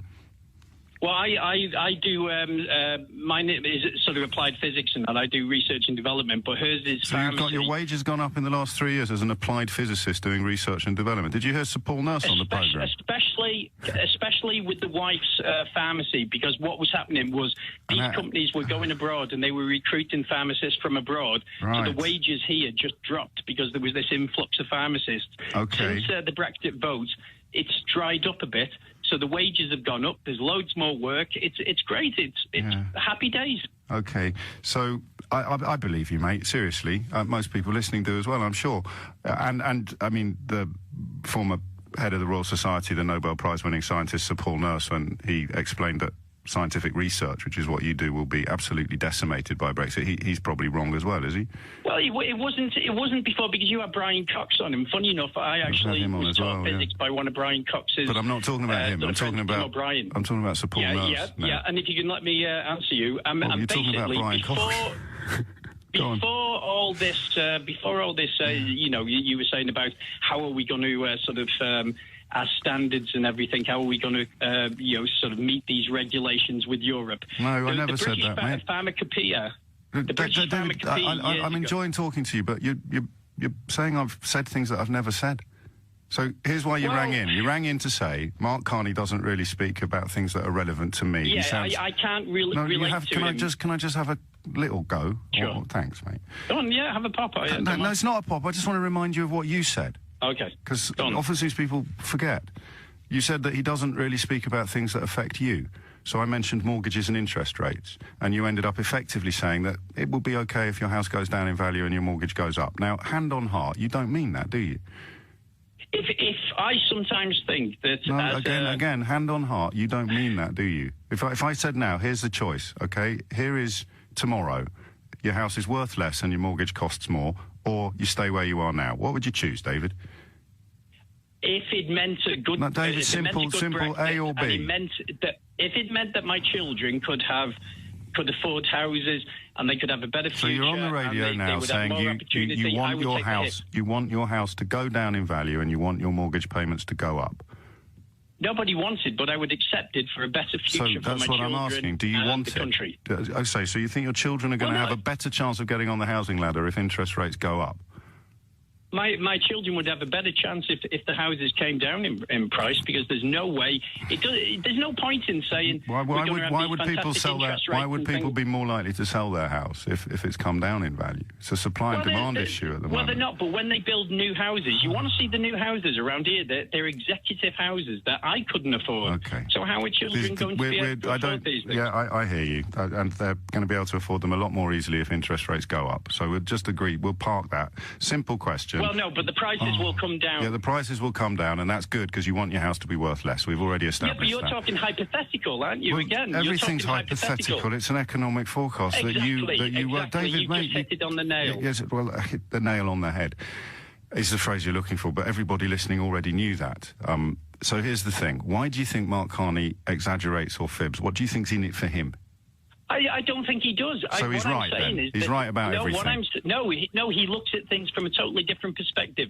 Things that affect big business and they affect people who've got it's mortgage rates and house prices. How can you say that only affects... It won't affect my children. If the house prices drop down by a third tomorrow, my children would be better off in that. At least they could raise a deposit. I love you, mate, and I hope you're right. I really do, for your children's sake. The worst recession since the 1930s, and you think it would be great. No, I didn't say it would be great. I was saying you've got a different interpretation. Well, I have. Yeah, I think crashes are really bad, and you don't, and that's fine. Gareth is in Matlock. Gareth, what would you like to say? Hello, James. Hello, Gareth. Well, I think I've got about 10 years on you because... I'm 46 3/4, Gareth. Well, I'm 55. Yes. So I can say that I went to school, the comprehensive school, in the 70s. And I remember seeing my geography teacher gave me a map showing all the prospective European highways that were going to be built with our connections with the European Union. Now, this was in the 1970s. Yeah, that was in the 70s. Right. You know, it was all a big focus on the bright future for Europe, which, you know, it has been, and we've had a lot of good connections with Europe, and we still do. But the problem is, I don't think we've ever actually participated properly. And I think, in a certain extent, the country as a whole has taken its eye off the ball. Being a member of Europe has made us quite lazy. I've lived in France in the 90s. I've seen... Thanks to freedom of movement. All the infrastructure. Yeah, freedom of movement, I agree. But then again, in the same house I lived in, I was living with some Americans who didn't have freedom of movement, and one of them still lives in Portugal. So £48,000 a year you'll need to be earning to work in Germany as a third country. But in any case... Yeah, carry on anyway. My sort of vision for leaving Europe wasn't walking away from Europe per se, but it was that we could have a bright future and we could focus on renewing the country. We need some new infrastructure and we need to do it ourselves. I think it's made us lazy. I think one of the routes that we're supposed to... Well, I'm not lazy, and I thought we already had a bright future. So what sort of infrastructure are you talking about? Roads, bridges, tunnels... Just things that we should be doing ourselves. You mean like HS2, the Channel Tunnel, Crossrail? Well, maybe as Boris says, we could build a bridge to Northern Ireland from Scotland. Yes. But the thing is, what I'm trying to say I'm not going to let that pass. I apologise if it feels as if you're being hectored, but Boris Johnson's suggestion to build a bridge to Northern Ireland is that, even by his standards, it's absolutely insane. So I'd ask you, in addition to HS2, Crossrail, the Channel Tunnel, I'm sure there's a few others, but they currently elude me. What would you like to be building? I'm talking to you from Derbyshire. Yes. I'm a councillor in Amber Valley. Yes. And the last big project we had was when they put the A38 from Derby towards Mansfield across our Amber Valley Borough Council area. Yes. And in the early 80s, there was supposed to be a road that went from the M1 to the A38. Yes. Part of that road was never finished. And that was because we were in the EU? Well, no, it's just that we need to... So when we leave the EU, will they finish it?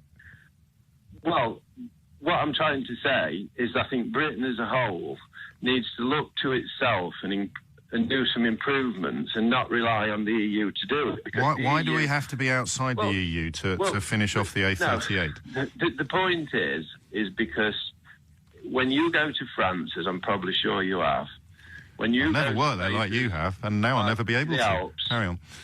I've seen motorways, bridges, tunnels under... But they're all in the EU. You can't imagine. Yeah, they're in the EU, but these... So they haven't been prevented from building infrastructure by membership of the EU. You can't really say to me, we need to leave the EU to build infrastructure. Look how much infrastructure there is in France and Italy. That doesn't work at all, does it, Gareth? The focus of EU development and its aspiration has been to put money in projects in other places and not the United Kingdom. You've seen in places like Ireland where they've had roads that go to nowhere. No, we as a country need to have... Can you name that road? Well, I don't know. I've been told. Yeah, but can I ask who told you? Well, there are roads in Ireland. There are roads in Ireland, but can I ask you who told you about the ones that don't lead anywhere? Listen, I've got no problem. I am listening. That's your problem. But no, well, you listen to me for a little bit. I have, and you said there are roads in Ireland that don't go anywhere. I'm asking you to tell me about them. The United Kingdom can do better in the next decade. You're telling me the United Kingdom can do as well as France when it comes to building infrastructure? We can have a better relationship with Europe as a third country. Right. We can still travel to Europe, and we will have a much better relationship with them. But we haven't agreed that. It's about time we made a better country for our children and our grandchildren. Leaving the European Union isn't going to achieve any of that, is it, Gareth, as you've just proved? It will be something. It will be an astonishing advantage. It will be an astonishing advantage. Details, Gareth? Details? The details are in 10 years' time. Yeah. We will be a better outward-looking country. That's not a detail, mate. We've never participated with the European project properly. But you lived in France. We didn't go into the Euro. You lived in France. Yeah. How can you say that we didn't participate with the European project properly? I'm inclined to agree with you, but you're not a very good example. You worked in France. Wait a minute. I am. You don't have to be a member of a union of countries to go and live in another country and work. No, but you have to have an agreement with them. You just have a visa. You have to have an agreement with them. And having a visa... Yes, but Gareth, here's the thing. Gareth, come here a minute. Here's the thing that you're now doing, and you probably don't realise it. I'm going to let you off the roads in Ireland that don't lead anywhere, all right? Because it's nearly Christmas, and most of us are thinking about the other Chris Rea song, all right? We're not thinking about the road to nowhere. We're thinking about driving home for Christmas. So we'll let that pass. I may resurrect it in January. What you're doing now is telling me that it will be better 10 years from now because what you can currently do without a visa, you'll be able to do with a visa. How do you think you've ended up doing this on national radio? We will focus. Instead of... Listen, we've become lazy. Our civil servants... You've said that 7 times now. So here's the question. How is visa-free travel somehow inferior to visa-necessary travel, Councillor? Make any difference because if I want to go to this summer I went to America and I had to get on holiday. an ESTA. Yes, I had an ESTA and I went to America. And if you'd gone to France, you wouldn't have had to jump through that hoop. So you're arguing now that hoops are better than no hoops. So according to our withdrawal agreement, yes, we're going to be able to travel to France in the same way that we always are. Only during the transition period. Well, Well, we'll see what. But you knew that. You're an elected politician. Can I ask what party you represent in Matlock? I'm Conservative. Oh, gosh. Ken is in Hale Zone. Why do you think they're doing it, Ken? Good morning, James. Let me put my position into some kind of perspective. Did you just have a crack at answering the question first? Why do you think Yes, I will do, good. but it's important that you know, hold on, I was a Leaver, a Remainer. Of course you were. Strong Remainer. Yes. Absolutely distraught when we came out. Yes. And now I've sort of moved a bit over to the other side. Right. Now, the comment that tempted me to phone you is the thought that Tony Blair would stick his head above the parapet for the benefit of moi, for the benefit of me, just beggars belief. Well, it wouldn't just be you, Ken. It'd be the country that he was elected to lead on 3 separate occasions, wouldn't it? Yeah, I know. He sticks his head above the parapet because... Well, OK, well, let's leave him out. Let's leave him out of it, then. Let's talk about John Major or Gina Miller. What do you think motivates all of these people to expose themselves... Hang on, I haven't finished. To expose themselves to precisely the sort of feelings and words that you've just described yourself suffering from. So why do you think they do it? Anybody who has a deep belief will expose themselves to ridicule from people who happen to have an opposite opinion. But you don't have an opposite opinion. You voted to remain. I voted to remain. So you said, yes. So what do you think? What do you think motivates all of these people who are talking about? I mean, the Road Haulage Association. Why would the government not be telling the truth to the government about delays at Dover or the British border in Ireland? Why do you think Mark Francois sticks his head above the parapet and argues the other side? Well, because he's desperate for attention and not very bright. But I asked you the question first. OK, well, let me apply the same ridiculous statement to Tony Blair. He's not very bright. Right. I mean, you can't just... James, you're in a privileged position. I don't want to talk about me today, Ken. You haven't answered my question yet. What motivates... Mate, you're supposed to be... You voted to remain, remember? What motivates them is their belief in that we should remain. And why do they believe that? Because, well, why do you believe we should remain? Because I think that leaving will be disastrous, and I have got pages and pages of evidence to support that position.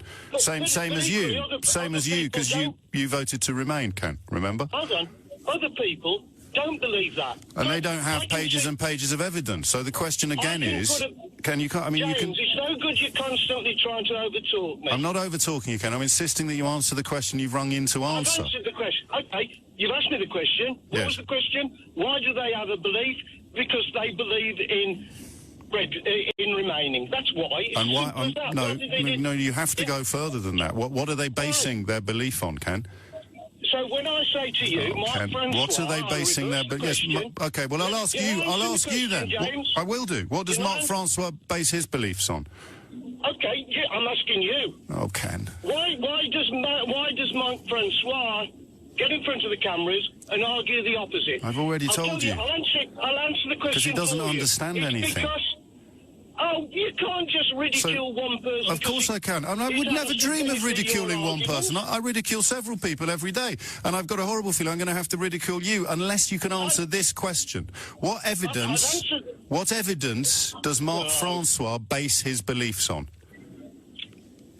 All kinds of evidence he's collected over the years. He's not an idiot. Go on, then. What about Jacob Rees-Moggs, then? Well, we started with Mark Francois. We can move on if you want. But first, tell me what's the favourite evidence Mark Francois has cited in defence of what you call his beliefs?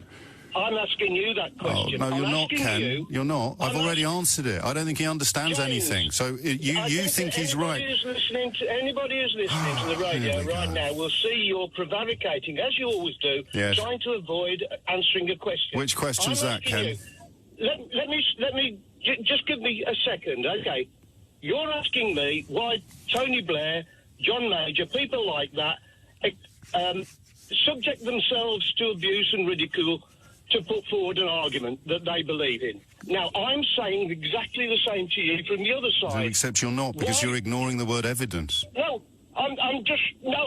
forget evidence. I refuse to forget evidence, Ken. I'm sorry if you feel that I'm talking over you again, but we can't forget evidence. You are so verbally agile. No, I am verbally agile, Ken. You're right, but I'm also asking you a very simple question. Where's the evidence for what Mark Francois believes? Where's the evidence for what John Major believes? Well, you've got Operation Yellowhammer. You've got most of the Royal Colleges of Medicine. You've got the government's. You've ridiculed Operation Yellowhammer. No, I haven't. No, I haven't. You have? No, I haven't. Play some of your recordings back. No, I won't, Ken, because it'd be boring for everybody else. But you've asked me, Ken, you can't keep doing this. You keep asking a question. I answer it. Oh, Ken, this is awful, mate. I'm not trying to talk over you, Ken. You can press your button to switch me off any time you choose. Well, exactly, and I didn't, did I? So why mention that? As long as I'm on here, I'm going to ask my question. Go on, Ken. Ask it again. If you apply a bit of balance and ask the same question... But I just answered your question. The other side, you're asking the question, why do they put the head above the parapet? Yes. I'm saying exactly the same. No, but you're not, are you, mate? Are you? Right, Ken, I'm going to pause you now, because I've let you had a good old run out, and no, Ken, just calm down, my friend. Yes, I have. I have. Let's just run over it again, okay?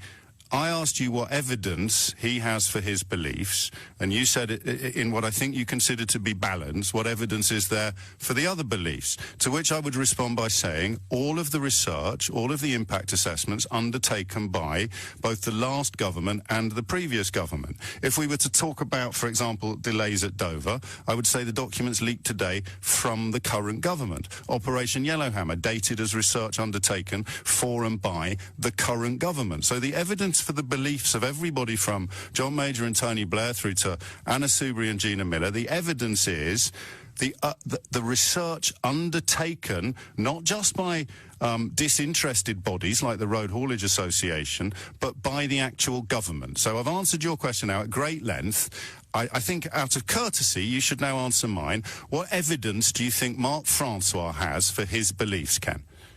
What I should ask you, what you said that Marc Francois was an idiot. When I said, what about, did you or didn't you? Yes, I think he is an idiot, mate. I don't think that's controversial. So now I'm asking you to Ken, where's the evidence? Ken, just mate, I've done it. We've run through it all now 1,000 times. Ken, we've run through it 1,000 times. I've answered your question. I've given you where the evidence comes from. Where does Marc Francois get the evidence for his beliefs? Fill your boots. Somebody else. You think you can talk out an argument all the time. Yes. If your argument is strong enough, you'd shut up and you'd bloody well listen. I have. I'm going to take Where's the evidence? Pleasure of curtailing my discussion with you. But you complained a minute ago. You complained a minute ago that that's what I do. You cannot answer the question. Where's the evidence? I think your question is a reasonable one. I'm answering it by choosing to say, yes, ask it of the other side. I have. They say Operation Yellowhammer, they say the Road Haulage Association, they say the impact assessments. What do you say? Well, I'm saying purely for the purpose of balance. Yes, so balance out the evidence, Ken. Here's lots and lots of evidence. Where's your balanced evidence? Your arguments would be so much stronger. Honestly, you're a very articulate bloke. I'm not patronising you, but your arguments would be so much stronger if you just applied a tad of balance. I am. So in order to balance, yes, here we go, Ken. You see, you're shouting over me while accusing me of doing the same to you. You're threatening to cut yourself off while accusing me of threatening to cut you off. Here we go. I listened to Nick this morning. Ken, here's the question. Here's the question. Listen to his balance. Okay. He's clearly right-wing, yes. but he has balance. Well, how do you know that if he's balanced? I beg your pardon? How do you know that if he's balanced? Because I hear him putting both sides of the argument. Well, how do you know he's clearly right-wing? How do I know you're clearly left-wing? Well, you're drawing a contradiction between the two of us. No, I'm not. Ken, you actually are, mate. As you always do. As you always do, you're making me feel silly. Right, I'm late for the news. Final chance. I've given you all of the reasons, all of the evidence for why people believe that crashing out of the European Union with no deal would be disastrous. Most of the evidence comes from the actual government that's doing it. I want you to give me one little scintilla of evidence that you think supports the beliefs of people like Marc Francois. And this is balance, Ken. This is your big opportunity. This, in the words of Martine McCutcheon, could be your perfect moment. How would you balance out, just off the top of my head, Operation Yellowhammer? Where's the evidence? Where's the documentation? Where's the expertise? Over to Ken in Halesowen now. in general terms, I'm telling you, or I'm requesting you, as a respected broadcaster, to apply a bill of balance. Yes, go on then. Provide it. As I recall, you didn't last on Newsnight very long because you didn't apply balance. No, Ken, I had to leave Newsnight in order to keep telling the truth to people like you. So, final chance, that balance that you crave, where's the evidence, Ken? Ken? Ken? Oh. Gareth is in Chard in Somerset. Gareth, what would you like to say? Hi, James. Yeah, I was a Leave voter. Okay. Right through the referendum, I was kind of on the fence, didn't really know which way to go with it, and was listening to a lot of arguments from either side, to be honest with you. Yes. I ultimately opted for Leave because I don't think I would have voted to go into the EU Why at not? that point. I mean, I feel regulation stifles innovation, and, you know, innovation what is sort of what drives forward the... So I work within the financial services sector, and to be compliant within the financial services sector costs you millions of pounds, particularly for the large organisations. There was this whole thing called Solvency II, I don't know if you've heard of that, but that costs billions and billions You of think pounds. the financial services sector would be improved by not having access to the European Union markets, or you thought that we might be able to do a deal which allowed us to continue to sell financial services? If I reference the analogy that your last caller gave, with just regards don't worry about that. Just answer my question. You thought that the financial, So when you leave a golf club, you can still go and play golf there, right? Yes. So they don't want you to not come and play, and ultimately, not at the best golf clubs, Gareth. You try and do that at Glen Eagles. Yeah, this is true, but you know, unless of course you can afford to take out a hotel room at Glen Eagles, and that would involve paying Glen Eagles a fortune in the short term whenever you wanted to play. But that, of course, is what passporting was designed to prevent the financial sector from having to do. So I'll ask you again: did you honestly think that the financial sector would be able to improve its position by removing its free access to the biggest single market in the world? So I'll answer it in an oblique way. If you I'd rather you just said yes or no, mate. It's not a trick question. Well, I'll still answer it the way I want to answer it. So there we go. There speaks a Brexiteer. I will answer your question, but not the one you asked. I'll answer the one that I would rather you'd ask. Ultimately, the yes or reality no? of our political class is they should be able to negotiate something for us. The fact that they haven't been able to do that is something which many of us didn't anticipate when we were going through. It's almost as if people had told you to hate the EU because it didn't defend its members' interests, and now telling... I don't hate Of course you don't. It's a figure of speech. Okay, people who told us that we should leave the EU because it's rather good at defending its members' interests. It's the politicians' fault that they couldn't somehow negotiate a better deal than the one you can actually describe. There was an interview that was held on the BBC yesterday, so on another news channel yesterday, I should say. You can say the BBC if you want. Again, with one of the senior members of the EU. I think it was either Tusk or Juncker. I can't remember which one it was. You kind of have to for this to be relevant to anything, don't you? So it was I think it was Juncker. Anyway, the reality was that he was unwilling to accept any responsibility from the EU, saying it was entirely down Britain's responsibility to prove the importance of being a part of the EU. Oh, yeah, and it's that intransigence, that lack of willing to accept any responsibility for the way that the vote went, which means I would still probably vote the same way that I did when it went 2 years ago. So it's not for everybody. No, I know, but you need to be able to explain why. And I like your line about you want less regulation in the financial sector. And you're perfectly entitled to reject the received wisdom. But what was generally regarded to be the main reason behind the global financial crisis of 2008, Gareth? So what was it as the subprime problem in the US? Too little regulation of the financial sector, mate. In the US? Well, yes. That wasn't. We were. You voted for less regulation in the EU. We feel the ripple effect. The EU is so heavily regulated when compared to the US. The US has 50 different sets of regulation. Yeah, so you want less regulation of the financial sector? The last global financial... Well, you did. You came on and said regulation is an enemy of innovation. I said that the increasing amounts of regulation are stifling innovation because it's too expensive to be able to operate. Okay. I'm not arguing against regulation. Mate, you don't know what you're arguing. To my mouth. You don't know I do know what I'm arguing. What I'm saying is it's very difficult for all of these negotiations to take place. And the point that I was trying to make initially is there are 17.4 million different opinions for the reason to leave the EU. And the polarised perspective that's often given by Remainers, saying that we're all bigots or we all don't understand. You see, you're putting words into people's mouths now, and I understand why. No, I'm not. I'm just repeating what's been said by you and your. I haven't called you a bigot. No, I know you haven't. I haven't called you stupid. Well, I call bigots bigots. I call racists racists. I call silly people silly. But I don't generalise about 17.4 million people, not least because it involves some of the people I love most on this planet. But now that everything has fallen apart around you, you have to turn it into this ludicrous he said, she said. Well, I'm glad I voted Leave because you called me names. Gareth, mate, you won. Get over it. Lee is in Croydon. Lee, what would you like to say? Yeah, good morning, James. Hello, the point made about are you happy today or are you, like, not happy? I'm happy that we're actually leaving, that it's going through now. But I am not happy because, obviously, it's 40 billion pounds we're paying. Let me read you a tweet from September the 21st of this year from one of my favourite listeners, Incorrigible FCA. After the phony war, we are finally getting down to brass tacks. UK says 20 billion, they say 100 billion, 40 billion pounds is where the smart money is. It shouldn't have come as a surprise to anyone who listens to this programme. No. The surprise is that people don't actually realise what that's for. It's not them just being nasty and saying, oh, it's a divorce settlement or whatever. Because if it is, I want half the buildings that we paid for that are in Europe and everything. No, but that doesn't make sense because everybody on the Remain side has been explaining all along why we have to meet our financial responsibilities. You could be making a case for saying people on the other side have been lying to their supporters, but I'm not going to argue with that. They've lied to them about everything.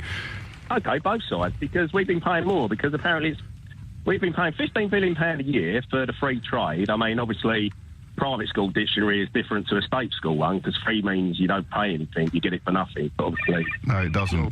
Free means it hasn't. Free means it hasn't got tariffs in place. It doesn't mean because if it's free, it's not trade. It's just gifts. All right, but 15. You don't have to go to private school to understand that, Lee. Well, free to me is like when someone says, "That's a nice watch, Lee. How much you pay for that?" And I thought, you know what? I didn't pay a penny. Got it for free. Yeah, anyway, no, well, free trade would have involved you buying it without any tariffs being put in place on import and export of that watch. But we're going down another rabbit hole, Lee. I'm not... Right. Let me hear me out, because it's took a year to... I've hardly spoken.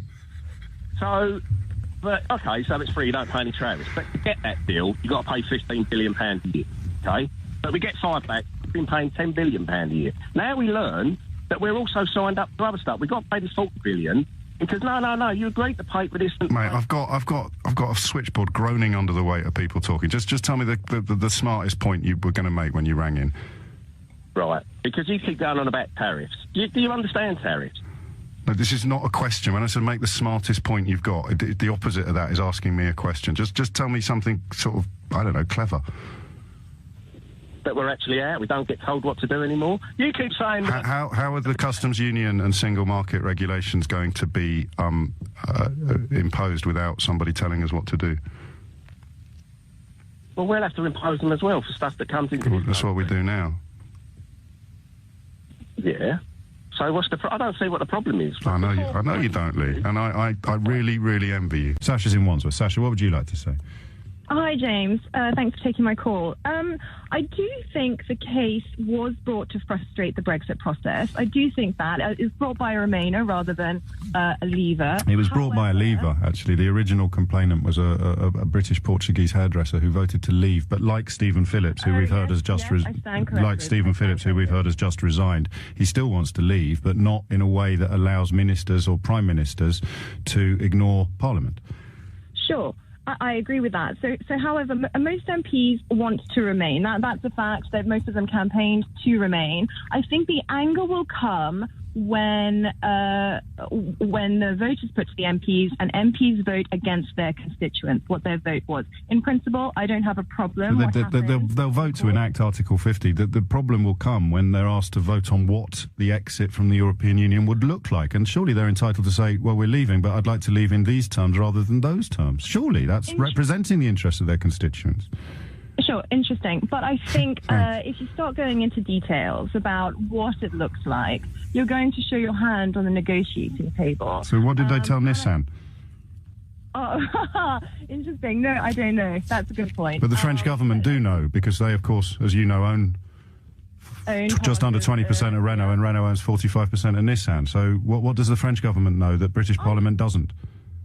I think the Conservatives were brave enough to bring the referendum to the people. Fascinating, but nothing to do with the question I just asked you. Mm-hmm. Say again? If we've got to keep our hand secret, what have we shown to Nissan? I don't know. You're right. I don't know what they've brought to Nissan, but I would prefer them to do sweetheart deals to keep business going and keep the economy going.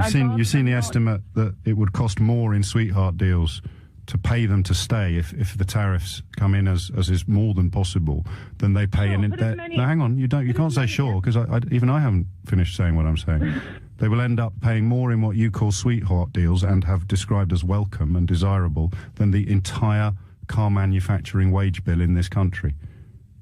Okay, so instead of just focusing on car manufacturing, why don't we say we're going to slash business rates? Because we're talking about sweetheart deals and we're only aware of one. So let's focus on the thing that you've chosen to talk about, which is sweetheart deals.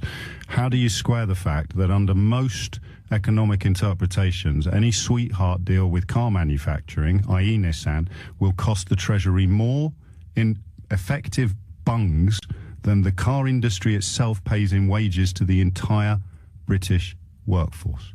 How is that? Just tell me how that's a good thing. But there's 7,000 people that work in Nissan whose jobs are on the line. Talking about the entire car manufacturing industry in this country. How many people work in the car manufacturing industry? The government are going to pay more in what you have called sweetheart deals, and forgive me, Sasha, it's always interesting to hear people use these phrases without being entirely clear what they mean.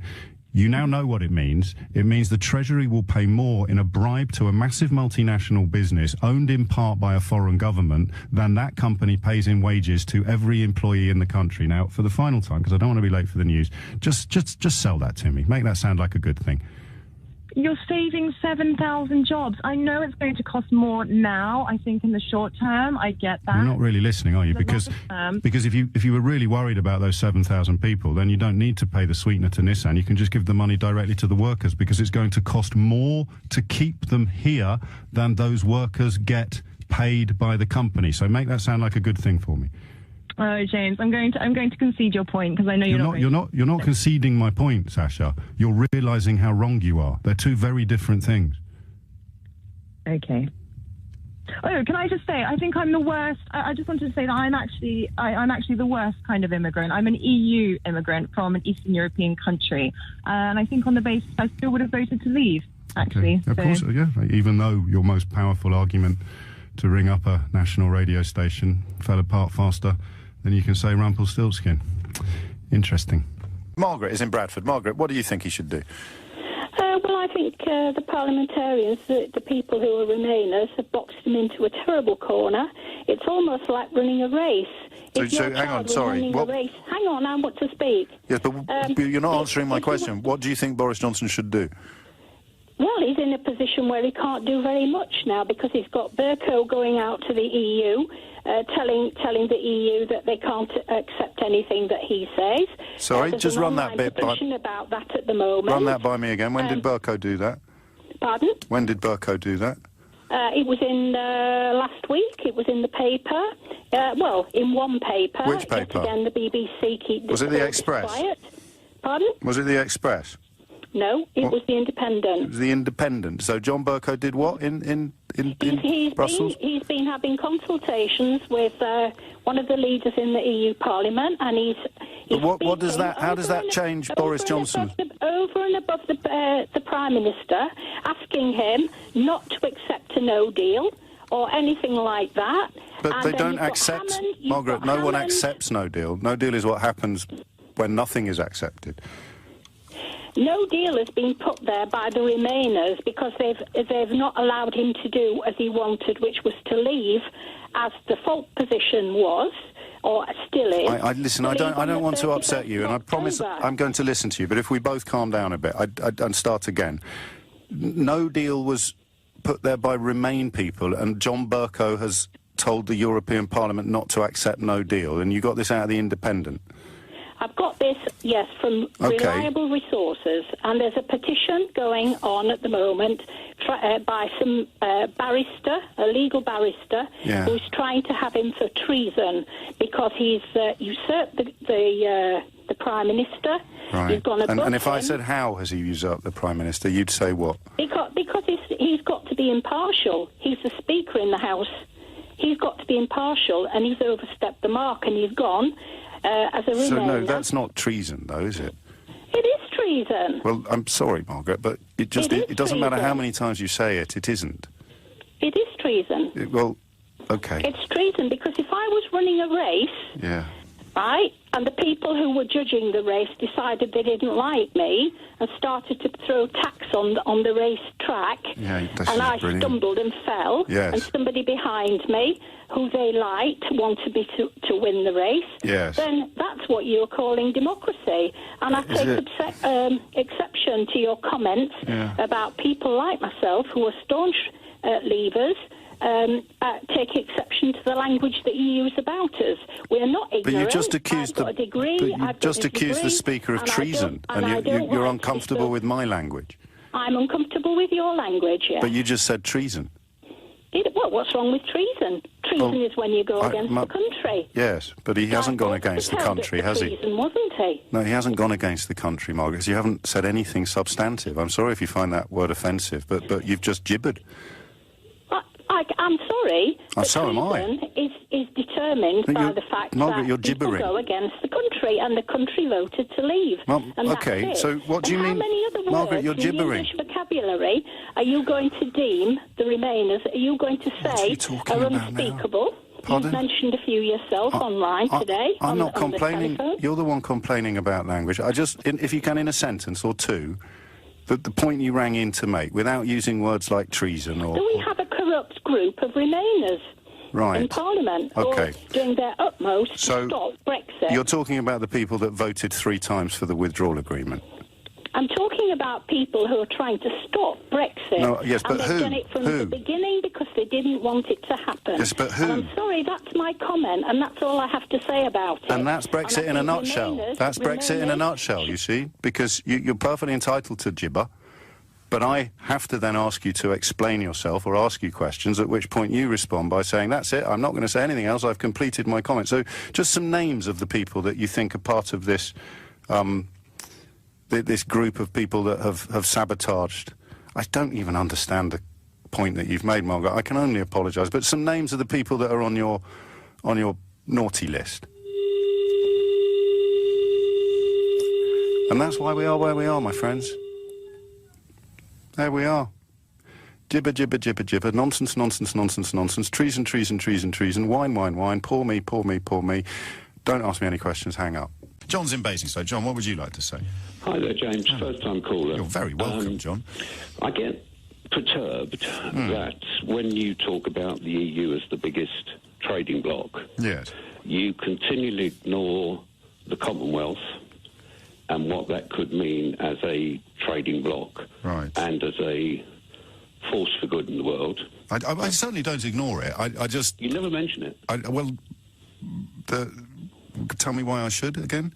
Because what countries has the potential for being the biggest trading bloc in the world. The Commonwealth? Yeah. But they don't have free trade agreements with each other. But we can, as a Commonwealth, be as So what sort of countries are you thinking of? As a trading bloc. It then has the emerging nations. So what sort of countries are you thinking of to replace our relationships with, say, France and Germany? The Commonwealth. Yes, which countries? Of the Commonwealth. Which countries? All of them. So name a couple. India, Australia, New Zealand. Yeah, they're quite far away. And? Well, trade means India is transporting one of the biggest emerging nations. Yes, I know, but they're quite far away. Yeah, but is India one of the biggest emerging nations? Oh, probably, yes. I don't. Well, there's no probably. Point do you think you're making? Well, that would then give you a huge trading bloc. Yes, but you know there's a shop at the end of your road, and there's an enormous shop in India.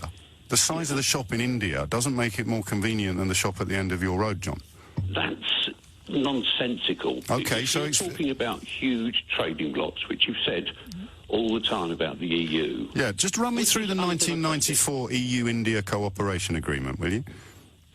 You're being smart again. And I know, it's so annoying, isn't it? But seriously, tell me about it. It actually makes for good conversation because it makes you look like the smart, money in the as you said. It makes me look smart. But run me through the 1994 EU-India cooperation. No, I can't. But then why are you on the radio talking about India? Because I'm talking about the Commonwealth of Nations. They've been trying to negotiate a free trade deal between the EU and India since 2007. Yes, but that's the EU. We're not talking about the EU. We're talking about Britain and the Commonwealth. Yeah, I know we are. John, I don't want to fall out with you, mate. But I'll take your point. Let's correct it for your benefit, OK? So some people think that instead of trading with France and Germany and the European Union with absolute friction-free trade, we should be pursuing similar arrangements with India and New Zealand and Australia. There we go. And the whole Commonwealth. And the whole Commonwealth. Yes, what's wrong with that? Nothing at all. It's genius. Well, would you then support the undemocratic EU? No, definitely not. Down with the undemocratic EU. Up with the democratic Commonwealth. What's the difference again? The democratic Commonwealth is an emerging. I think reality's at the door, John. I'll have to crack on. John's in Croydon. John, what would you like to say? James, good morning. I had to turn off and talk to you because you've just made me so angry this morning, and I can't understand. I'm a big fan of yours about how you've got Brexit so wrong. But people don't seem to understand how negotiating works. You go in hard, you threaten all sorts of things, and you come out with a deal. And if you don't get a deal, if you don't... John, hang on a minute, because this is, I think, perhaps what you don't understand about me. You go in really, really hard, you threaten all sorts, and you come out with a deal. What if you don't? What do you go back to if there's no deal? Okay. Let me tell you why there will be please answer my question first. Well, I'm trying to answer it. So because you're comparing the Brexit negotiations to other negotiations, and I think that's a valid position to begin from. But what you have to do to sustain that comparison is to tell me what happens in other negotiations when you walk away. What do you walk back to? Well, that's the second thing I wanted to say, but can I just say... No, I just want you to answer my question first, John, because I'm trying to make you less cross. So when you're having these negotiations that you're comparing Brexit to, and you walk away from the negotiations, because, as you say, that is the threat that you use as a lever to soften the position of the people you're negotiating with, when you walk away from all of the other negotiations that you're referring to, what do you walk back to? Okay, this is the plan that you are asking for, okay? Are you going to answer my question or not? No, I am. I don't want a no deal. It'll be a disaster for everybody. That's not an answer to the question I asked. What do you walk back to? Every other negotiation, whether you're buying a car or a house or whether you're opening a new factory, what do you revert to when you walk away from the negotiations? Okay, you revert to a situation where you can do your own deal with every country around the world. No, you don't. When you walk away from a negotiation, in all ordinary circumstances, you revert back to exactly where you were before the negotiation started. So you go back to your old house. You have the trading arrangements that were in place before the negotiation started. You keep your old car. We walk away from Brexit with no deal. We are the only country on the planet that has no trading arrangement in place with any other trading partner. Okay, James... We are. It's not the same because we are leaving the EU. So you can't say that no deal means we go back to where we are now. Exactly, which is why you can't compare the EU negotiations to any other negotiation, which is why your central beginning point has already fallen to pieces. But tell me what it is I don't understand. Well, first of all, there will be a deal because the EU has a 90 to 100 billion pound trade surplus with the UK. So when the boss of Mercedes phones Merkel... Oh, my God, we're doing the German car company. You're not doing the German car companies, John. Well, because they're going to say to Angela... I'm being rude. Do you want us to make 10,000 people redundant? Okay. That's why they'll do a deal, because they've got millions of jobs dependent on the 90 billion pound trade surplus with the UK. Okay. And the other thing about the EU is they only ever do deals at 1 minute to midnight on the 29th of March. The Japanese deal has taken 5 years. It was completed, but you keep saying things that are really easy to prove wrong. Well, how can you prove it wrong? It took 5 years to do. Well, and I'll tell you what, that's why it's going to be so good to come out, because every time they do it... So now we're not claiming that they do it all in the last couple of minutes. We're saying it's good that we're coming out because it takes so long. So literally, John, you've rung in to explain to me what it is that I don't understand, and in the space of 30 seconds you've gone from saying the deals are always done at the very, very last minute. I point out actually they take a really long time, and you come back and say, oh, well, that's a good reason for leaving them. They take a really long time. I have barely contributed to this conversation, and you've just completely contradicted yourself. No, you're talking about a political negotiation. Oh, my days. Which is different from a trade negotiation. We can't even begin the trade negotiation until the political negotiation is finished. Yes, but there are reasons to do with the trade surplus and so on where it will be suicide. The EU will do a deal on Ireland because... What will it look like? Got a 90... Sorry? What will the deal be? What works? I don't know. I won't be part of the negotiations. But what is a deal that can simultaneously observe single market exit and the requirements of the Good Friday Agreement? Because, John, it doesn't exist. So you can tell me... No, John, you've just done it again. You've just done it again. You've just said to me, this thing will happen. I've proved to you and shown to you why it can't, and now you're just saying, I believe that it will. I don't know what it is. I don't know what it looks like. I don't know who's going to do it. I don't know how it's going to happen. But I'm supremely confident that it will happen. But in any negotiation, you trade concessions. Oh, but we've already established, the first thing we established was that this negotiation is like no other, John. Yeah, absolutely. Absolutely. So when you say in any negotiation you do X, that is already a busted flush of a point. But you're assuming that the EU won't move and won't soften. They will. I mean, we have gone in much too softly with them. But you can keep saying these things. It doesn't make them true. You're familiar with what the German car industry has said about the prospect of a no-deal Brexit in October of last year. Well, it's obvious what's going to happen. If we are their biggest exporter... No, I'm asking if you know what they've said, the Federation of German Industries.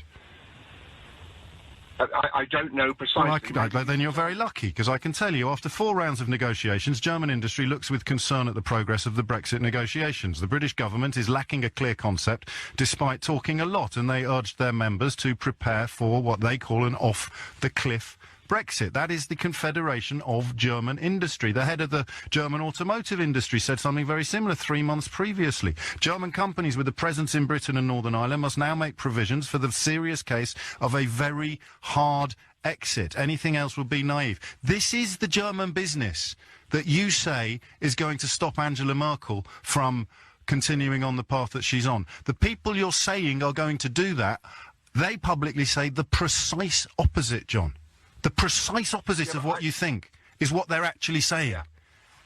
Yeah, but I don't think they are thinking about no deal. They are assuming that sensible heads will get round the table and a deal will be done. And I'll have a bet with you, James. John, they're not, mate. You need to listen to the German companies with a presence in Britain and Northern Ireland must now make provisions for the serious case of a very hard exit. Anything else would be naive. The aim of the task force is to identify, this is what they've set up, the people that you think are going to put the brakes on Brexit. The aim of the task force is to identify potential and acute risks arising from Britain's departure and to present constructive proposals for solutions. Airbus, Deutsche Bank, all of these companies are on the same page, and you're still clinging to the idea that they're somehow going to be able to conjure up a unicorn-flavoured trade agreement because they're frightened of losing British business. Where have you been for the last 2 years? OK, let's agree to disagree about... No, this isn't agreeing to disagree. That would be like saying, let's agree to disagree about whether it's raining or not outside. Put your head out of the window, John, feel the rain on your head, and then come back inside and say, well, let's agree to disagree about whether or not it's raining. These are all facts. You rang me to say German industry won't let X happen. I have shown you German industry is already preparing for X happening. So we can't agree to disagree any more than we could agree to disagree about whether the moon is made of cheese or moon rock. You stick to believing it's made of cheese. I'm never going to agree to disagree because I know it's made of moon rock. Can I just tell you what I think will happen if a no deal happens? If you must. Okay. People assume that we're falling off a cliff. But there was a wonderful article in the Sunday Times colour mag by our chief negotiator about all the deals that we're going to be able to do when we're free. Yeah. The EU, every time it tries to do a deal, which is always goods-orientated, has to take into account the slowest country of the 27. When we are free, we can do service-based deals, which are our great strength. We have the world's spoken language, we have the world's computer language, we have the most... But we had all of that before we left. I mean, you're really sitting here telling me that a Brexit benefit is that people speak English. And I know you like facts, James, so let me give you two facts. Go on then, John. 1.8% of insurance premiums in the world are done in India, but they are 18% of the world's population. Yeah. And it's very similar in China. Yeah, that changes everything. Doing services. That changes everything. We'll be able to do deals in China and India that we currently cannot do, which are done by us by the EU, who are not. Why is German trade with China 5 times more than ours? I don't know. I don't know. But you told me we can't, as an EU company, we can't do trade with China on that kind of scale. Why is Germany doing it? Manufacturing. Why is Germany doing it? Why is Germany doing 5 times more trade than us? Because it's manufacturing deals, which we're not strong at. 80% of our economy is... But we can do, if they can do manufacturing deals, John, we can do service deals. So why is Germany doing 5 times more trade than us? Well, we can't Yes, we do can. service deals because the EU do it on our behalf. No, they don't. Singapore has 3 times... No, John, but you're saying things that aren't true again. They are true. Oh, for heaven's sake. Have a great weekend. Steve is in Sandbach in Cheshire. Steve, what can you tell us? Well, I've got a small company and I make car components, and I supply them to the EU, different ones. Yes. I do get inquiries quite often from America, but I can't make components for them because they want their components to be cadmium plated. Right. And that is illegal in the EU. Is it? Why is it illegal? Do we know? Because they consider cadmium to be dangerous. Well, yes, they say cadmium can be very dangerous and it's carcinogenic. When you say they, do you mean manufacturers say that or doctors say that? The EU. Yeah, but who? Where do they get their advice from? Well, this is scientists. Well, yes, this is one. Well, not really. Who then? Another substance I use is a polysulfonate. Yes. And about 4 years ago, they said they were going to totally ban it in the EU, which is fine, you know. But then Aerospace says, hang on a second. This was Airbus in France. Said, yes. Hang on a second. We use this in one of our processes that takes a process that is very, very dangerous and makes it totally safe. Yes. It really is absolutely brilliant for health and safety. Why do you want to ban it? And they said, well, this person over here said he wants to ban it, and I forget who it was. And I can't really engage with you with so little detail. Okay, carry on then. They said that he had no evidence at all. But you can't remember who he is, so I can't really check then it wasn't banned, so it hasn't been banned. Yeah, but we're talking about cadmium, right? But then we talk about cadmium. Yeah. Well, why do they think that's hazardous? Well, probably scientists somewhere or other said, well, we think it might be carcinogenic. But without any proof or without any experiments? Or are they just sort of, what do they do? Just close their eyes and stick a pin in the elemental table? Well, I'm sure they did lots of things.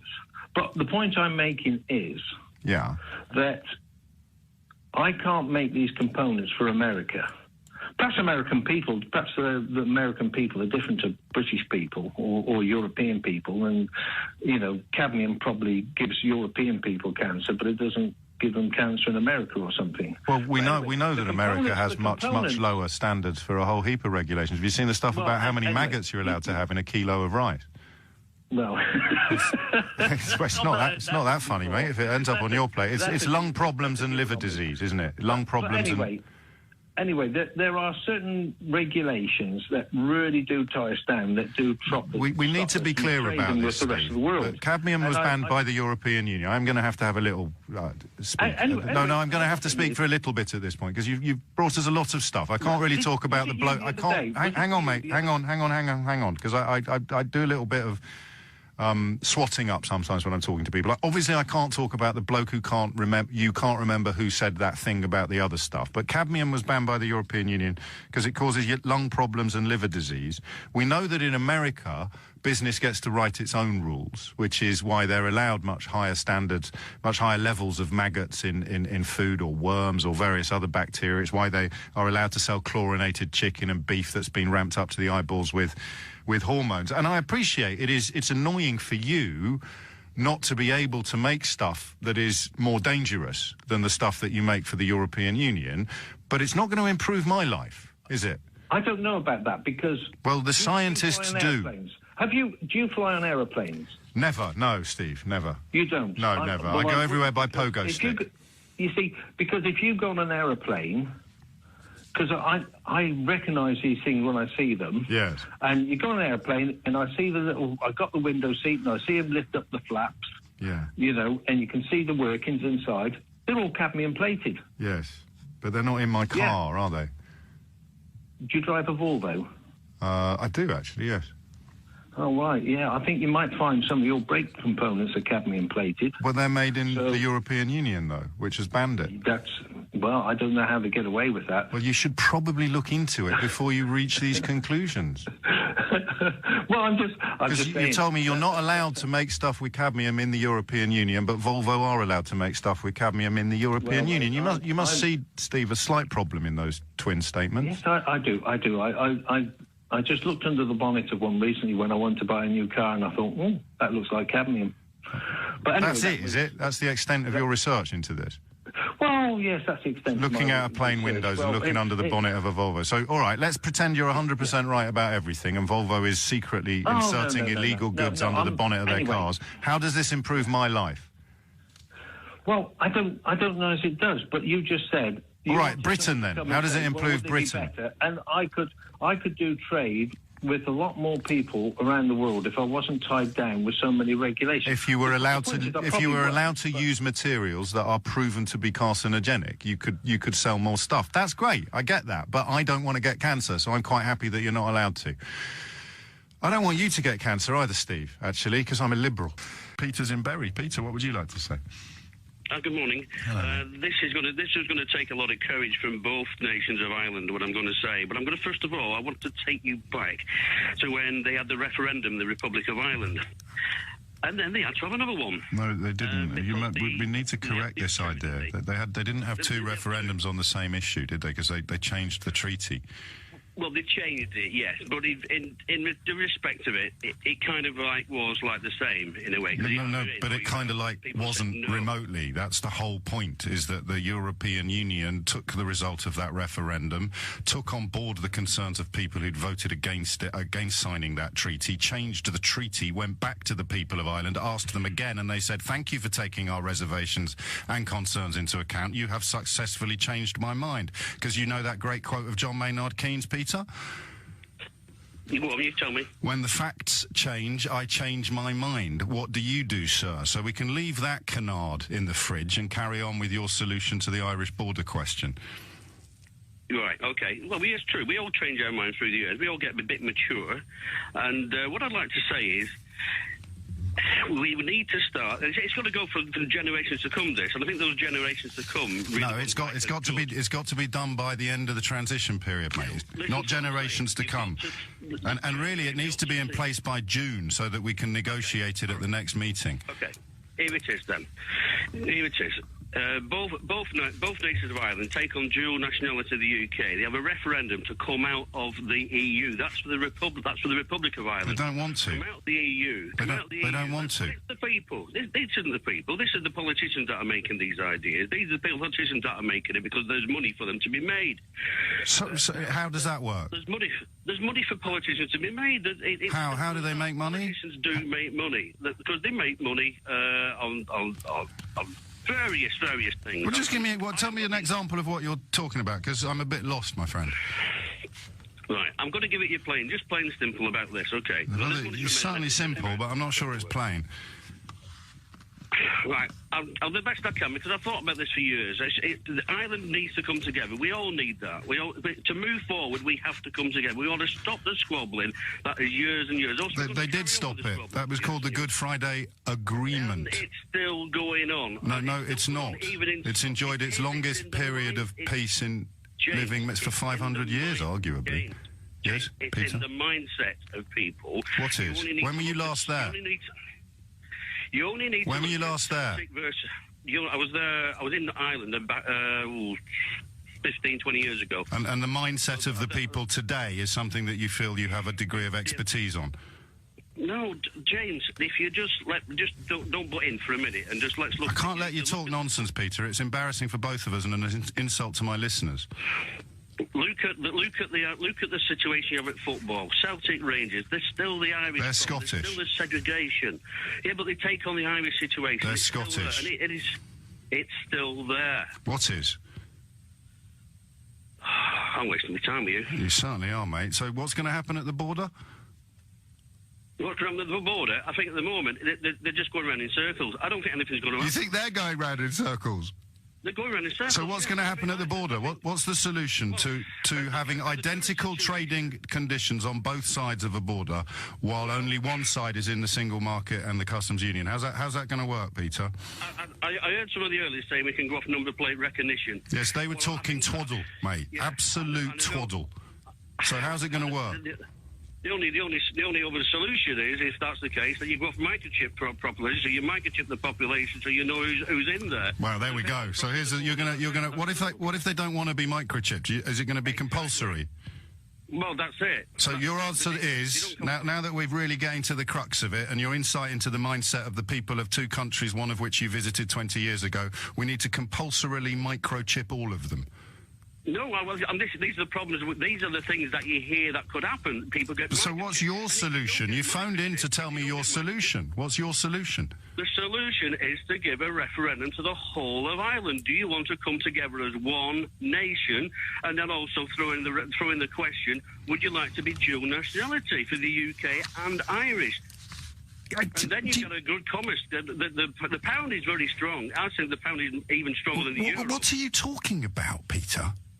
Give the chance for the Irish people to vote. The Irish people don't want a referendum on what you describe. The Irish people are perfectly happy where they are. What are you talking about? You think that the British government should force the Irish government to have a referendum on something they don't want to have a referendum on? And the alternative is to put microchips in them all because you went there 20 years ago and you got an insight into their mindset built upon your knowledge of football in Glasgow. On a scale of 1 to 10, how well do you think this gone for you, Peter? I'd say about 7. Would you really? And your vote, my friend, is worth the same as mine. What an absolute travesty. Gavin is in Chelmsford. Gavin, compliments, please. Hello, James. Hello, Gavin. Right. In your own time. Where do I start? In your own time, Gav. Yeah.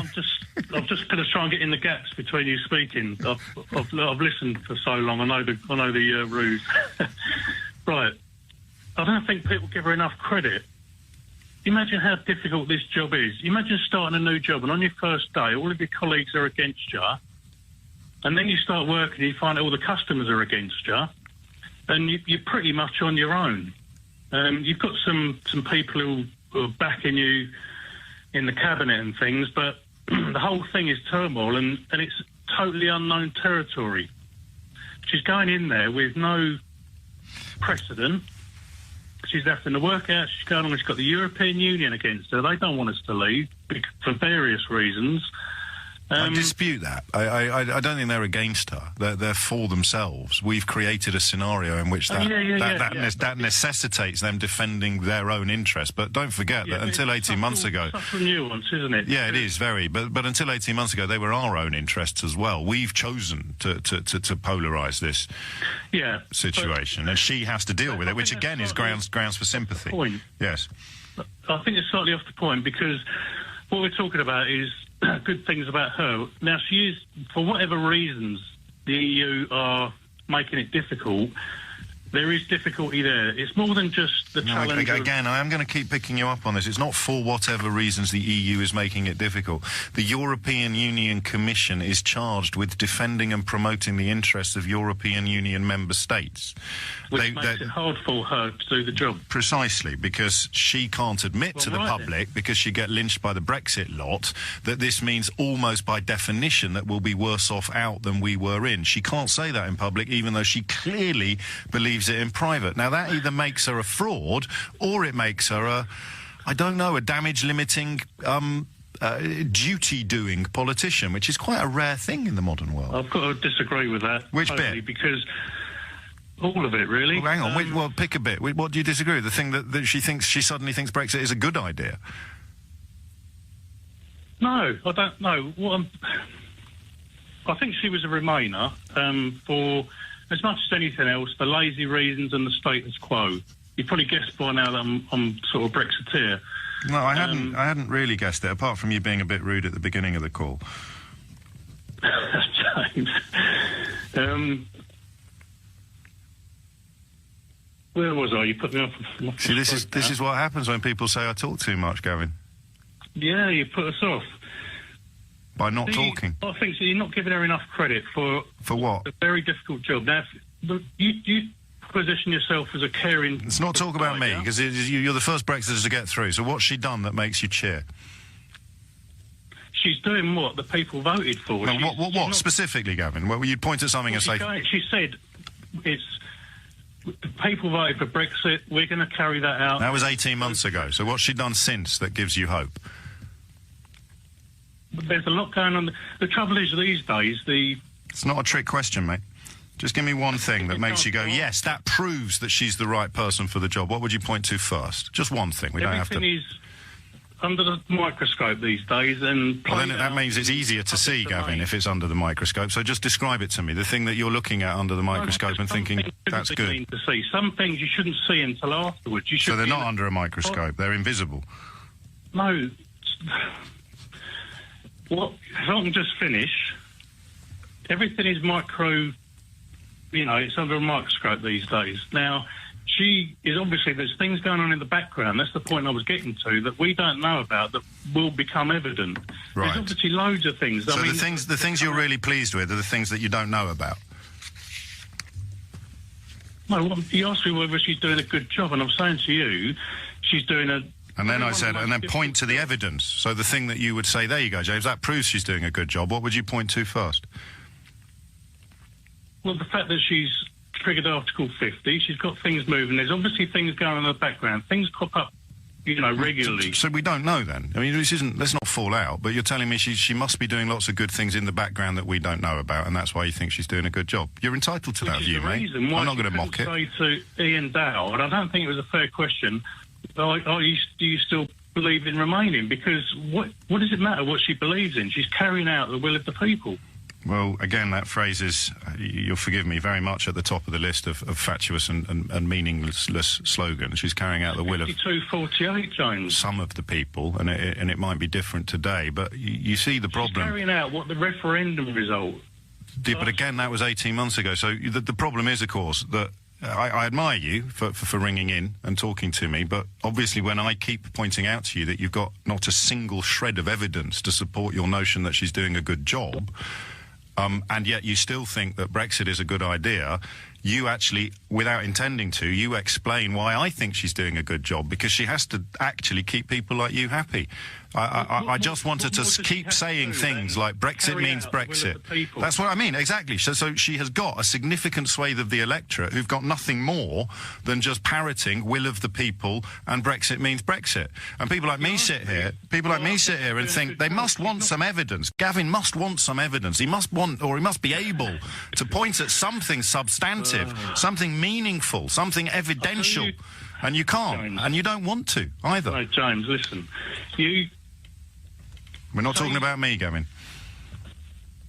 No, but you're not letting me get the point across. You're twisting things. Well, tell me again then. The question's simple. About Brexit. Go on then. And you know, you do this every Not me, day. mate. We're talking about you. What is the thing that you're really pleased with? How many times have I got to tell you? She's carrying out... The will of the people. She carried out what the vote asked for. So how? What's she doing? She's triggered Article 50. She's talking to people in... But in terms of something that you point at and go, Article 50 was a vote in the House of Commons. Brexit means nothing. We can all agree on that. So you pointed at it and you go, that proves that she's playing a blinder. What would you point at? I've just told you, haven't I?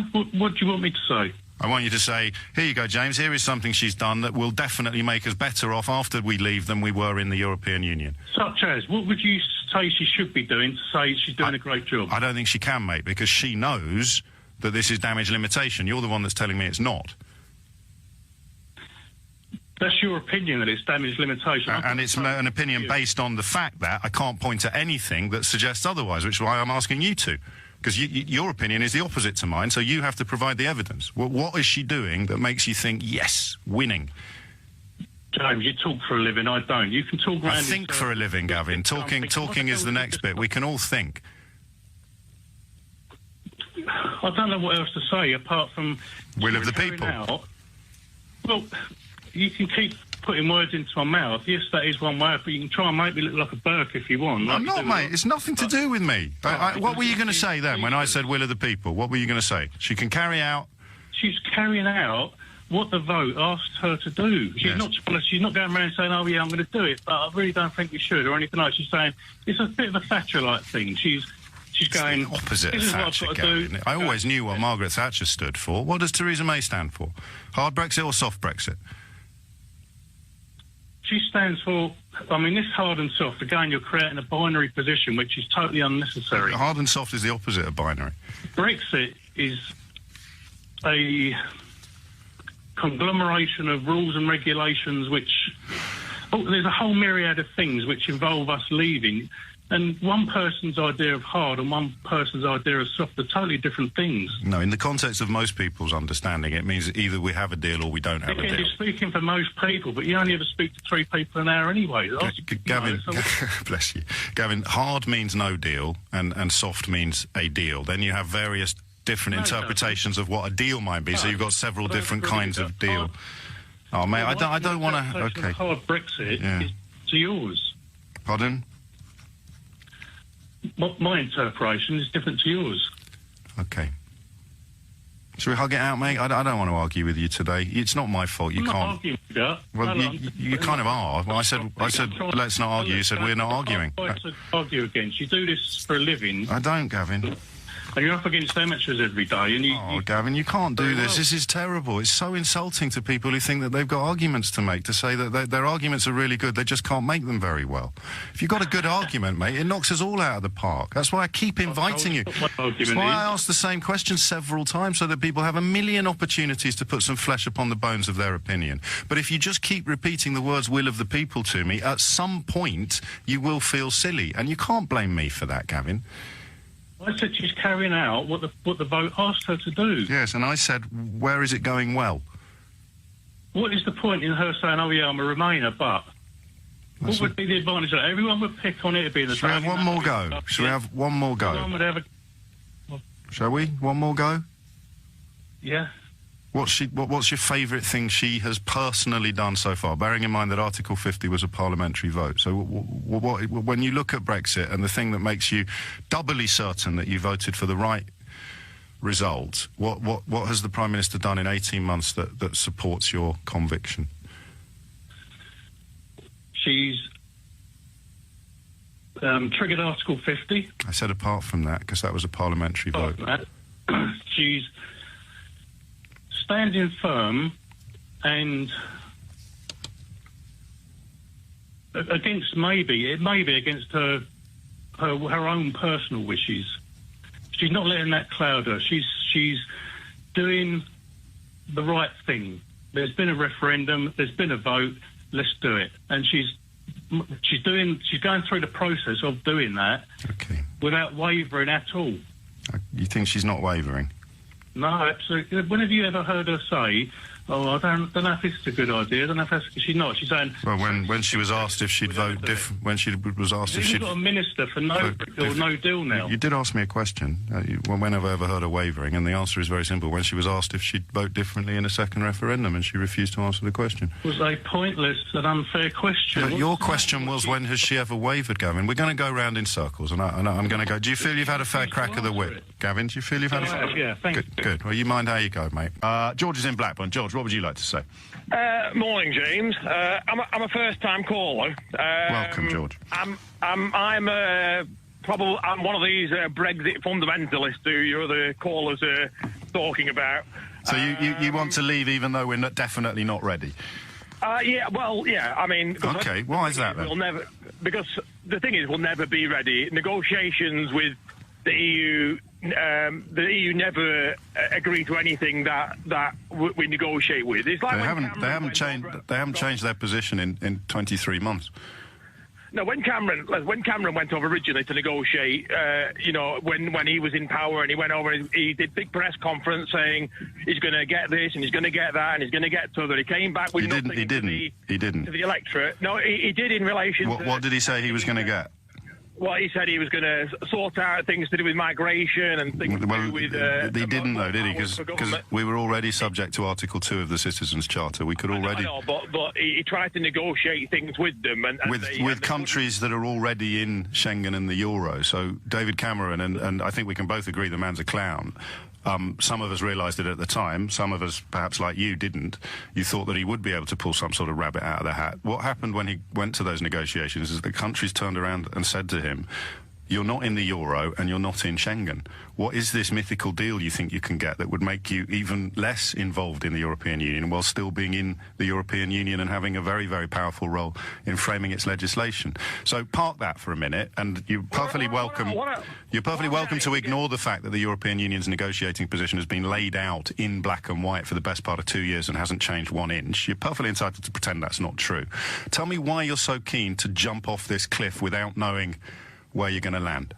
Because this is the whole reason I voted Brexit in the first place. I mean, there's obviously this whole argument, or some people voted because they thought 350 million for the NHS, or... No, you're much cleverer than that, clearly. You never believed any of that stuff. What was your reason? No, it was none of that. For me, I saw the EU as and I still see, even 2 years later, I've not changed my opinion on why I voted, because you look at Italy. You've got Italy, Spain, Greece, Hungary, Poland. You've got so many cracks across the EU. No, George, again, mate. Can you tell me why they've all got higher approval ratings for staying in the European Union than they had when we voted to leave? I don't believe that. I mean, Italy's just voted in a very anti-EU party over there. Both sides of it. The Lega. No, George, mate, you need to perhaps extend your reading a little further. Both sides of that coalition, the Lega and the Five Star Movement, yesterday announced they have absolutely no intention of leaving the Eurozone, let alone the European Union. So I'd ask you again, because I know a lot of people... Not as yet. A lot of people sell this line. No, not ever. A lot of people sell this line. Look at Italy, look at Portugal, look at Spain. It's become the new, they need us more than we need them, or it's become the new, get back control of our borders. But you know what happens when you pull those threads. They fall apart like a cheap suit. So you need to tell me why support for the European Union in all of the southern European countries that you've just mentioned has gone up exponentially since we voted to leave, and they've had a look at what leaving looks like. Why do you think that is, George? Probably because they see the bullying tactics that he's been using against... But the European Union's negotiating position has been laid out in black and white and hasn't shifted at all for 23 months. How is that bullying? No, I'm just saying that the way Barnier and the way Tusk and Juncker have been acting towards our negotiators. They've been representing the interests of member states, which we could still be if you want. But again, I mean, it's another word that I understand why you use it, and I could spend 10 minutes listing all the people who've poured this nonsense into your ear. But they laid out their negotiating position pretty much immediately after the result. It's been readable and published for all of that period of time. You can't say that they're bullying. Bullying would involve shifting and moving and changing. They know what they need. You cannot have membership membership of the single market without the acceptance of the 4 freedoms.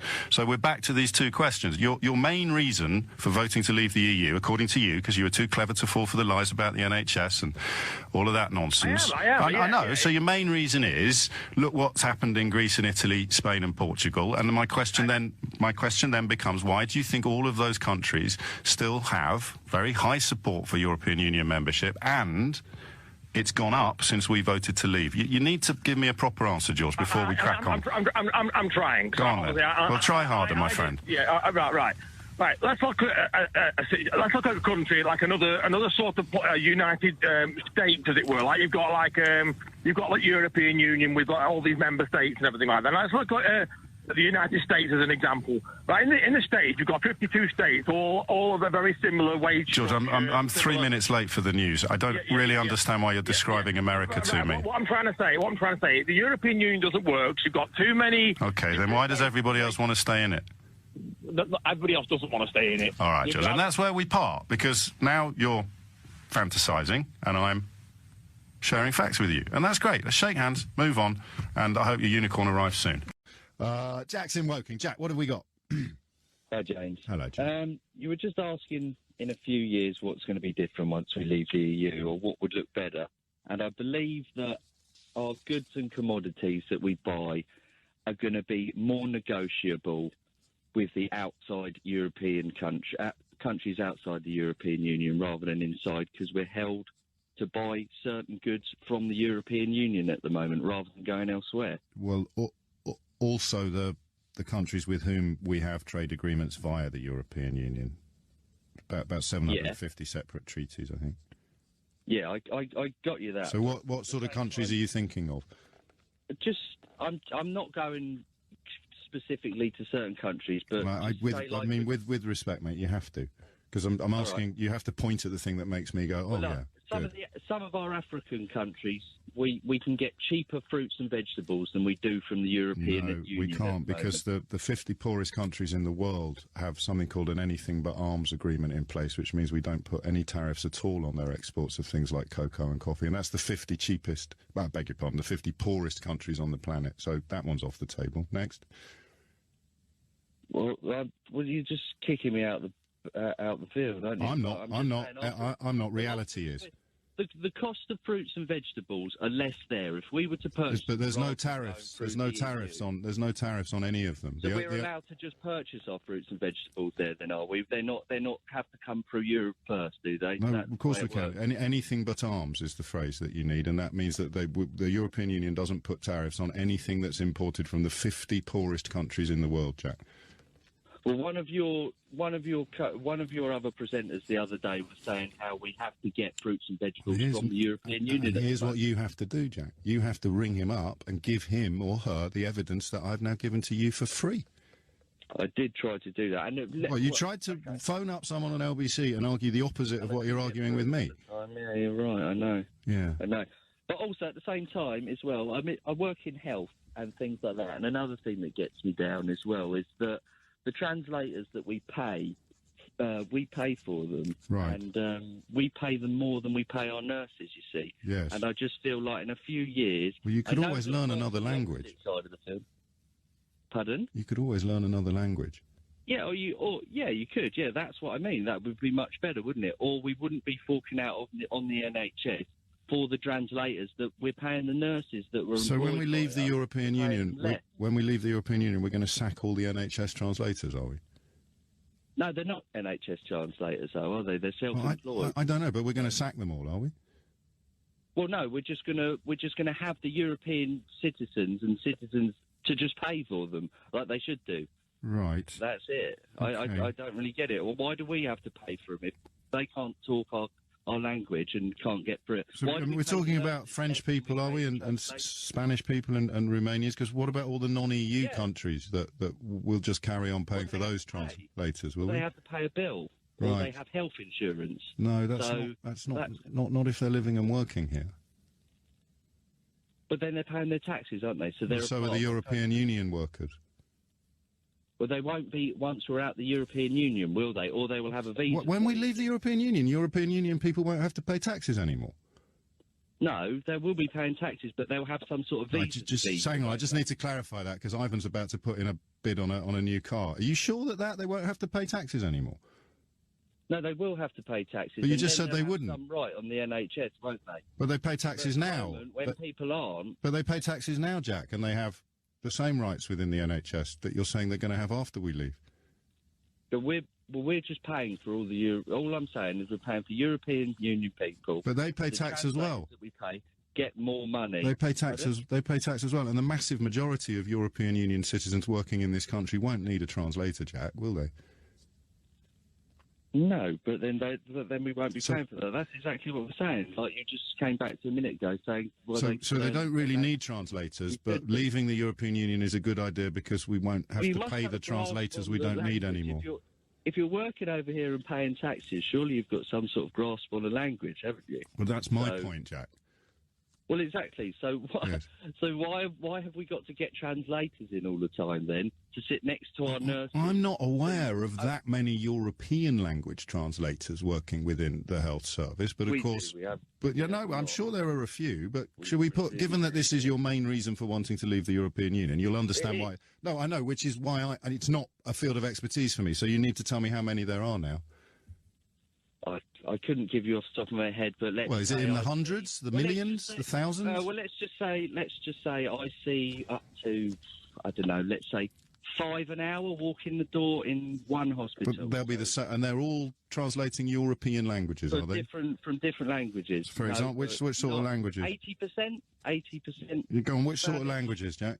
We've got a lot of Spanish people that come over here. Spanish translators in the NHS. Polish. Yeah. Okay, and that's why we should leave. No, it's just so we shouldn't be paying the money that we're paying. We're paying them probably close to double what we're paying our nurses. But they're probably English. I think it's right when we shouldn't have to use them. They're probably English. Have to use them. They're probably English, who just speak a bit of Spanish. No, they're not. Well, it's how not do you like know? that. It's not. I'm just saying the way it is. That's all it is. I just don't feel. I feel that's a sector that shouldn't really need to be there. Yes. So really. for you should be there, or if you need that service, you should have to pay for it yourself rather than having the NHS. And that is when we look back, we'll be sitting there in 15 years in a time, and you will say to me, "You see, Brexit was a brilliant idea. We've got fewer translators in the NHS." No, we've saved nearly £100 an hour per translator for however many people they translate per day, times however many hospitals there are in the country. The money process goes on, doesn't it? The most popular languages that we currently pay translators for in the NHS are, you might want to write this down, mate, in case you do phone anyone else on the programme: Bengali, Gujarati, Lithuanian, Nepalese, Punjabi, Polish, Portuguese, Turkish and Urdu. Okay. Have a great day. But that's not European Union, is it? No, Jack. Oh, crikey. Jim in Hounslow is here to kick us off. What have we got, Jim? Hi, James. Yeah, well, my view is that we should look at every bit of legislation that's been passed since 2008, really. And go through it. And, so I think he'll probably need a little bit more specifics than that, won't he? Well, maybe. But, so let's help him out with some specifics. An example for you would be, say, the energy calculation on washing machines. Yes. It's not fit for purpose. But talk us through it. I mean, to be fair, everything that's been passed since 2008, and I say, give me the highlights, and you say energy on washing machines. There's thousands, but this is just an example. It's the way they're written, you know. Yes.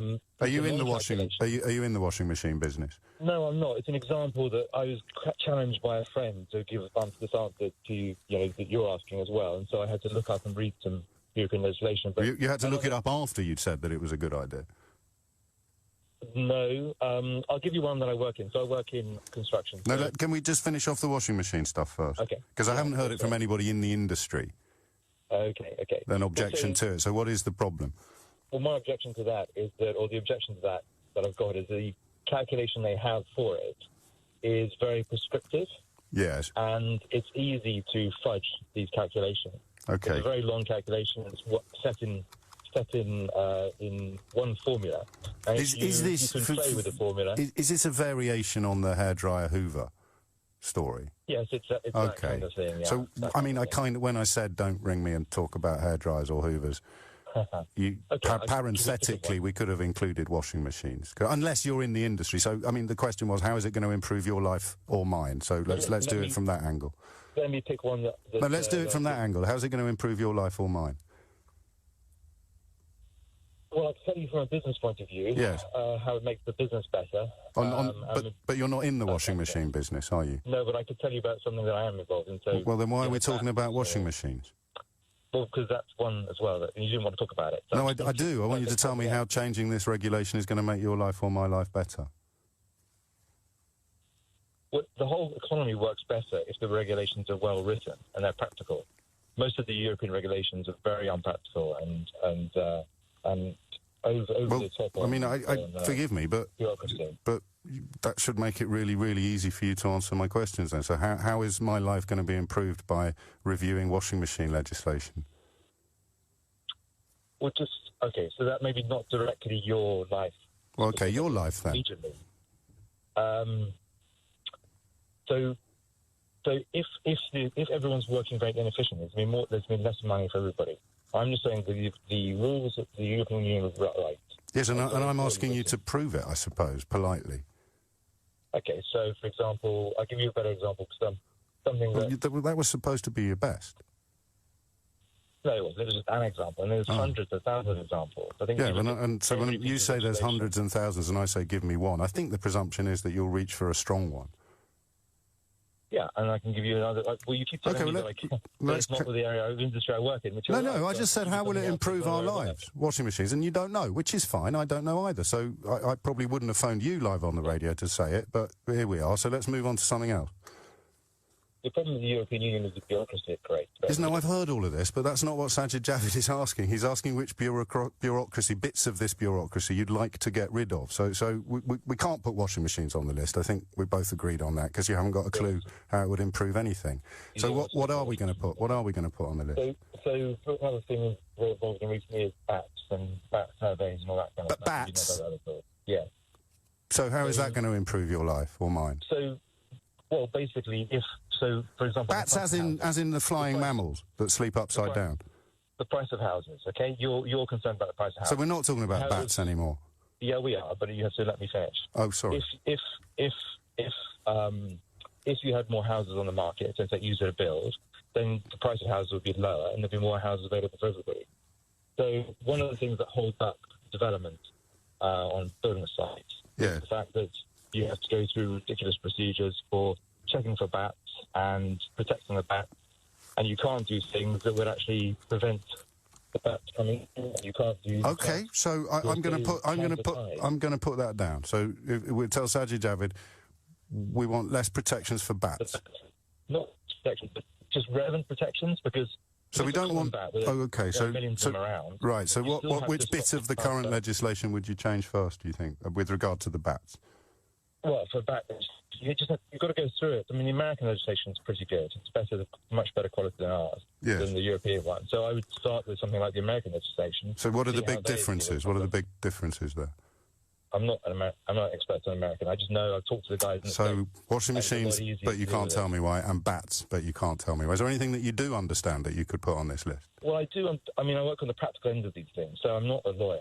But all these things need to be drafted by lawyers, but they need to be done on a practical basis. No, but you can't say that they need to be drafted by lawyers until you've explained why. And all you've done so far is say the words washing machines and bats. So what is the problem at the moment with the current legislation in ways that everybody would understand? And that's why, in many ways, it's good that you're not involved in the washing machine industry or indeed in bat surveys, because you've got an understanding of it and you can just share it with us in layman's terms, can't you? So in bat surveys, basically you've got to protect the bats, which is a reasonable thing to do, and I agree with that. Right, so which bit don't you agree with then? The way the legislation is written is that every bat, whether it needs to be protected or not... I'm going to put you out your misery now, Tim, I think. I mean, with the greatest of respect, I for one wonderful moment, I thought that you were having a bit of fun and joking around, but... Oh, my God, you're serious. Sheldon's in Windsor. Sheldon, what would you like to say? I'd like to say that there doesn't seem to be anything on the table for anyone. at the moment. No one is getting anything out of this. The Brexiteers don't get what they want. The Remainers don't get what they want. Europe doesn't get what it wants. So there needs to be something else on the table. You can't make a silk purse out of a pig's ear. Let's put some silk on the table. Let's go back to Europe and say, well, what would you give us if we stayed in? Well, we've already done that, though. And I mean, you know, we're not in Schengen. They didn't really take it so serious, did they? Because there wasn't anything that they could offer us. We already had what many considered to be the most enhanced membership, and they have already answered your question and said absolutely no chance whatsoever. Yeah, no, if we stay in. No, mate. Yesterday's the summit this weekend categorically said no chance. There's no plan B. You can't come back for more. I mean, you're still with. I love you like a brother, but you're still doing it. You're still thinking that somehow they should reach out to us, and because we're us, you know. No, we're not. It's 27 countries defending their interests against one country that's elected to chop its nose off to spite its face and hurt the other 27 countries in the process. Why the hell should they be the ones trying to pour oil upon the waters that we have churned up, Sheldon? Yeah, I understand what you're saying. But it's the very fact that them 27 countries, when you do sit around that table, they don't look at us as an equal in the past, because we're not an equal. No, you're right. We're one of the most senior members of the European Union. We invented the single market. We wrote most of the legislation that governs areas like health and safety. We even wrote... We didn't get the respect that we deserve. Oh, Sheldon, what do you mean by respect? We wrote Article 50. Lord Kerr is a British diplomat. We actually even wrote the mechanism which we triggered in order to leave. Good. You are so good. Well, there is another... Go on, then. Right. I don't believe that the British people are racist and bigots. Not a percentage of them of 52. There's definitely a few in England. Absolutely, you're right. No dispute at all. No dispute with that at all. They're all over the world. Yeah. But there's no way that 52% of them are. So they need something else to vote for, which is a bit better. And then you put a deal on the table where you say, right, we're out. We can't, mate. It's not. You don't. Doesn't work like this. You don't have to pay in for 3 years because we need an infrastructure that caters for the amount of people that come into England. No. We don't go into. We're not even the biggest. We don't even have the biggest influx of. We're not even the biggest recipient of free movement of people. It's. I mean, these things just don't hold up to scrutiny. Anything you negotiate on those grounds, Germany would deserve more than we get under the same terms and conditions. It's just not there. Sheldon, mate, I think that use of the word respect says it all, because you feel aggrieved because you perceive them somehow to have treated us with a lack of respect, and they haven't. That's the whole point. You voted to leave because you'd been persuaded that they didn't treat us with enough respect, and now the fact that they're not rolling over to accommodate our fit of the vapours somehow sees you double down on your original conviction that it was their fault we voted to leave. Jill's in Isha. Jill, what would you like to say? How could she have done it better? Oh, good morning. Quite simply, by just not being so pusillanimous. Go on. She should have just gone in there and she should have said, we're leaving, right, these are the deals, this is what we're going to do, and walked away and said, take it or leave it. She has done that. So, no, that's what Article 50 is. Pathetic.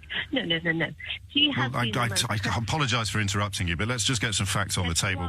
Yes, I am, but because it's very important that my listeners aren't misled. Article 50 puts a 2-year limit on leaving. She triggered it much quicker than most people thought she should have done, so she gave them the message that we would walk away much earlier than anybody else would have advised. And the second point is the red lines that she's put in place about the things we will not compromise on tell them exactly where we stand. The problem is, Jill, and your analysis perhaps has to ignore this point, is the European Union didn't blink.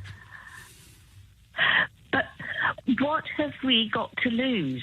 You know, the problem is she should have got real freedom of movement, between 28 countries, access to the largest single market in the world, membership of the largest single market in the world, freedom to trade with the largest single market in the world, plus the treaties delivered. No, you asked me a question. What have we got to lose, Jill? No, you asked me a question and interrupted my answer. Because you were telling porkies. No, I was not. So how could she have triggered Article 50 sooner? She could have done it the next day. So you think she should have done it even sooner? She should, yeah, absolutely. Right, and how would that have been different? And said, but she's the pathetic way she's going about. Yes, but these are just adjectives. We're dealing in substance. No, yes, well, we want to keep us. We want to do this. We want to be this.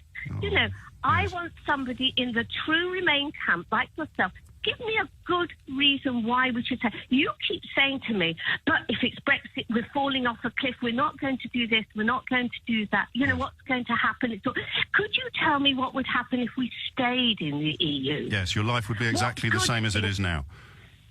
No, it wouldn't. No, it wouldn't, because they started. We would have unlimited immigration. I don't care about immigration. That's not why I voted. Well, tell me what you do care about, Jill. Otherwise, this is going to be a slightly odd exchange. Right? Yes. I care that there are 751 MEPs that are transported every month 400 kilometres between Brussels and Strasbourg. You asked me what... No, I said things would stay the same, and you said they wouldn't. Yes, okay. So what would be different then? Well, because they're insisting that we would have to be part of the euro. I don't want... No, we wouldn't. We don't have to be part of the euro. Anyone who told you that lied to you. Next. Well, that's what you believe. No, that is recorded fact. No, that is what you think. Okay, so you think that the United Kingdom could have been forced to join the euro? I can't. I love you, Jill. You're a lovely, lovely woman. But if you say things that are demonstrably untrue and then just get louder when I point out that they're demonstrably untrue, I think we let our listeners down. I hate the fact that you say all I voted Brexit was because I wanted a blue passport. I've never met you, Jill. I think... No, you generalise on the whole... Well, tell me what you did vote for, then. Well, I've just told you when you keep interrupting No, you told me that you don't like the number of MEPs, but that was in response to asking me what would have happened if we'd remained. I said things would stay the same, and you started talking about 751 MEPs. I don't want to embarrass you, Jill, but all I can do is repeat your words back to you. You're not embarrassing me at all. Well, that's a relief. You're embarrassing yourself. You're absolutely right. Your comments are so pathetic that you think there would be... Who's more pathetic, me or Theresa May? Who's more pathetic? You're both pathetic. Okay. Well, can I be more pathetic? I wasn't going to be, actually. I wanted to be really nice. I didn't want to. Still free to be nice, Jill. It's not my fault. It's not. I have no control over what you see in the mirror. But you want to be ruled by unelected bureaucrats in Brussels, do you? Well, you want to be ruled by Theresa May, who you think is pathetic and pusillanimous. I really was angry the day that they got her. So you voted Corbyn, did you? Furious. No, I didn't. Oh, I thought not. Paul's in Manchester. Paul, how upset are you? James, listen. I am. It's the reason why they're allowed to do this is because of the democratic right to free speech.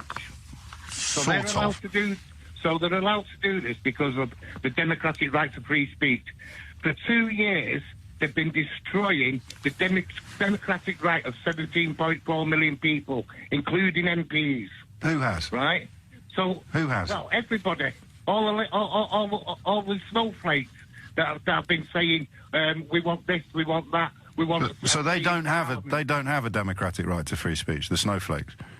Well, where's the democratic? How can the democratic right only come from one side? Well, it doesn't. You've just described two sides. We're being told that we're racist. Yeah. And that we didn't know what we was doing. Well, that's free speech. That's free speech. Not free speech. But it is, isn't it? So 17.4 million people didn't have the right to say what they wanted. Of course they did, and they said it. What they wanted, and when they did say what they wanted to happen, we're talking about balloons. We're talking about balloons. Yeah. Well, the second point on that. Oh yeah, good. I've only got 2 points. Well, I don't know that we've actually hit one yet, Paul. To be honest with you. The second point. I don't know whether you've been watching EastEnders, but they've been portraying on screen about the death of a young boy that's been stabbed. Right. And how that reacts on the family. Instead of Lord Mayor Khan and his office and the police turning around and saying, oh, yeah, that's a great thing to do, why don't they get off the bums and stop knife crime and save people's lives? How would that... I mean, no one's going to argue about the importance of tackling knife crime, but how would not flying the balloon, do you think, reduce knife crime? Well, they're making light when they've got more important things to be doing. Well, it's literally a signature. It's literally a signature on a piece of paper. I'm intrigued as to how not having a balloon of Donald Trump flying would reduce knife. How would it reduce knife crime? Well, 10,000 people signed this petition. 17.4 million people signed a referendum. Yes, but you're not. You don't think you should be allowed to criticise the 10,000 people who signed the petition because you don't think other people should be allowed to criticise the 17.4 million who voted to leave the European Union. You can't have it both ways, Paul. Anyway, you said you had 2 points. You said you had 2 points. You said you had 2 points. Let's hear the first one. Right, well, the first one is we have a democratic society, therefore people's views should be allowed on both sides. Yeah, exactly right. So fly the balloon. So fly the balloon. 17.4 million people said they wanted to leave the EU. Right. Some of them wanted to be like Norway. Some of them wanted to be like Switzerland. Some of them wanted to keep freedom of movement. Some of them thought that we'd be able to stay in the customs union. 22% of them thought there was only a slight risk of having to leave the single market. So they didn't all vote for the same thing, Paul. Or am I denigrating your democratic freedom by pointing out that what you say isn't really true? No, you're not, because that's your view. So let's back. It's not my view, mate. Those are facts. Well, okay, that's your fact. No. Those are the facts. They're your facts as well. They're all our facts. They're the only facts. Since then, look what's happening now. We're not going to be leaving the EU. Well, I don't know that that's true, but of course, what you're really cross about, and I did hope that we would be talking about balloons this hour, but what you're really cross about is all the people... It's absolutely disgraceful that we're putting a balloon up against Donald Trump. But it's freedom of speech. No, yeah, well, okay. So why didn't we have freedom of speech when the Saudis came over? We did. There was a massive protest outside 10 Downing Street. I went down there myself. They didn't put balloons in the sky. Well, no one applied to. But they could have done. No one applied to. So you want more balloons? I don't understand, Paul. So you think we should have had more balloons? You're cross that there's only one balloon for Donald Trump. You wanted one for the Saudi Crown Prince as well? Well, for all of them, yeah. So your complaint is there aren't enough... So you've ring in to say there aren't enough balloons mocking foreign leaders? Well, if you're going to do it for one, you've got to do it for them all. Well then, where is your crowdfunding petition, mate? I'm not a crowdfunding petition. Well, that's how this one happened. This is how it happened. So you are literally free, as a citizen of this democratic country, you're literally free to pay for and apply to float a balloon about anyone you want in this country. So maybe you should do that. Like Nick Ferrari's turned around and said previously, right? It's a good job we're not at war, because then people would have something really to worry about. Which people would? Crowdfunding permissions to put... Mate, come on. I'd never speak ill of colleagues, but the idea... Well, no, and I won't speak ill of Nick, but you think we should be at war because people think a balloon is funny? No, I think that if we was at war, people would have much more serious things to worry about than putting a balloon in the sky. But you've rung in literally because you're so worried about the balloon in the sky. Well, yeah, what's wrong with Donald Trump? No, you've literally rung in to complain about the balloon, and then in the space of 5 minutes you've said we should be at war so that people don't get so worked up about something as silly as a balloon. You're literally describing yourself now, Paul. Yes. If we were at war, people would have much more to worry about than putting a balloon in the sky. But I'm not worried about the balloon in the sky, and we're not at war. You're worried about it. Why do you need a war? Why do you need a war to stop being worried about the balloon, Paul? Everything's going so left-wing. Everything's going all nice and, we'll bring back flower power and all go and sit in the park and all down with being nice to people. Why do you need a war to stop being cross about the balloon? I'm just interested. Because then you'd have to worry about things like getting your kids to an air raid show. No, here's the thing. Listen to me, Paul. Sure you've got potatoes growing in your garden so you can eat. Yes, no, these are all... I've got potatoes growing in my allotment, and I'm not at war. There you go. No, but if there was one, you'd be prepared. I'd be growing more potatoes. Brian is in Edmonton. Brian, you said you don't know a lot about politics, but you know a lot about negotiating. Yeah, I've been in sales, I suppose. Well, I'm not in sales at the moment, but I was in sales for 25 years. I spent 13 years selling to people, face-to-face, and I spent 12 years selling to businesses at the very highest level. My favourite sale by far was, and the most successful sale that I ever had, and I used it multiple times, was walking away from the deal. Now, if you walked away from a deal, where did you end up? With the deal. Okay. If you walked away from the deal, you don't end up with the deal. If you walk away from the deal, you've got to be prepared to have no deal. You're familiar with the phrase "no deal." It's kind of informing the entire conversation in the country at the moment, and certainly on this programme. I don't. I want you to tell me if you end up with no deal at all. What was the status quo? I never ended up with no deal when I went to walk away from the deal. Never, not once. Okay.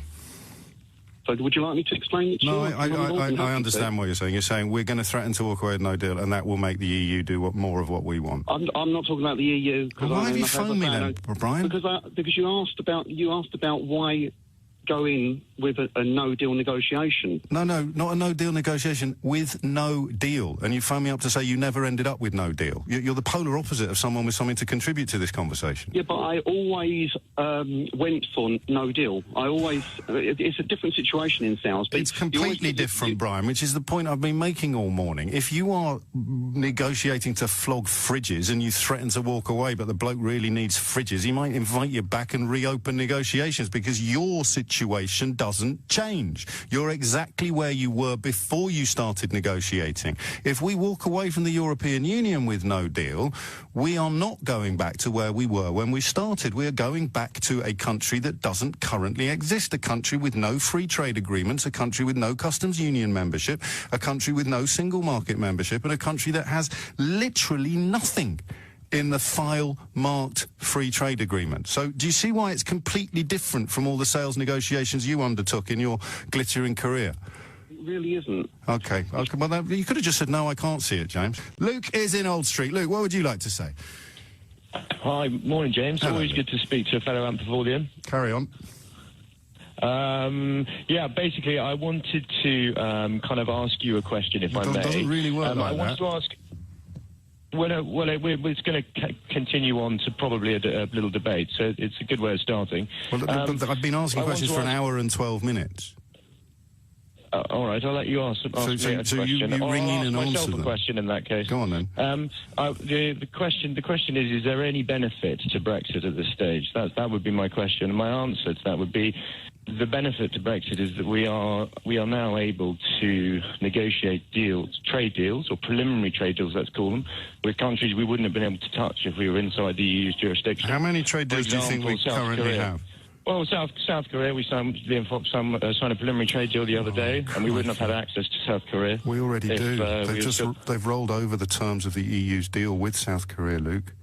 It's literally a carbon copy of what had already been agreed between the European Union and South Korea. But is that not a benefit to Brexit? Is that not a benefit? You have to listen to the words that I just said. You said countries we wouldn't be able to touch as European Union members. Yes. For example, South Korea. The deal that Liam Fox announced last week is a rolling over of the deal that the European Union has with South Korea. Yeah, exactly. That's where you just said it. The European has the deal with South Korea, not Britain. You said it's a country we wouldn't be able to touch. We've already got a trade agreement with them. Not in. Well, look, we're a service industry. Did you really go to Ampleforth? Yes, I did. I think your parents deserve a refund. Cosme is in Richmond Park. Cosme, what would you like to say? Hi, James. Hello. First time I'm calling. I think my cousin's called in before, but not me. Fascinating. Can I just politely ask you that I've been waiting 17 minutes to speak to you. I do apologise. You don't cut me off. No, please don't apologise, but please, I just ask you that if you don't agree with me, please just don't cut me off or bring in the adverts. I just ask you greatly. The news is in 3.5 minutes, so you've just wasted about 10% of your allotted time. Okay, well, I'd try not to. I'd like to pick up on the point from the gentleman from Basingstoke in the Commonwealth, but before I do that, I am a Spanish Argentine, and can I just say that I do support Brexit, and I don't consider myself to be a fascist or a racist, well, nor do or I. a bigot. But again, it's 11:27 now. Please allow me, or a little Englander. Nor do I. And I don't consider myself to be an ignoramus. Well, we'll see. I'm not as clever as you. I'm not as clever as you, mind you, but I do feel that I was clever enough in 2016 to be as informed about leaving as you were informed about remaining. I think we were as informed as each other. Possibly, yes. And let's be honest. Can we move to the point? Are we going to make a point that I can respond to? Yes, I'm making the point. The UK in 2016 is not surveillance China. It wasn't lockdown Kashmir. It was an open society. Information was available to all of us. Yes. So your informed decision was as good as my informed decision to leave. Getting back to the point about Commonwealth, I work in finance, and you're right. The markets are further away, but I also do believe that there is an immense amount of opportunity there. Good. I would like to start by saying there's 2.5 billion population. The GDP is not that far. Once the UK leaves the EU, it's not that far in trillions from that of the EU. 17.28 the EU, 10.45 the Commonwealth. Yes. The Commonwealth includes the UK, which accounts for about 1/6 of the total. But you know this. Yes, okay, but the GDP of the whole continent of Africa is about half that of France. I appreciate there's a lot of money to be made for speculators. Please don't cut. Why don't you allow me to? I always say to my children, allow somebody to finish their point. You cut me off. Cosmo, I've hardly had a word in edgeways. I've heard about your brother. I've heard more about your brother than I have about my thoughts during this call. Anyway, but the point I would like to make is that there's more money to be made. First of all, I agree. There's definitely money to be made for international speculators. Don't cut me off. I'm not cutting you off. I'm just talking, Cosmo. Please calm down. But you're getting my Latin blood boiling, and I'm just wanting to speak calmly. Well, try harder. It's not going terribly well. I mean, all I've done is tell you some numbers. I don't know why you're shouting at me, Cosmo. No, but I'm the one with the numbers. You come back with me. It's 11:29. You've got 40 seconds left. Okay. Well, we have a large Commonwealth diaspora in this country. We are world leaders in project finance.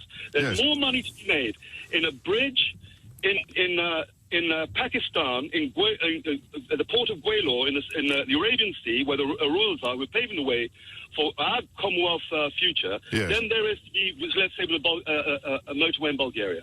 Yes. That is the truth. You should therefore consider. I'm not saying the EU is bad, but it's not the only model out there. Well, no one says it is. Okay, we have a large diaspora. Let's take advantage of our comparative advantage, our strengths and our links in the Commonwealth, and you wait and see. Why can't we do that now? Well, precisely because we are being pushed down by the EU. How? We're being limited by the EU. How? You know very well. How does EU membership prevent you investing in a bridge in Pakistan? Well, it does. Because you have to have certain regulations, you have to have certain commitments with the EU. So down with regulations and commitments. No, not down with regulations. It's time for the news now, Cosmo. It's time for the news. I wish I could say the same. I'd love to have got a word in edgeways, but good luck with the bridge. Alex is in Chingford. Alex, what would you like to say? Hello, James. It's just really a point. I mean, I'd love to think that the EU is a lovely, fluffy bunny, great organisation, but I don't. Well, no one does. Even its supporters are well aware of its flaws and problems. Starting my discourse with you, really, it's probably not a brilliant way to do it. But when I look at the photograph of Mr. Donald Tusk whispering in our Prime Minister's ear in a rather creepy manner, I do have to wonder and conclude: is that really the case? And I don't understand. So. Is what really the case? And why was it creepy? Well, it seems a bit creepy, because if I was... Was it creepy when Donald Trump held her hand? Well, I don't know. Depends in what the agenda for them together is in the future. That's just word salad, mate. If it's the EU... So it's not creepy for Donald Trump to hold her hand, but it's creepy for Donald Tusk to whisper to her. It's creepy if you consider Donald Trump to be some kind of evil entity hell-bent on... Well, it's creepy if you consider Donald Tusk to be. What's your evidence for that? Well, because it just doesn't seem very friendly. It appears to me that there's... So if the watchword is friendly cooperation, that's what we should be doing as an EU member. Yeah. And then you send your Prime Minister to just do a little deal, because the people of Britain are worried about the number of, the numbers coming to England, which is fine. I understand exactly why they do, by the way. I'll get onto that. Don't count your chickens, pal. So you send your Prime Minister there to say, hello, look, we've got a bit of a problem, could you help? And then you get laughed out of the door. Because I mean, according to most analysts, if you're asking why that happened or what that says, that they genuinely, and they still can't believe that we would undertake an act of such epic self-harm. For the reasons, of course, in case you've missed it, for the reasons that Theresa May explains right here for you, Alex. Well, there were plenty of voices suggesting what I should do in this. Of course, there were quite a lot of voices suggesting that I should go down the Leave route. But as I say, I approach this decision in the way I approach other important decisions.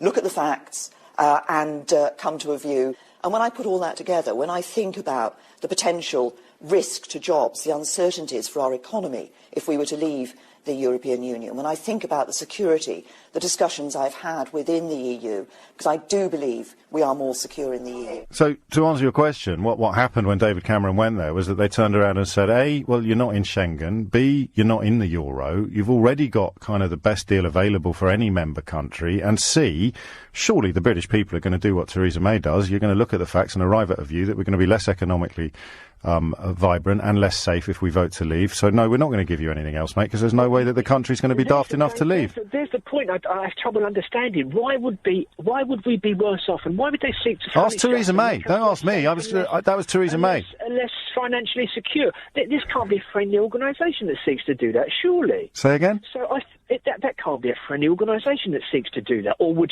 threaten to do that if you're not part of the club.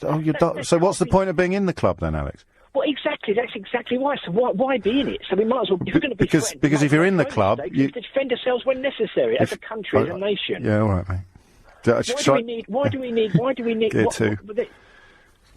It just seems to me that, the two bywords are friendly cooperation. It doesn't seem to me that... Friendly cooperation is what the European are trying to talk about. Theresa May's talking about foreigners trying to sabotage our election. I'm not sure they want friendly cooperation, though. It doesn't seem that way. Why not? Really... Where are you getting your information from? Well, I'm reading. I can speak French, so I can read the French press and all the rest of that. And if you read the French press and you listen to the kind of they're trying to portray this country as some kind of backward racist entity, or some kind of third world, structure. It's absurd. What French paper would you say was doing that? Well, I mean, you've got your Le Figaro's, you've got your... No, I know what they're called, but the editorial line of the newspaper that is portraying Britain as a backward racist backwater, which one would you point to first? I would suggest the Jean-Paul Sartres of this world, who come on Newsnight and say, look, Jean-Paul Sartre. We want to eradicate, all kinds of forms of Anglo-Saxon influence because it's our time now. We've been fighting for this for 300 years. It was on Newsnight. He explained it to everybody. Okay. Now, if that's the bigger plan behind something, and we are at risk from people that have got a different agenda to us and can't actually concede that friendly cooperation is the way forward, then we're better off out of it, James. Yeah. And if we're worse off out of it, then you won't. Be it, James. We'll have to just try a bit harder and do what we've always done, and be a little bit. Do what we've always done. Well, since 1973, we've cooperated with our European partners to forward our shared interests. So it won't be doing what we've always done, will it? It'll be doing whatever it was we did before that, when we were the sick man of Europe. It would be the hopeful outcome, obviously. It really would be. But I've got a feeling their agenda isn't quite as... Which is what we've just spent 2 hours explaining, mate, is exactly what you're supposed to think. We're at war with foreigners and it's all their fault. Well, I don't buy that. But that's what you just spent. You just spent 10 minutes telling me that's what you think. I do. They wish us harm and they're foreign. No, it's not because they're foreign. I just don't understand why there has to be a threat to us of our economic prosperity and our security. They're not threatening our economic prosperity. They're agreeing with Theresa May that we're damaging it by leaving. Why would we be damaging it by leaving if they're our friends? Theresa May has explained why. We lose our trading arrangements with the largest single market in the world. We lose the shared security potentially that she's already put on the table as something that can be negotiated. We lose... mate, if you still need this explaining, Alex... You had a democratic vote. Your people decided that you didn't want the EU anymore because, you want to do your own thing. That's fine. Now, what's wrong with that? And nothing at all, mate. But as Theresa May said, doing your own thing involves... commercial, economic and security penalties. Dave's in Westcott. Dave, what's going on? Well, a couple of points on your argument. I mean, the first point is that Donald Trump is basically saying that other NATO members are not paying the 2% of GDP that they should be paying into the club.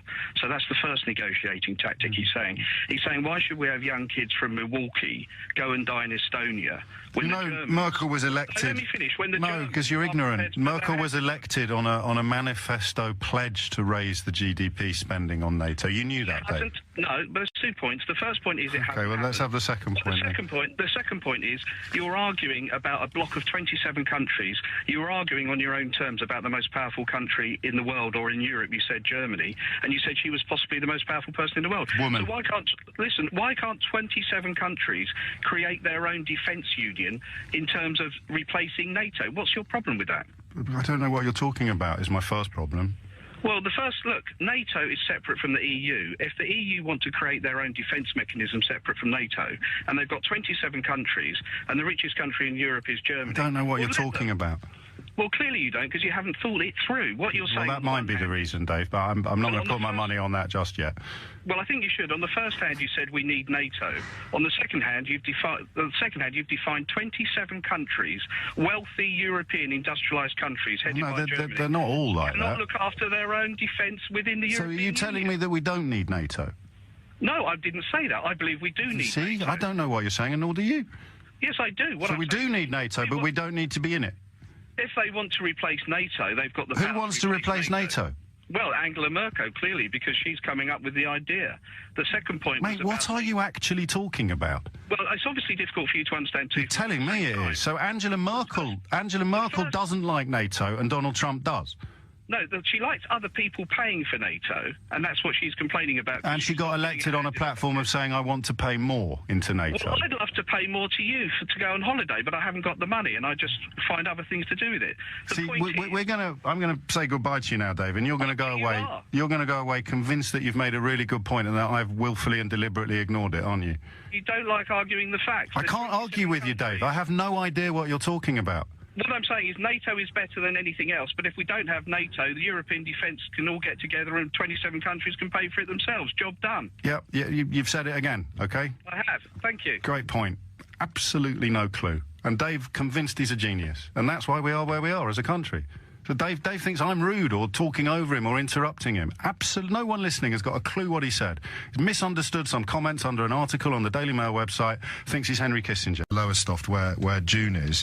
So, June, in terms of what would be the best case scenario post-Brexit, I know that there was a conference recently, wasn't there, where George Eustice spoke, and they estimated as much as £20 million a year could be added to the local economy if quotas were raised. Yeah. Now, you set that as a Brexit bonus against the fact that, I mean, all of the received advice now is that we're going to lose as a nation billions of pounds. So do you understand why people like me struggle to see why a £20 million boost to the Lowestoft economy somehow cancels out a multi-billion-pound hit? James, again, you're doing it again, aren't you? It's all about... What others will lose. We've lost it. Exactly. No, I agree with you. I agree with you. You know, this is the trouble with you guys in London. You know, you all come out of your bubble when it's time to come to the seaside. You come to North Norfolk. I know you do. Well, I did say so 20 minutes ago. Yeah. it's not a secret. Go on. You all come out to the coast seaside. You know, you come to the seaside, you come to the countryside. You know, we maintain that. We pay the rates all year long to be there. But all we want a right to make a living. That's all. That's all we want. There's no argument. There's no argument here because all I'm asking you is the £20 million boost that Lowestoft might see. Although well, just Lowestoft. We're talking about the other. You can't just use. No. Well, that's the only number I've got in front of me because that's where George Eustice spoke. I'll give you the figures. If we take full control of our waters and fish. But what does that mean? That would be worth £6.4 billion to our economy. Well, but what does that mean? That's bigger than the steel industry. Okay. So James, how many people would be working in the fishing industry? And I will see people who can feed their families. The most all men want in their lives, men and women, is a chance to earn a living, James. Yes. They want a few quid in their back pocket to put bread on the table. I'm not arguing with you. I mean, so why can't we? I wouldn't be arguing with you even if I could get a word in edgeway. So let's look at your numbers. 6.4 billion. How many people would be working in the fishing industry if we were operating at that capacity? Thousands. How many thousands? It wouldn't just be fishing, would it? It'd be boat build. We can build our ships again, James. Oh, I'm not going to argue with you because you're really nice. We've scrapped all ours. I'm not going to argue with you because you're really nice. I'm not arguing with you. You are. You're shouting now. I'm not arguing. I don't argue, James. Well, you are. We're arguing about whether we're arguing now. Well, no. Hang on. You're not just talking about fish. I'm not going to argue with you. I don't think that we're going to be able to do what you say and go back. Well, hang on. I'll prove we can if the government to give me a chance. Go on, then. That meeting we had on Thursday, James, why I'm so upset, 165 people turned up for that, and George Eustice attended, and he lied to us. He told we had a hotel, we had a lovely meal, all subsidised by our local town. And he stood there and he said, we will come out of the CFP in March 2019. Yes. And he just ripped the guts out of us. Because you're not going to be able to play a role in negotiations over the quotas until the end of the transition period, and at the end of the transition period, who knows what's going to happen? But what I'm trying to say is we should have just walked away and got on with it. But we can't... They need our fish. They need our waters. But we said this all along. The whole debate has been about them needing us more than we need them, and it's just not true, June. Well, that's your opinion, James. It's not my opinion, June. It's there. To be fair, the fish eaters of the European Union are probably not as powerful as the German car industry, and we were told for 2 years that there's no way the German car industry had let the European Union do anything like this, that and the other. James, we will argue now, because I drive a Mercedes-Benz. Yeah. I've got a Louis Vuitton handbag and I use Chanel No. 5. Well, am I not going to be allowed to buy that anymore? Come on.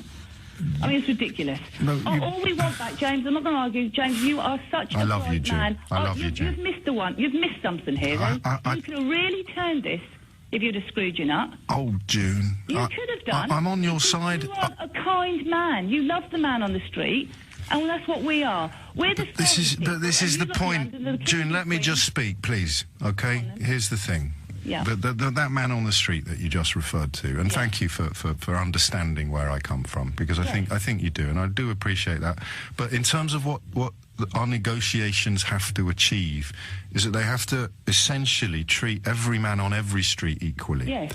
They have to at least secure for the greater good for every man on every street, and that means that an industry that constitutes less than 0.5% of our GDP. At the moment, James. Yes, no, I haven't finished.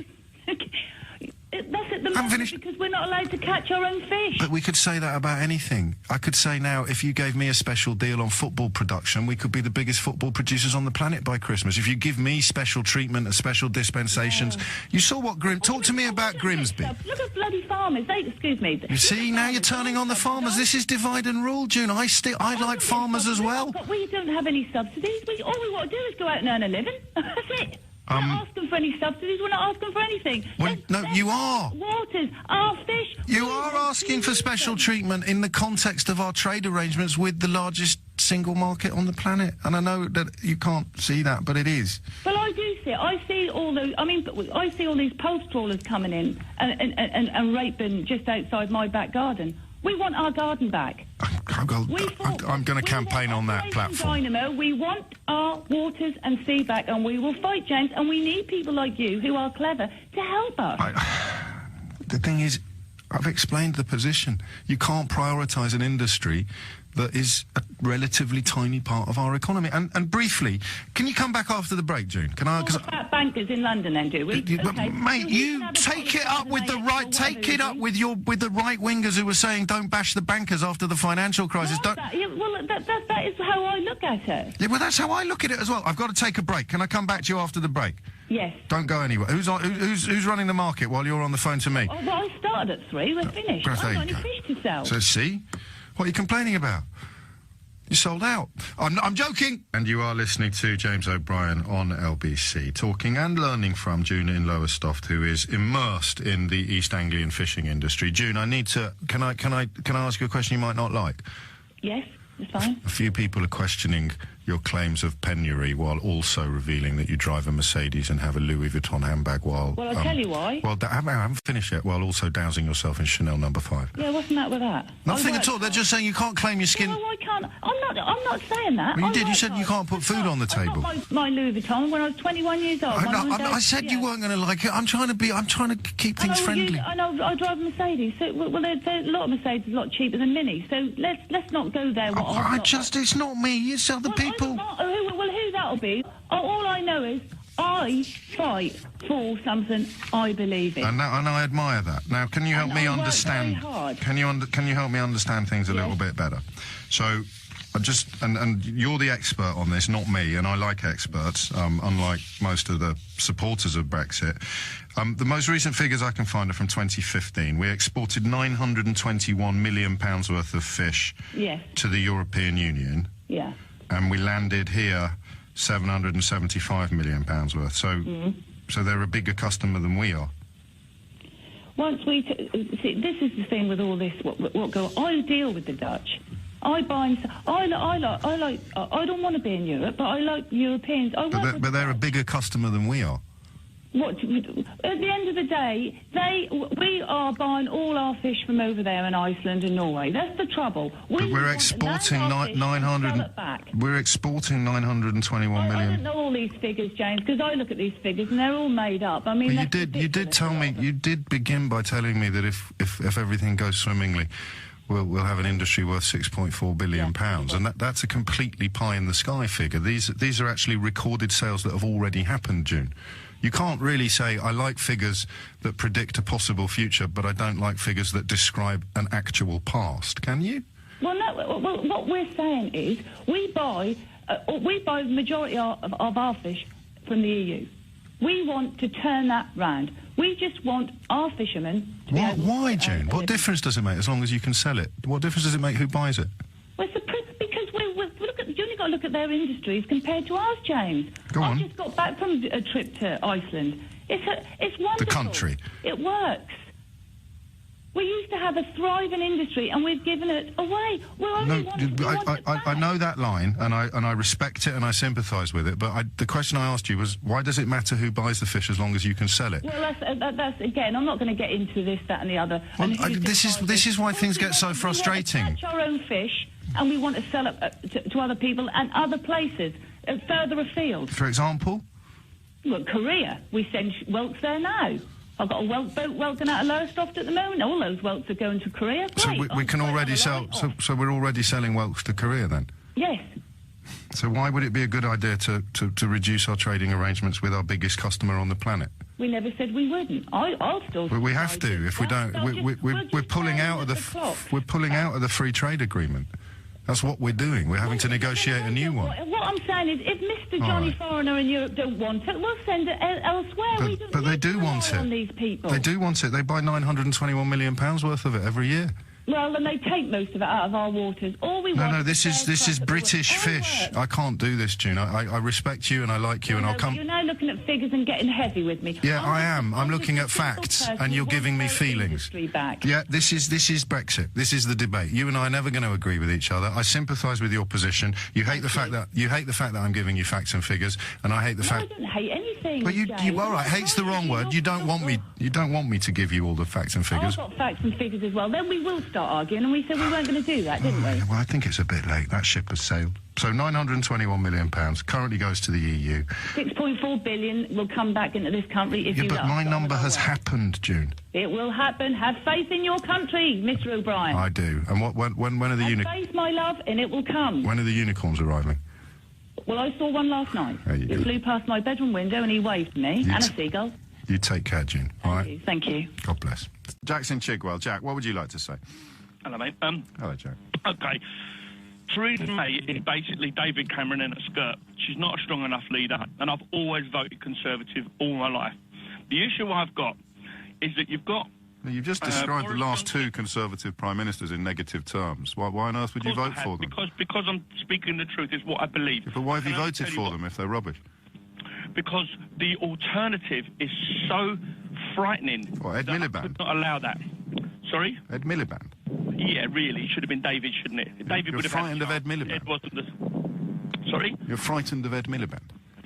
I'm frightened of Labour in total. I think they're basically people that just would do anything to be in charge of the country. And let's face it, they've never, ever left this country in a better situation than when they've taken office, ever that I can remember, unless you're going to tell me different. But my problem I am going to tell you different. Global financial crisis.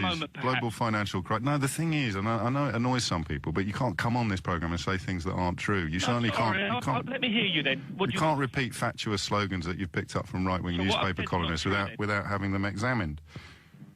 So when we're worse off now than we were when David Cameron got into power in 2010. I mean, what you've done is... Oh, James, you can't say that. Oh, okay. Please, you can't.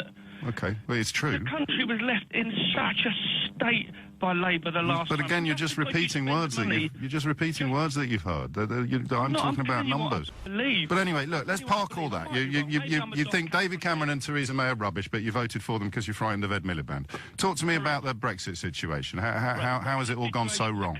is a catastrophe. Well, clearly. I didn't want to leave the EU. I wanted to reform. We weren't allowed that because David Cameron was sent away like a little boy. So you've done it again, you see. You've done it again. Do you know what? Can you let me come on to because you're saying things that aren't true, and my job is to deal in fact. So David Cameron failed to get extra concessions. David Cameron I'll tell you, mate, went to what you're Europe wrong to about. get a deal, and he was sent away with virtually nothing. David Cameron sought extra concessions from the European Union, who found the entire practice ridiculous because we're in neither Schengen nor the Euro. So the arrangement that we had from a Eurosceptic perspective was far superior to that of any other member nation. I mean, this is just 101, mate. This is stuff you should have taken on board 2 years ago. You shouldn't be learning this now.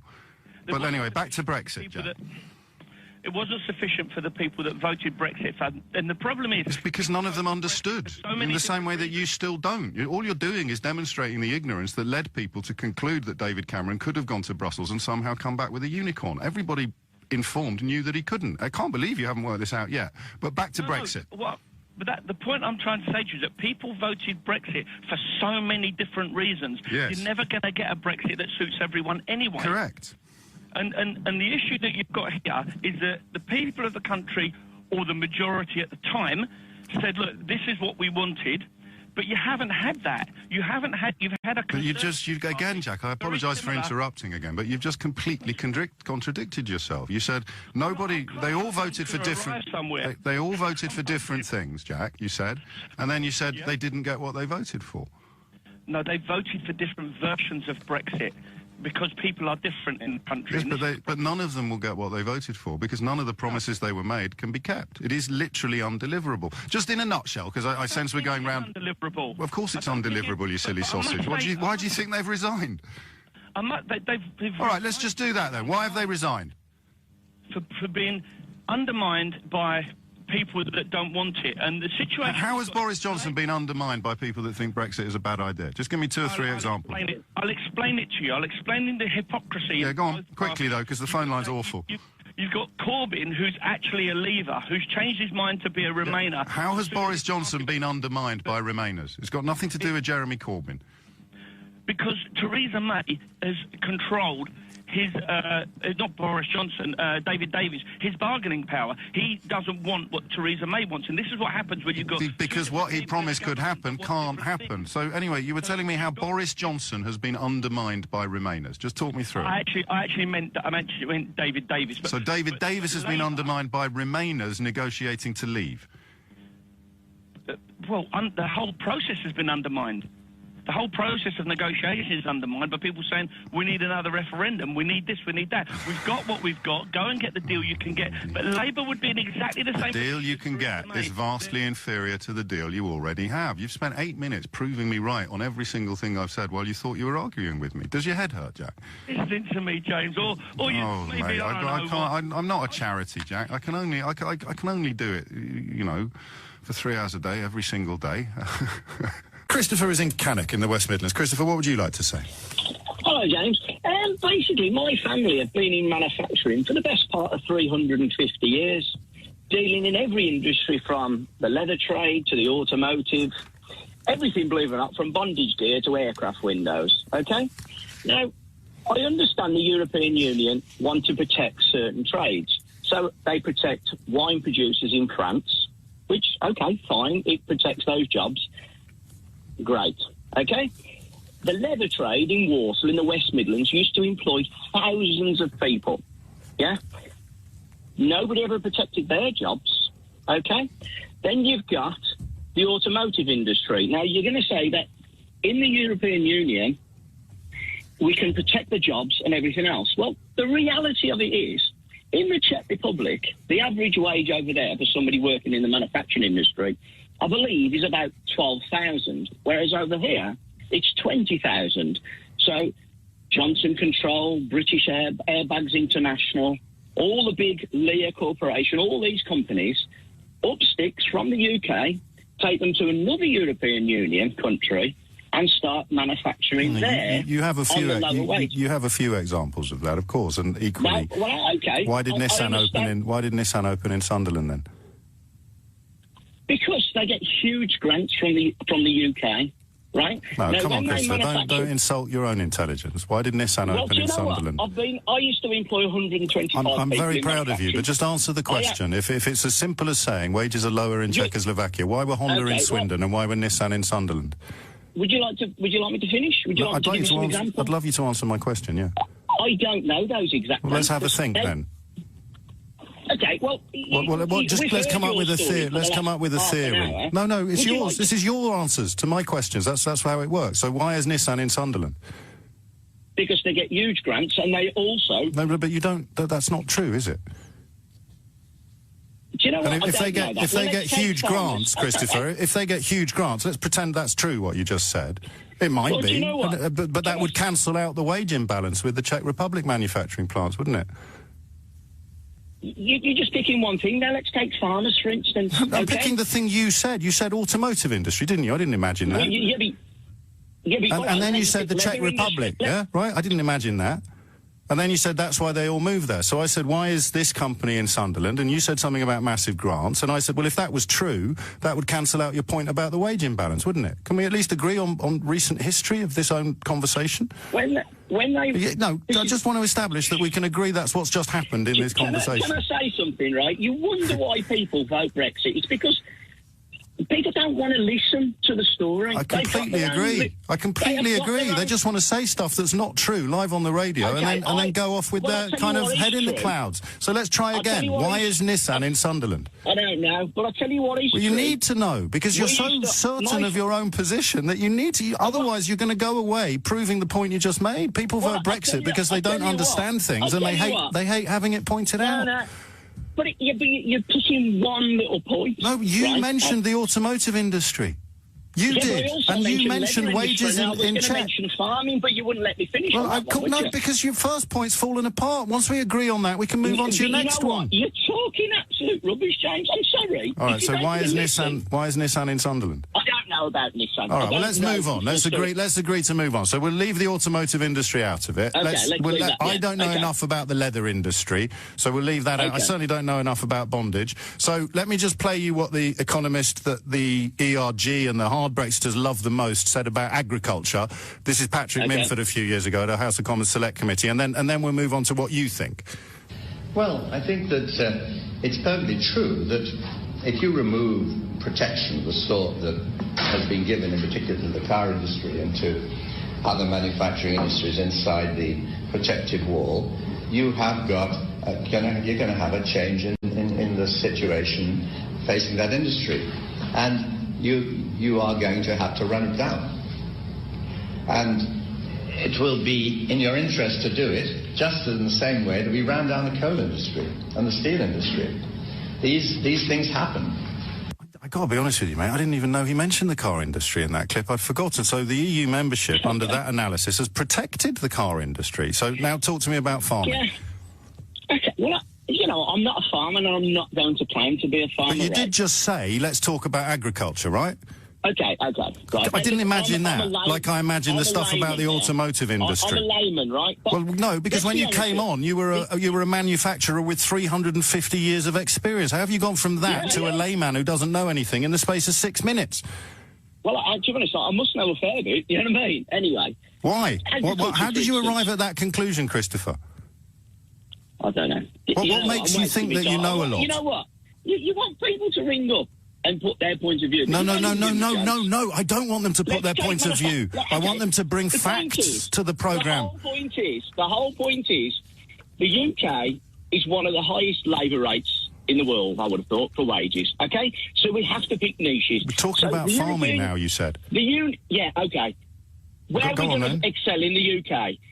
We're never going to grow the cheapest bananas. We can't grow bananas. What we could do is we can do free range. People my wife, for instance... Free range bananas? She chooses to go and buy free range food. She wants food grown in the UK. She doesn't want it in Brazil. Why we want to ship it all the way around the world? We're going on about So we bring products in from China. Because the people selling bananas or fruit and vegetables to your wife who deliberately buys British sustain their business models by also selling fruit and vegetables to people who don't care where it comes from. They shop according to price. And if we leave the European Union without any trade agreements in place, either... Well, that's my point. Then if we're going to buy purely how on can it price, be your point? Because it wipes out the British the point producer. Is the European Union only chooses to protect certain industries. No, it protects all manufacturing and agriculture. Mate, you started with the automotive industry and it fell apart so quickly. It's rubbish. It's because leather... The leather industry in the UK, in Warsaw, has completely gone. You might as well talk about lace in Nottingham. I mean, it just... You may do, but you're going on about the jobs in the automotive industry, right? That in reality, those jobs are already going to Czech Republic. Most of them are already gone. But we just said that's not true. I said, what about Nissan in Sunderland? And you pretended it hadn't happened. What about Christopher? This is pointless. This is pointless every time. Every time you say something, I show you that the other industries that have already gone in the UK. They only choose to protect certain industries. The point is, if we leave and the UK is on its own, the UK can choose. Right, we need to protect steel. I'm late for the news. We need to protect steel. You just heard the ERG's pocket economy. Okay, James. It's nice speaking to you. I'll let you go to your news. Okay. Yeah, well done. Yeah, okay, thank you. Bye-bye. Anthony is in Hemel Hempstead. Anthony, what would you like to say? Hi there, James. First-time caller, by the way. Good morning. You're very welcome. I was just responding to your sort of challenge on the sports club member analogy that you gave earlier, which I thought was good. But it's not mine. I have to stress it's been around since the vote came in. But go on.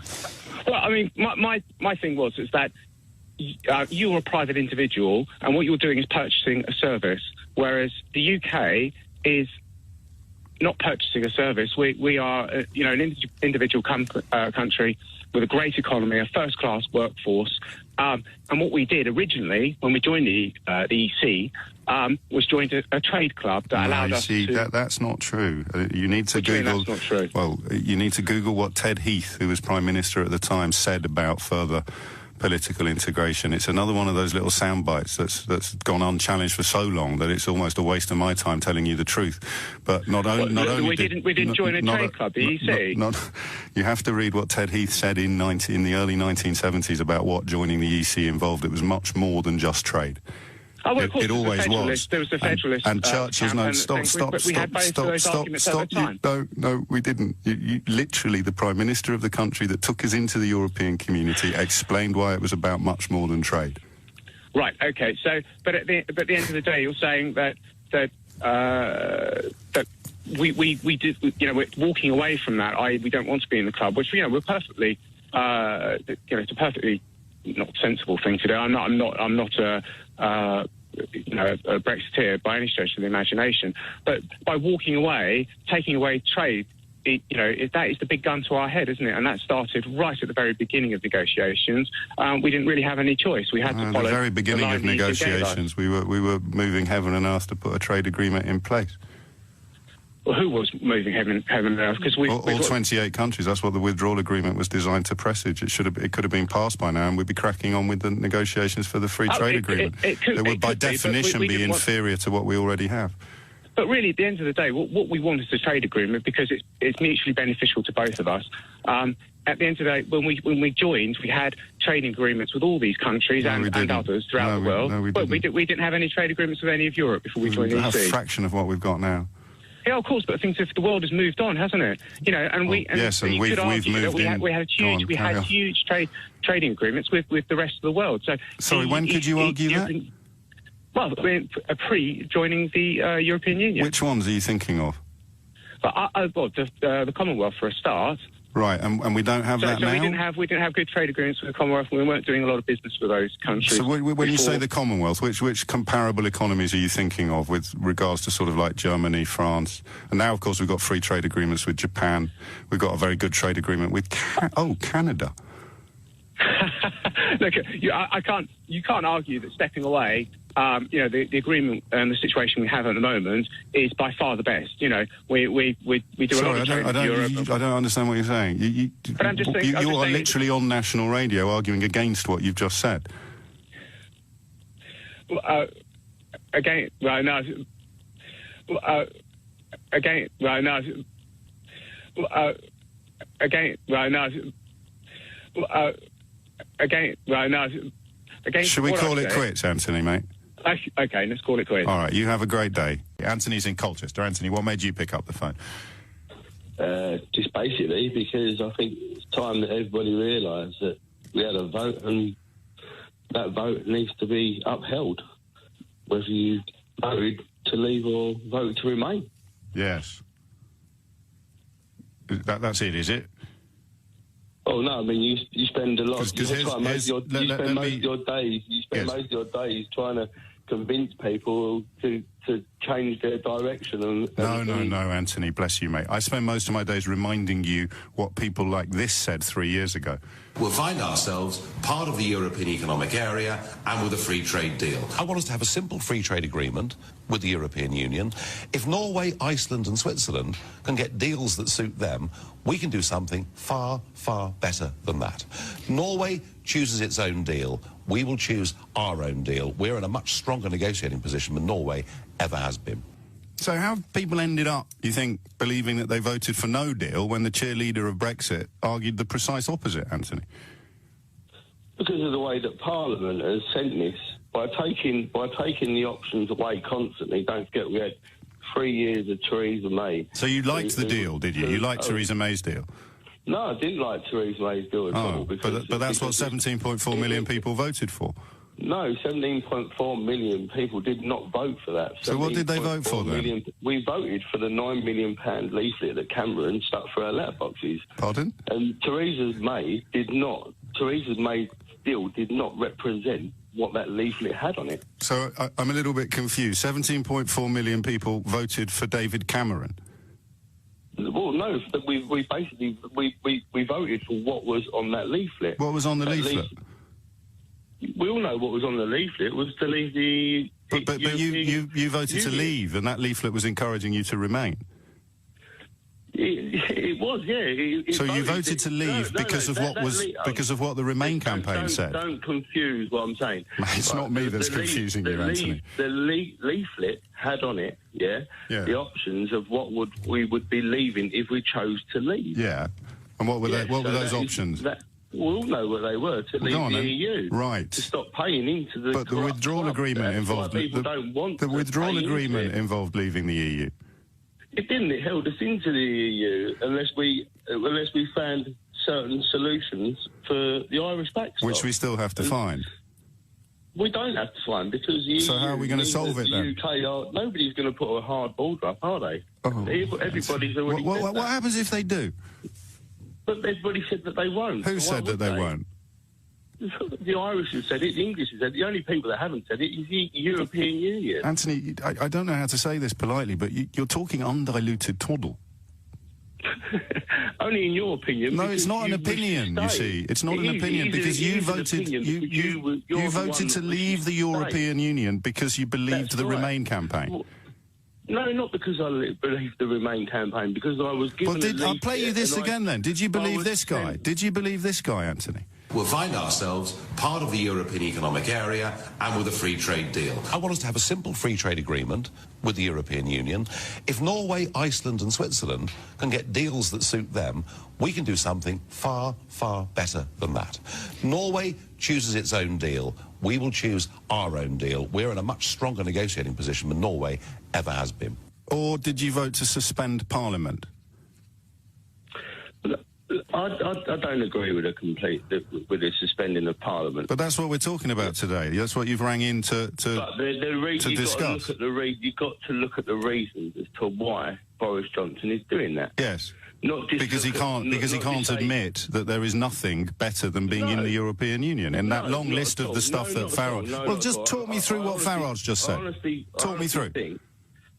I honestly think that the reason that he's doing that is because he is upholding the will of the people. But if those people voted to leave the European Union because they believe...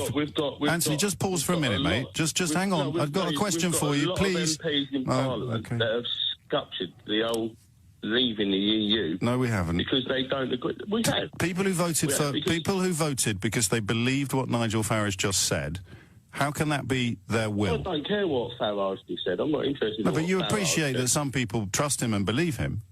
Listen, and they're the people you're talking about. So when you say the will, Anthony, no, of course they are. You're talking about 17.4 million people. You're claiming that they all want the same thing. People that are in Parliament, were elected on the mandate, of their manifesto, which was to leave the European Union. Now you have a lot of MPs, that have stood on that mandate. They didn't get an overall majority, though, did they? It doesn't matter whether... Well, that's how Parliament works. No, that's how Parliament works. I'm talking about... Parliament? Conservative MPs. Well, you're talking about Parliament. No, I'm talking about Conservative MPs. In Parliament? They may be in Parliament, but just the fact still remains, that they were elected on the manifesto of the government they stood for. And the chairman of the party today says this is a new government, and if it's a new government, that manifesto no longer holds. Just before you go, because we're late for the news. It's a new cabinet, not a new government. No, the chairman of the Conservative Party said it was a new government, not me. You're confusing. I say it again. The chairman of the Conservative Party said it, not me. I don't agree with him. I think I agree with you. Final question: what are you most looking forward to about the No Deal crash out at the end of October? I don't truly believe that we'll be in a no-deal crash-out. The reason that we are in this no-deal crash-out mindset is simply because of the bad job that Theresa May... So you're not looking forward to it? I don't think there will be a bad crash-out, to be honest with you. Right. And the will of the people... The will of the people is what? When we go around full circle, we need the EU as much as the EU need us. Yeah, they need to trade with us. We need to trade with them. And I think that in the end, things will all right, mate. You have a cracking day. I'm very grateful for your time and attention. Anthony's in Brighton. Anthony, what would you like to say? I think it's very nice to talk to you, actually. Well, obviously. But why did you ring in? Election or referendum? Election, I think.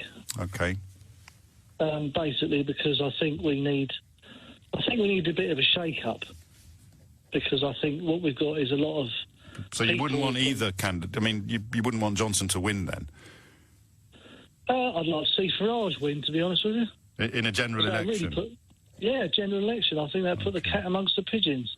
Yes. So you don't want calmness and unity? To be honest with you, until we end up staying in the EU, right, which is basically what the EU want and what they're controlling...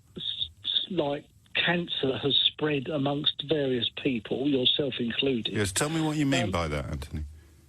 The EU wants to have control of everything. We want independence. The EU don't want us to be independent. What do you mean by independent? We want to have our own government telling us what to do rather than the European... So what do they tell you what to do at the moment?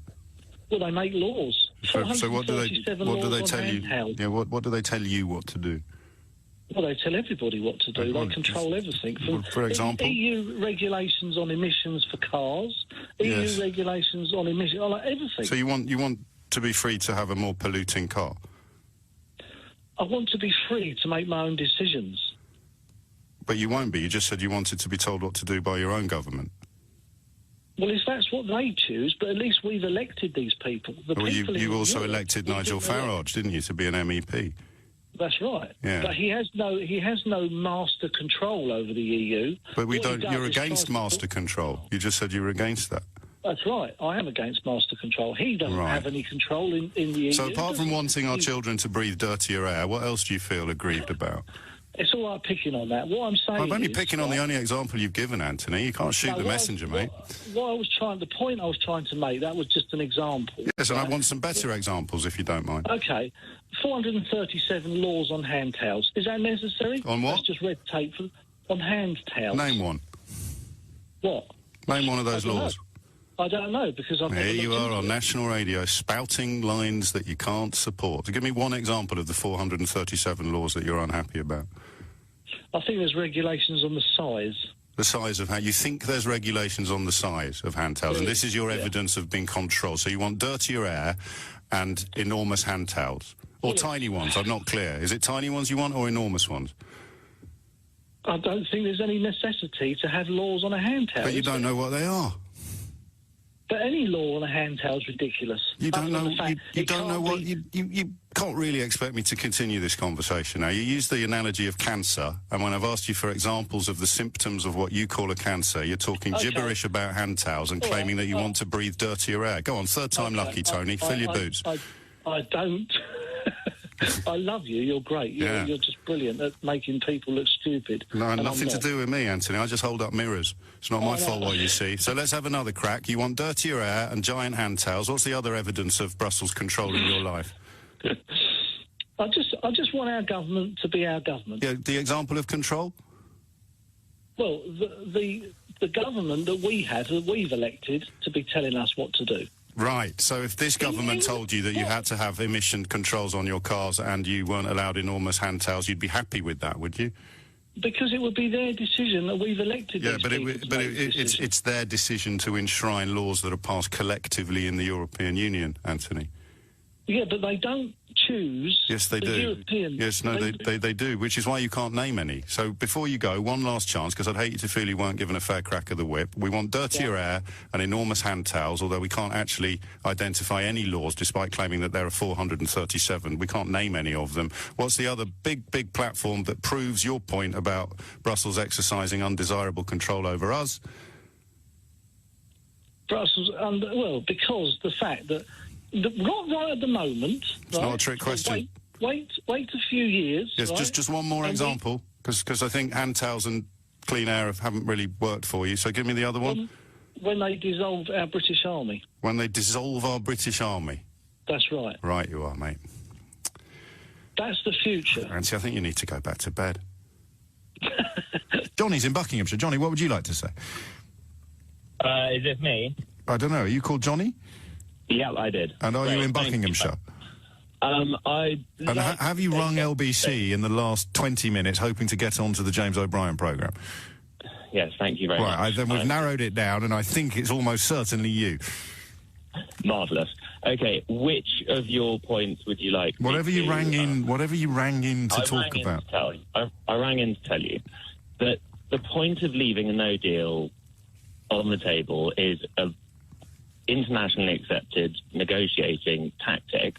Which so what previous international negotiation would you point to as a precedent for this? One doesn't spring to mind. I'm talking through. But you said it was internationally recognised. I just want one example of where walking away from a negotiation involves walking to a completely new status quo as opposed to returning to the old one. Just one example, Johnny. Hang on, you're misinterpreting what I'm trying to get across. The reason you're going to leave but unlikely. No, I just want you to answer the question, because I like these phrases like internationally recognised, and you sort of glibly deliver it as if that somehow excludes you from having to explain what you mean. So if it's internationally recognised, there'll be loads of examples of negotiations where two parties engage in discussions, and if one of them elects to walk away from those discussions without having arrived at a deal, they don't go back to the status quo that they inhabited prior to the negotiations. They go back to a completely new and largely unknown status quo. So what's the example you've got of that? Okay, great. New, unknown. Good. So the example that you use to claim that it's internationally recognised, this tactic you describe, what examples can you offer us? Let's move on from internationally recognised. Well, only if you admit that it was a ludicrous phrase to you. No? Okay, here we go. So it's not internationally recognised. Well, it's because no one has ever done it. America and Australia. Because no one has ever done it. Look, I'm not a historian. Well, then don't come on national radio and tell my listeners, who are intelligent and deserving of a lot more respect, stuff that you know to be untrue. No, hang on. I was calling about your car analogy and going to a dealership and then leaving with a no deal or anything. Yes. That made absolutely no sense in what we're talking about in the bigger picture. I'm not responsible for your intelligence. Well, thank God for that. Next, the point of moving into an unknown is because when we made the decision, rightly or wrongly, to leave Europe, we wanted to leave the control they have over us, and also the other 60 nations or 40 nations or whatever who are not productive and basically rely on Germany, 40 nations in the European Union. I can bring Google back up and work out the exact numbers. You don't need Google. There's 28 currently, of which we're one. So there are 27 other nations. And let's just pick up on that word you used, control. So what is it that we can't do at the moment that we'll be able to do when we don't have any trade agreements in place at all? Set our own customs limits. Set our own customs tariffs. We can't do that under World Trade Organization most favored nation status. As soon as we offer or impose one thing on one country, we have to impose it on every country in the WTO. You can find this on Google. That's fine, but as a sole trader and a businessman, we will still end up being able to trade. Where we're forgetting is that the we question need is, to how move will it into be new better? and uncharted territory. How will it be better than what we currently have? The world can change. So that the world can change?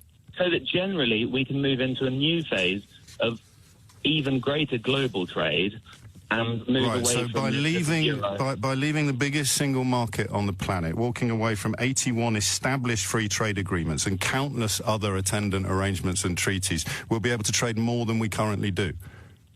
We will be able to trade more than we currently do. Okay, Johnny. I think we use different Googles. I think we use different Googles. So tell me the thing that is going to be the fly in the ointment of your plan, the reason why this unicorn land won't happen. Is it because of EU intransigence or lefties? The people who are negotiating on our behalf are politicians and civil servants and people who are not business savvy. Yes. Okay? For example, people who know that there are 28 members in the European Union rather than people who think there are 40. We should have people who think there are 40 countries in the European Union doing the negotiations. Is that what you're telling us? Because that's what I've taken away from this conversation. You don't think they know what they're talking about, but you can't even count. Gary is in Shepherd's Bush. Gary, what would you like to say? Yeah, I absolutely agree with what you were saying. I've turned up my moral compass over Boris Johnson. You know, the Garden Bridge, you're talking about his indiscretions, possibly. Yeah. I'll go as far as to say I'm a taxi driver. He was the one who allowed a certain minicab company to come into London, and basically they've got 100,000 people. I still will back him because of Brexit. Good grief. He's the only politician that, besides Mr. Farage, but he hasn't got the infrastructure to actually win an election, that he's the only politician that will deliver Brexit. Now, that is the most important thing for me over my finances, over my country. I want to put my country before my party or before my work. That's how strong I feel about... By putting an adulterous liar in charge of it? Absolutely. How does that work, Gary? It works because of... Just in a nutshell, how do you think it is good for your country to put a proven liar in charge of it? Because Brexit is the biggest thing for my country that I can think of. What if he lied about that? Lifetime. Pardon? What if he lied about that? That's an opinion, James. No, it's a question, Gary. No matter what he says or what he's done in the past, if he delivers Brexit for me, I'm happy. Yeah, but what if he lied about Brexit? I'm happy. You're happy being lied to? No, not really. So what if he lied about Brexit? I mean, we already know that the figure on the side of the bus was a lie, don't we? No, I don't think it was a lie. Well, he's admitted it was. No. So either he lied to you when he told you, or he lied to you because it's down to 250 million down in his own press releases. The bus made absolutely no difference to my way of voting. I didn't say it did. I just pointed out he already lied. He already lied. But the Remainers lied as well, so I'm sorry, it works both ways. No, it doesn't, does it? Because if the Remainers said we'll have 800,000 unemployed as soon as we vote, and it's all rubbish. If whoever said that had questions, if whoever said that had questions to answer about the allocation of public money while in office, then I would be leading calls for them to be held to account. You're on national radio saying I don't care what he's done. I don't, because that's fine. Brexit. No, so he's a leader of a political party that can deliver Brexit. Yeah. The Labour Party cannot deliver Brexit. It won't deliver Brexit.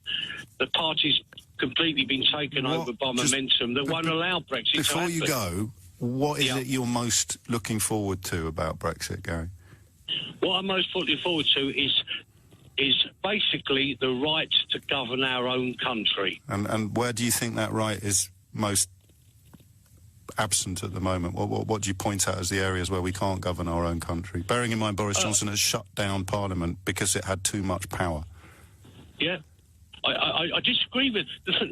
what I'm trying to say, James, I disagree with him on so many issues, and I... Yes, but you agree with him that we have to leave the European Union to govern our country, although I've never heard him say that in public with a straight face. So just point me towards the bits of our country that we can't currently govern.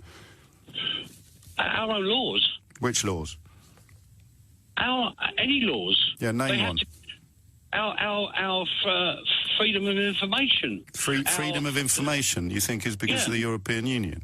No, it's not. It's also... So what then? What are you talking? Why have they got different laws in Scotland from what we've got in England if they all come from Brussels, Gary?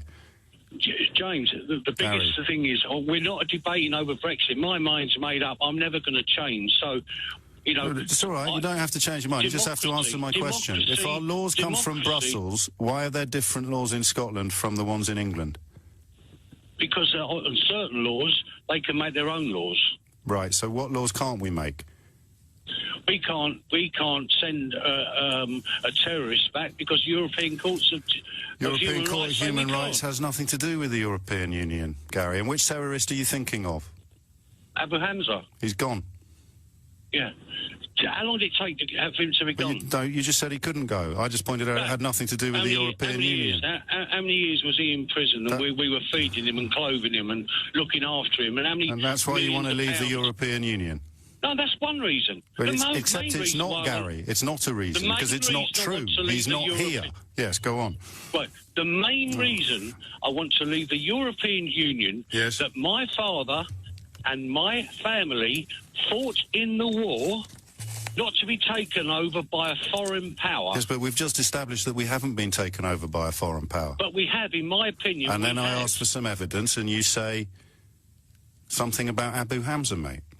That's what Boris Johnson has done to you. That's what he's done to you. You asked me a question of what... You asked me that question. Yeah. I could give you other examples go on, then. Go on, then. We don't control our own borders. Yeah, go on, then. I just said it. We don't control our own borders. Well, who does? 500 million people are entitled to come to this country. 500 million people are entitled to come to Germany or France or Belgium or Portugal or Spain, unless the government introduces its own right to insist that if you haven't got a job after 3 months or enough money to prove that you can support yourself independently, they can ask you to go back to your country of origin, Gary. But you knew that, right? They can. But we've got 2 million illegal immigrants in this country anyway. And what's that got to do with the European... How do you know they're illegal if we're not controlling our borders, Gary? Because you know as well as I do they are. Oh, mate. So just to be clear, what could he do? Could he shoot someone on Goldhawk Road and he'd still have your vote? That's going a little bit too far. Why? But you've already revealed that your moral compass is shot to pieces and that you're supporting you support a liar. Because I don't support him at all. Yes, you do. I don't like him one little bit. No, you do support him. He's the only politician who can deliver the Brexit that you can't explain why you want. Yeah, exactly. You got me there. Mark's in Horsham. Mark, what do you reckon? I will still vote for Nigel and the Brexit Party, even if he doesn't run, but I would prefer him to run. Right. MP. Yes. And would you like me to clean your guttering for £25,000? I still think... I think one of the reasons he may not be running is because, say, they only got 10 MPs. Mate, they weren't going to get any MPs. They're not going to get any MPs. He won't have as much say as he would do as leading in Europe. But he can do both, Mark. I hate it when this happens. I have to point out simple facts to you, and you've rung up to express support for a man who doesn't tell you the truth. He can be both. Could be an MEP and an MP. And then if Brexit happens under Boris Johnson's deal, he won't be in the European Parliament anymore. So just talk me through how that would give him more power than being in Westminster. No, I mean, I personally would prefer him to run for MEP, and I don't know the reason why. But, mate, we're he's leaving not. the European Union. He's already an MEP, Mark. Sorry, I didn't mean that. I meant an MP. Yeah. Sorry. Okay. So I personally believe... Well, you just said that you thought that he wasn't running to be an MP because he'd have more power by being an ex-MEP. Well, and I'm there you just are, saying, if still they only wanting got 10 Brexit. if they only had 10 seats in Parliament, which is quite possible, I'm being a realist here as well. You're not, mate. You're being a fantasist. They're not going to get any. I knew it was risky rigging you. It's not risky, Mark. I'm here to help, mate. There's a few little massive errors there that you've been labouring under for a few years now, but you've only been on the radio for 2 minutes and already... We've got a different view. No, these aren't views. These aren't views. He is an MEP. After Brexit, he can't be. That's just a fact. You voted for him not to be an MEP anymore when you voted for Brexit, Mark. Well, what I'm saying is I believe in a clean, straight get out. There's no such thing, Mark. I don't like Boris's deal. I'm normally a Conservative. There's no such thing as a clean, straight get out. I don't like Boris. I'm just telling you, I don't like Boris's Why deal not, Mark? Because I think it still ties us in. And I think in what Nigel way? is correct on that. No, it ties us in military, which I'm very concerned about. No, it doesn't. It does. It will tie us in for a certain amount of time, and we've got to get out. We are responsible for so many millions. Let's just pause there, because I unlike Nigel, I respect you enough to actually display interest in the words that you say. So when you say it will tie us in for a certain amount of time, can you tell me precisely what you mean by that? Well, from what I'm aware of, yes, and you might know more than I do. Well, no, I can't, because you know that it will tie us in for a certain amount of time. So I'd like to know, what will it tie us into, and what is the certain amount of time? It's probably at least 2 years. What do you mean it's probably at least 2 years? That sounds like you've got no idea. No, I've heard different things. So we'll be tied in to the military side of things for at least 2 years. Yeah, and there's decisions that we've tied in a while ago into the EU. For example? Where if we wanted to... for instance, let's pick on a country like Israel, for instance. Pardon? We've always been friends with them. I'm just picking on a general country, which is an easy one to pick on. Right. If for any reason, they were under a major attack and we wanted to defend them... Yes. And the rest of Europe would say no... Yes. We would have problems in doing that. You mean like Iraq, when France was passionately opposed to it and we piled in with George W. Bush? Yeah, while we were members of the European Union. No, you mean like that? That was a different treaty then. We signed more of our rights away since then. But we didn't, Mark. You see, you've read this on Facebook and it's not true. And yet here you are still claiming to be did you call yourself a Brexiteer when you rang in? Yes, I did call myself a Brexiteer. And here you are live on the radio saying stuff that's not true, and yet you still think that you cast your vote correctly. It's built on nonsense, my friend. And guess who fed you that nonsense? No, we're not going to agree to disagree. There is absolutely nothing in the claim that there are new treaty obligations kicking in 2020 or 2022 that would prevent us from offering military support that other EU allies didn't want to cooperate with. It's not a view, it's not an opinion, it's not an agree to disagree. You have believed lies and cast your vote as a result of those lies, and yet for psychological reasons you still support the way you voted, despite the fact that your reasons for doing it were all false, mate. Okay, if you take the interview with Nigel on Sunday morning in the Andrew Marr show, if you take that for instance, Nigel made it quite clear what was going on. Did he? What? And Andrew normally tears people down quite weirdly, but he said, he let him carry on. Yeah, so what is going on then, Mark? Well, he let him say about what we're getting when we're going out. This is BBC, which is more left-wing. How is the BBC left-wing when Farage has been on Question Time more than anybody else on the planet?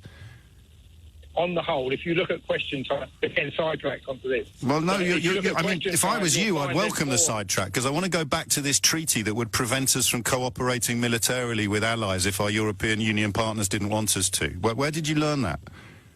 I learned that listening by Nigel Farage in different places I've listened to. Okay, I haven't got them at my fingertips. But you should have before you ring national radio, let alone cast a vote. Cast an actual vote. Exercise your pure democratic right. And it turns out that you did it on a lie. And yet you're cross with the person who's pointing out the lie. You're not cross with the liar, Mark. How long will it take you to cross that river, do you think? Okay. I'll give you this one. Okay, next time I ring you up when I'm at home and I've got all the information. No. You've now got all the information, Mark, because I've given it to you because I respect you. Okay, but we will disagree on it. No, we can't disagree on it because I've given you all the information. There is no opinion here unless you can provide me with a scintilla of evidence that continuing European Union membership would prevent us from undertaking a military campaign akin to the one in Iraq, which many of our European partners didn't endorse or join in. We have signed up to stuff. We have not, you see. In the last 6 months. Yes, but here's me getting paid to do this, telling you that we haven't. And here's you not knowing where it's come from or who said it or which bit of Facebook you got it from, saying that we have. So who do you think's right? Okay, I'll give you this one. No. I don't want you to give me anything, Mark. I'm giving you this one. I'm giving you the knowledge now to form an opinion based on facts rather than lies and feelings. And the only opinion you can form based on facts is that the people who told you this nonsense about treaties and armies lied to you. So why would you still trust them or want them to be in Parliament? Oh, right. Okay, I will try and find out the information and I will come back to you. Doesn't really work like that, mate, but I would love... No, we've got your number. What day should we ring you tomorrow?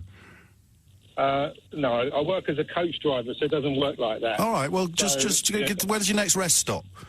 I need time to get the information for you. Okay, well, we'll check in with you in a couple of days then. Okay, no problem. All right, and if it turns out you've been conned, who are you going to get cross with, me or Nigel? We'll wait and see. No, answer the question. No, of course you don't believe you've been conned. That's why you're having this meltdown on the radio and talking about driving coaches. I'm not going to meltdown. So when it turns out you've been conned, who are you going to get cross with, me or the person who conned you? There is other issues. Well, we can talk about them if you want. We can talk about the other issues if you want. I'm just about to go into work. Of course you are. Unfortunately, I've got to work. No, I am. All right, mate. Trust me. No, I do trust you, Mark. That's the whole point. I trust you to be intelligent enough to realise the difference between facts and lies. And you're very close. I can feel it. Have a great day. All the best. Cheers. Right, there you go. Carl is in Taunton. Carl, what would you like to say? Hi. All right, James. Listen, I've never phoned up a station before, but you've wound me up. Yes. So if you just bear with me a sec, because I'm not as articulate as you, so I'll just say it as it is. You know, you don't have to like it. You don't have to accept it. But it's happening. Maybe it doesn't affect you, people competing for your jobs. I can guarantee that it's nobody knocking on the door of your boss saying, I'll do James's job for £5,000 or £6,000 a year less. Of course there are. That's what's happening. Hold on, that's what's happening. Hang on a minute. Of course there are. No, there aren't. Yes, there are. All you've got to be able to do is speak English. You could ring him now and ask for my job, Carl. Oh, okay. Some guy from Lithuania is going to phone up and he's going to know all about British politics. Doesn't have to be from Lithuania. He could be from Liverpool. All he's got to be able to do is speak. All right, don't be a prat. Let me get it out. So what happened then? No, mate, if you're going to say something, first of all, I'm not going to insult you, but you just... No. You can't come on the radio and tell lies. All you do is talk over people and just give me a second, because this is difficult for me to get don't tell another lie, all right? Hey? Don't tell another lie, and I won't interrupt you. I don't know what planet you're on. Let me finish anyway, and then we'll discuss that later. So... let's forget the guy from Lithuania or Latvia. Say an Eastern European guy. He's not knocking on your door because he doesn't have the British political skills. He doesn't know about past British history. He doesn't know about how things go on in this country. You're going to be worse off. No, well, it doesn't matter. It matters to me. We're paying the train. It matters to me. James, you're going to be worse off. Well, let me tell you why I'm happy to be worse off. Okay. I'm taking a chance.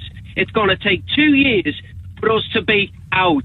It doesn't matter anything about sovereignty. The people of this country that are having their jobs threatened because people want to do my job. They're going to be worse off.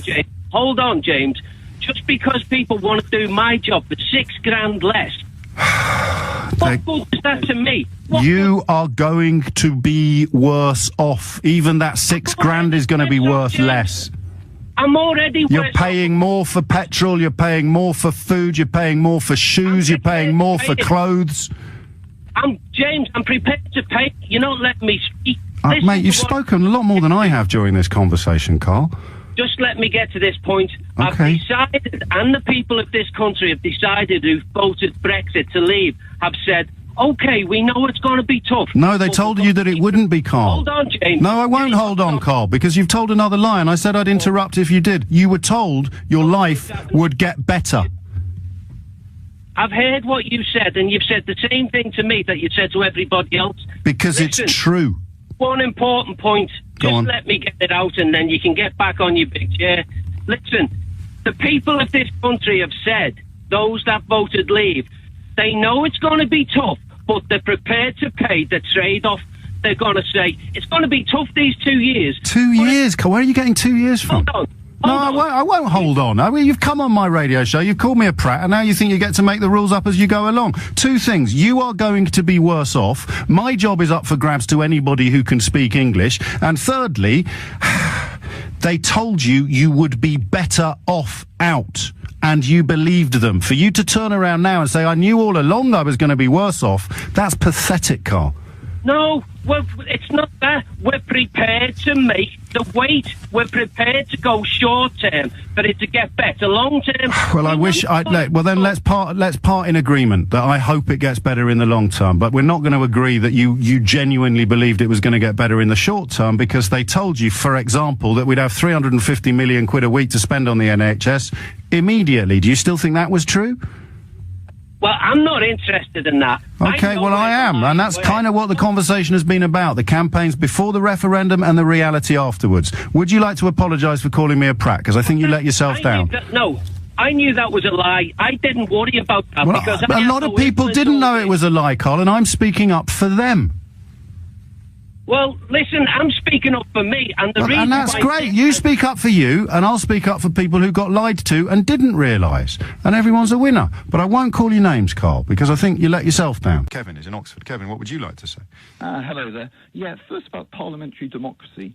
I sort of agree with you. I favour it over referendums. But the problem is David Cameron and Parliament as a whole said they were too thick to handle this question. They handed it over to the people, so the people have given the answer. I don't think it wasn't a question of thickness, or I can't criticise you for using the word. I shall be using it a lot today, I sense, but that's not historically accurate. I mean, Cameron did it, as we all know, because he thought it would somehow close down the problem for a generation, that there'd be a Remain vote, and then he'd be able to appeal to the Eurosceptics within his own party and say, well, I gave you a fair crack of the whip, and it didn't work. But nonetheless, once you've agreed to direct democracy more in line with the original Greek form, you can't then go back on it. Well, it depends, doesn't it? If you can demonstrate that everybody who voted to leave voted for broadly the same thing, then your point would stand, especially with reference to the original Greek form. But I think you'd struggle to do that.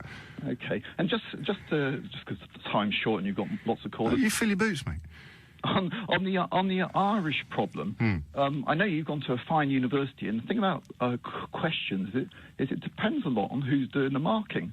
So if I can just use a little analogy... I don't know, should we need to? It's a fairly straightforward reading of the Good Friday Agreement and the Four Freedoms and the red lines at Mansion House. And once those 3 points of triangulation are picked, then progress is impossible.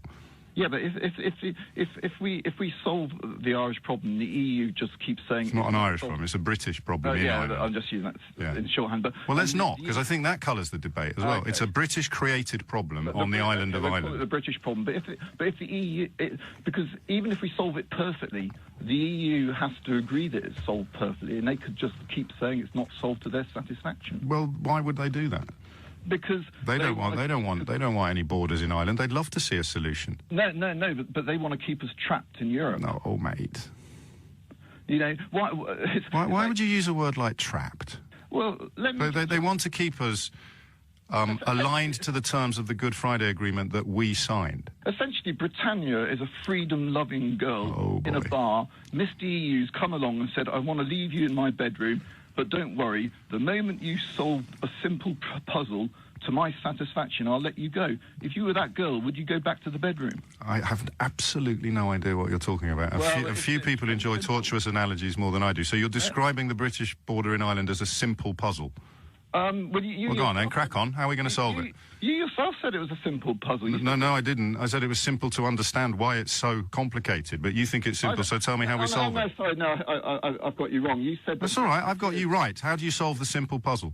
I don't know all the technicalities. That doesn't matter, just give me the simple puzzle bit. How do you solve it? The problem with the border is they're saying it has to be a hard border, and the Brexiteers are saying it doesn't have to be a hard border because we can check things in and out without having to check every single car. We can do it using technology of various kinds. But they can't tell us what that technology is, and nobody who works in the sector describes that as plausible or feasible. But you think it is. You think it's simple, so tell me the solution. it's like I'm not an expert on border security, but no, I know, but you're not an expert on girls in your bedroom either. But the analogy employed the phrase "simple puzzle." So what's the solution to the simple puzzle?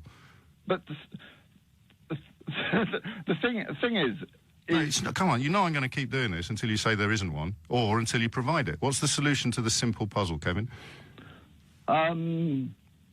Well, actually, I wasn't saying there was one. I was saying that... Oh, yes, you did, my friend. No, but I thought you were arguing that there was one. Doesn't matter. You said it's a simple puzzle. So how are you going to solve it? Well, I'm saying the whole problem is it doesn't matter how simple it is. The Europeans will never pass your... Yes, but then you use silly words like trapped, which displays a level of, I don't want to say delusion, but a level of embeddedness that perhaps explains why you're describing something as simple live on national radio, and everyone can hear you being completely unable to describe what you've called simple yourself. If you sign up to let the Europeans... Mate, you're trying to change the subject. I wasn't born yesterday. What's the solution to the simple puzzle? You've got me trapped. I'm on the radio and my mind's a little bit scrambled. Well, take your time. Shall we come back after the break? Okay, then. Let's do it. It's a solution to the simple puzzle that is posed by the British border in Ireland. Kevin will solve it after this. Kevin in Oxford, what's the solution to the British border in Ireland problem? Hi there. And also, Kevin, before you continue, thank you for being such a good sport. That's very good of you. Well, I've had a mint tea, so my brain's now nice and calm and sharp. And one answer which is not so good is an appeal to authority. I remember seeing Rees-Mogg saying that there was on TV saying that there were technical solutions. Yes. But the other one is a political one, which is the British are saying that we will not have a hard border. The Europeans are saying that we'll not have a hard border. The Good Friday Agreement says that we can't have a hard border. So that's brilliant. So the reason we will never have a hard border is because no one's going to impose it. Which means the backstop stays indefinitely. Yeah, which is what they're all so cross and upset about. So essentially... The people that... So you've done the thing, though. You said Rees-Mogg says it's simple. Yeah. Then you've acknowledged that it almost certainly isn't. And if it isn't, then it can't be solved. So it's not a simple puzzle. So your solution to the simple puzzle is not to try to solve it at all. You know what that's called? What's that called? Remaining. Well, to be honest, I'd rather remain than being half in and half out of a club. So if it comes between May's deal and remaining, I'd be a Remainer. But you still think no deal would be something other than utterly unnecessary? I think no deal would be terrific. We'd once more be a free buccaneering country. Yeah. What would govern the civil aviation rules? All these are technicalities. No. You need to have a signed treaty in order to fly over any other country. So where does that fit in on no deal? Very quickly, such treaties would be drawn up and signed. Okay. And medicines? Again, I'm sure very quickly they'd be signed up and drawn. And what food standards regulations would we be following? Well, that'd be for the British people's elected representatives in Parliament to decide. Well, it wouldn't, though, would it? Why not? It would be for the people that we were trading with to decide in conjunction with us, which you can't do if you're a buccaneering independent state. You can only do if you're a co-signatory to international treaties. If your sort of grim conclusions are true... It's not a grim conclusion, my friend. You're sitting here saying it will be really... You've just said it will be really easy to solve the Irish border problem, and now you're saying it will be really easy to solve all the other treaties. There are lots of countries in the world that are not tied to Europe. Yes, but there aren't any countries in the world that don't have any trade agreements in place. Except what we become on April of next year. But, you know, Rule Britannia in the Bath, buccaneering spirit. Why can't we be as loosely tied to Europe as, say, Canada is? Because we're in Europe and Canada isn't. And also the trade agreement they have doesn't govern services, and approximately 10+% of our economy depends on trading services with European Union member states under the freedom of movement of services requirements. But you know all this, mate. Oh, come on. I mean, I can't provide therapy. I've got Theo Usherwood here. You've already denied him a scoop. He thought he was going to be making the front pages tomorrow with a solution to the British border in Ireland problem. I'm very apologetic for not giving him the scoop. Enjoy your mint tea. I'm actually currently supping a similar beverage. Jeffrey's in Chelsea. Jeffrey, why has Chris Grayling got a job? Because people like you keep him in the job. Because all you can do is run down this country. You've got no clue about what the fact remains is that a policy was put in place by the Conservative government to enact the vote. The vote was to leave the EU, not to provide thousands of ships, just because people like you think there's going to be Armageddon when we leave the EU. So why did he sign that? Why did he do the deal then? We did the deal because basically any prudent and proper government, whether it be Labour, Conservative, Liberal, whoever's in government, they have to do what's called the contingency, James, because of people why like is it, you... if he's prudent and proper... You're going to let me speak. You're very rude. If he's prudent and proper, why has the deal fallen apart? It hasn't fallen apart, James. It's purely and simply because at the end of the day... So the deal's still in place, is it, Are you going to Jeffrey? keep talking over me, James? Well, if you lie, I am. Of course I am. Jeffrey, if you lie, Jeffrey, you will be... There's a million places in the British media. Jeffrey, you just said the deal was still in place. Could you just refer me to the evidence that the deal is still in place? Could you just refer me to where you're getting that from? Excuse me, sir. You're excused. Now tell me where you're getting the evidence from. You just said the deal was still in place, the one that was announced on Saturday morning to no longer be in place. So I've been on air for 2 hours. I might have missed the news. Where did you get the information that the deal was still in place, that the prudent and proper Chris Grayling arranged with Seabourn Freight, Jeffrey? I don't know what kind of education you got, James, but you clearly don't have any manners. I haven't interrupted you when you speak. No, you lied, Jeffrey. You said the deal was still in place. So refer me to the evidence for the deal that the government announced was off on Saturday being on again. And then I don't have to interrupt you anymore. Your listeners will draw their own conclusions. They already have, Jeffrey. So finally, just where did you get the news that the deal was back on? Can't wait till we leave the EU and people like you start crying. Yes, where did you get the news that the deal was back on? Where did you get the news, James, that we don't have any contingencies in place?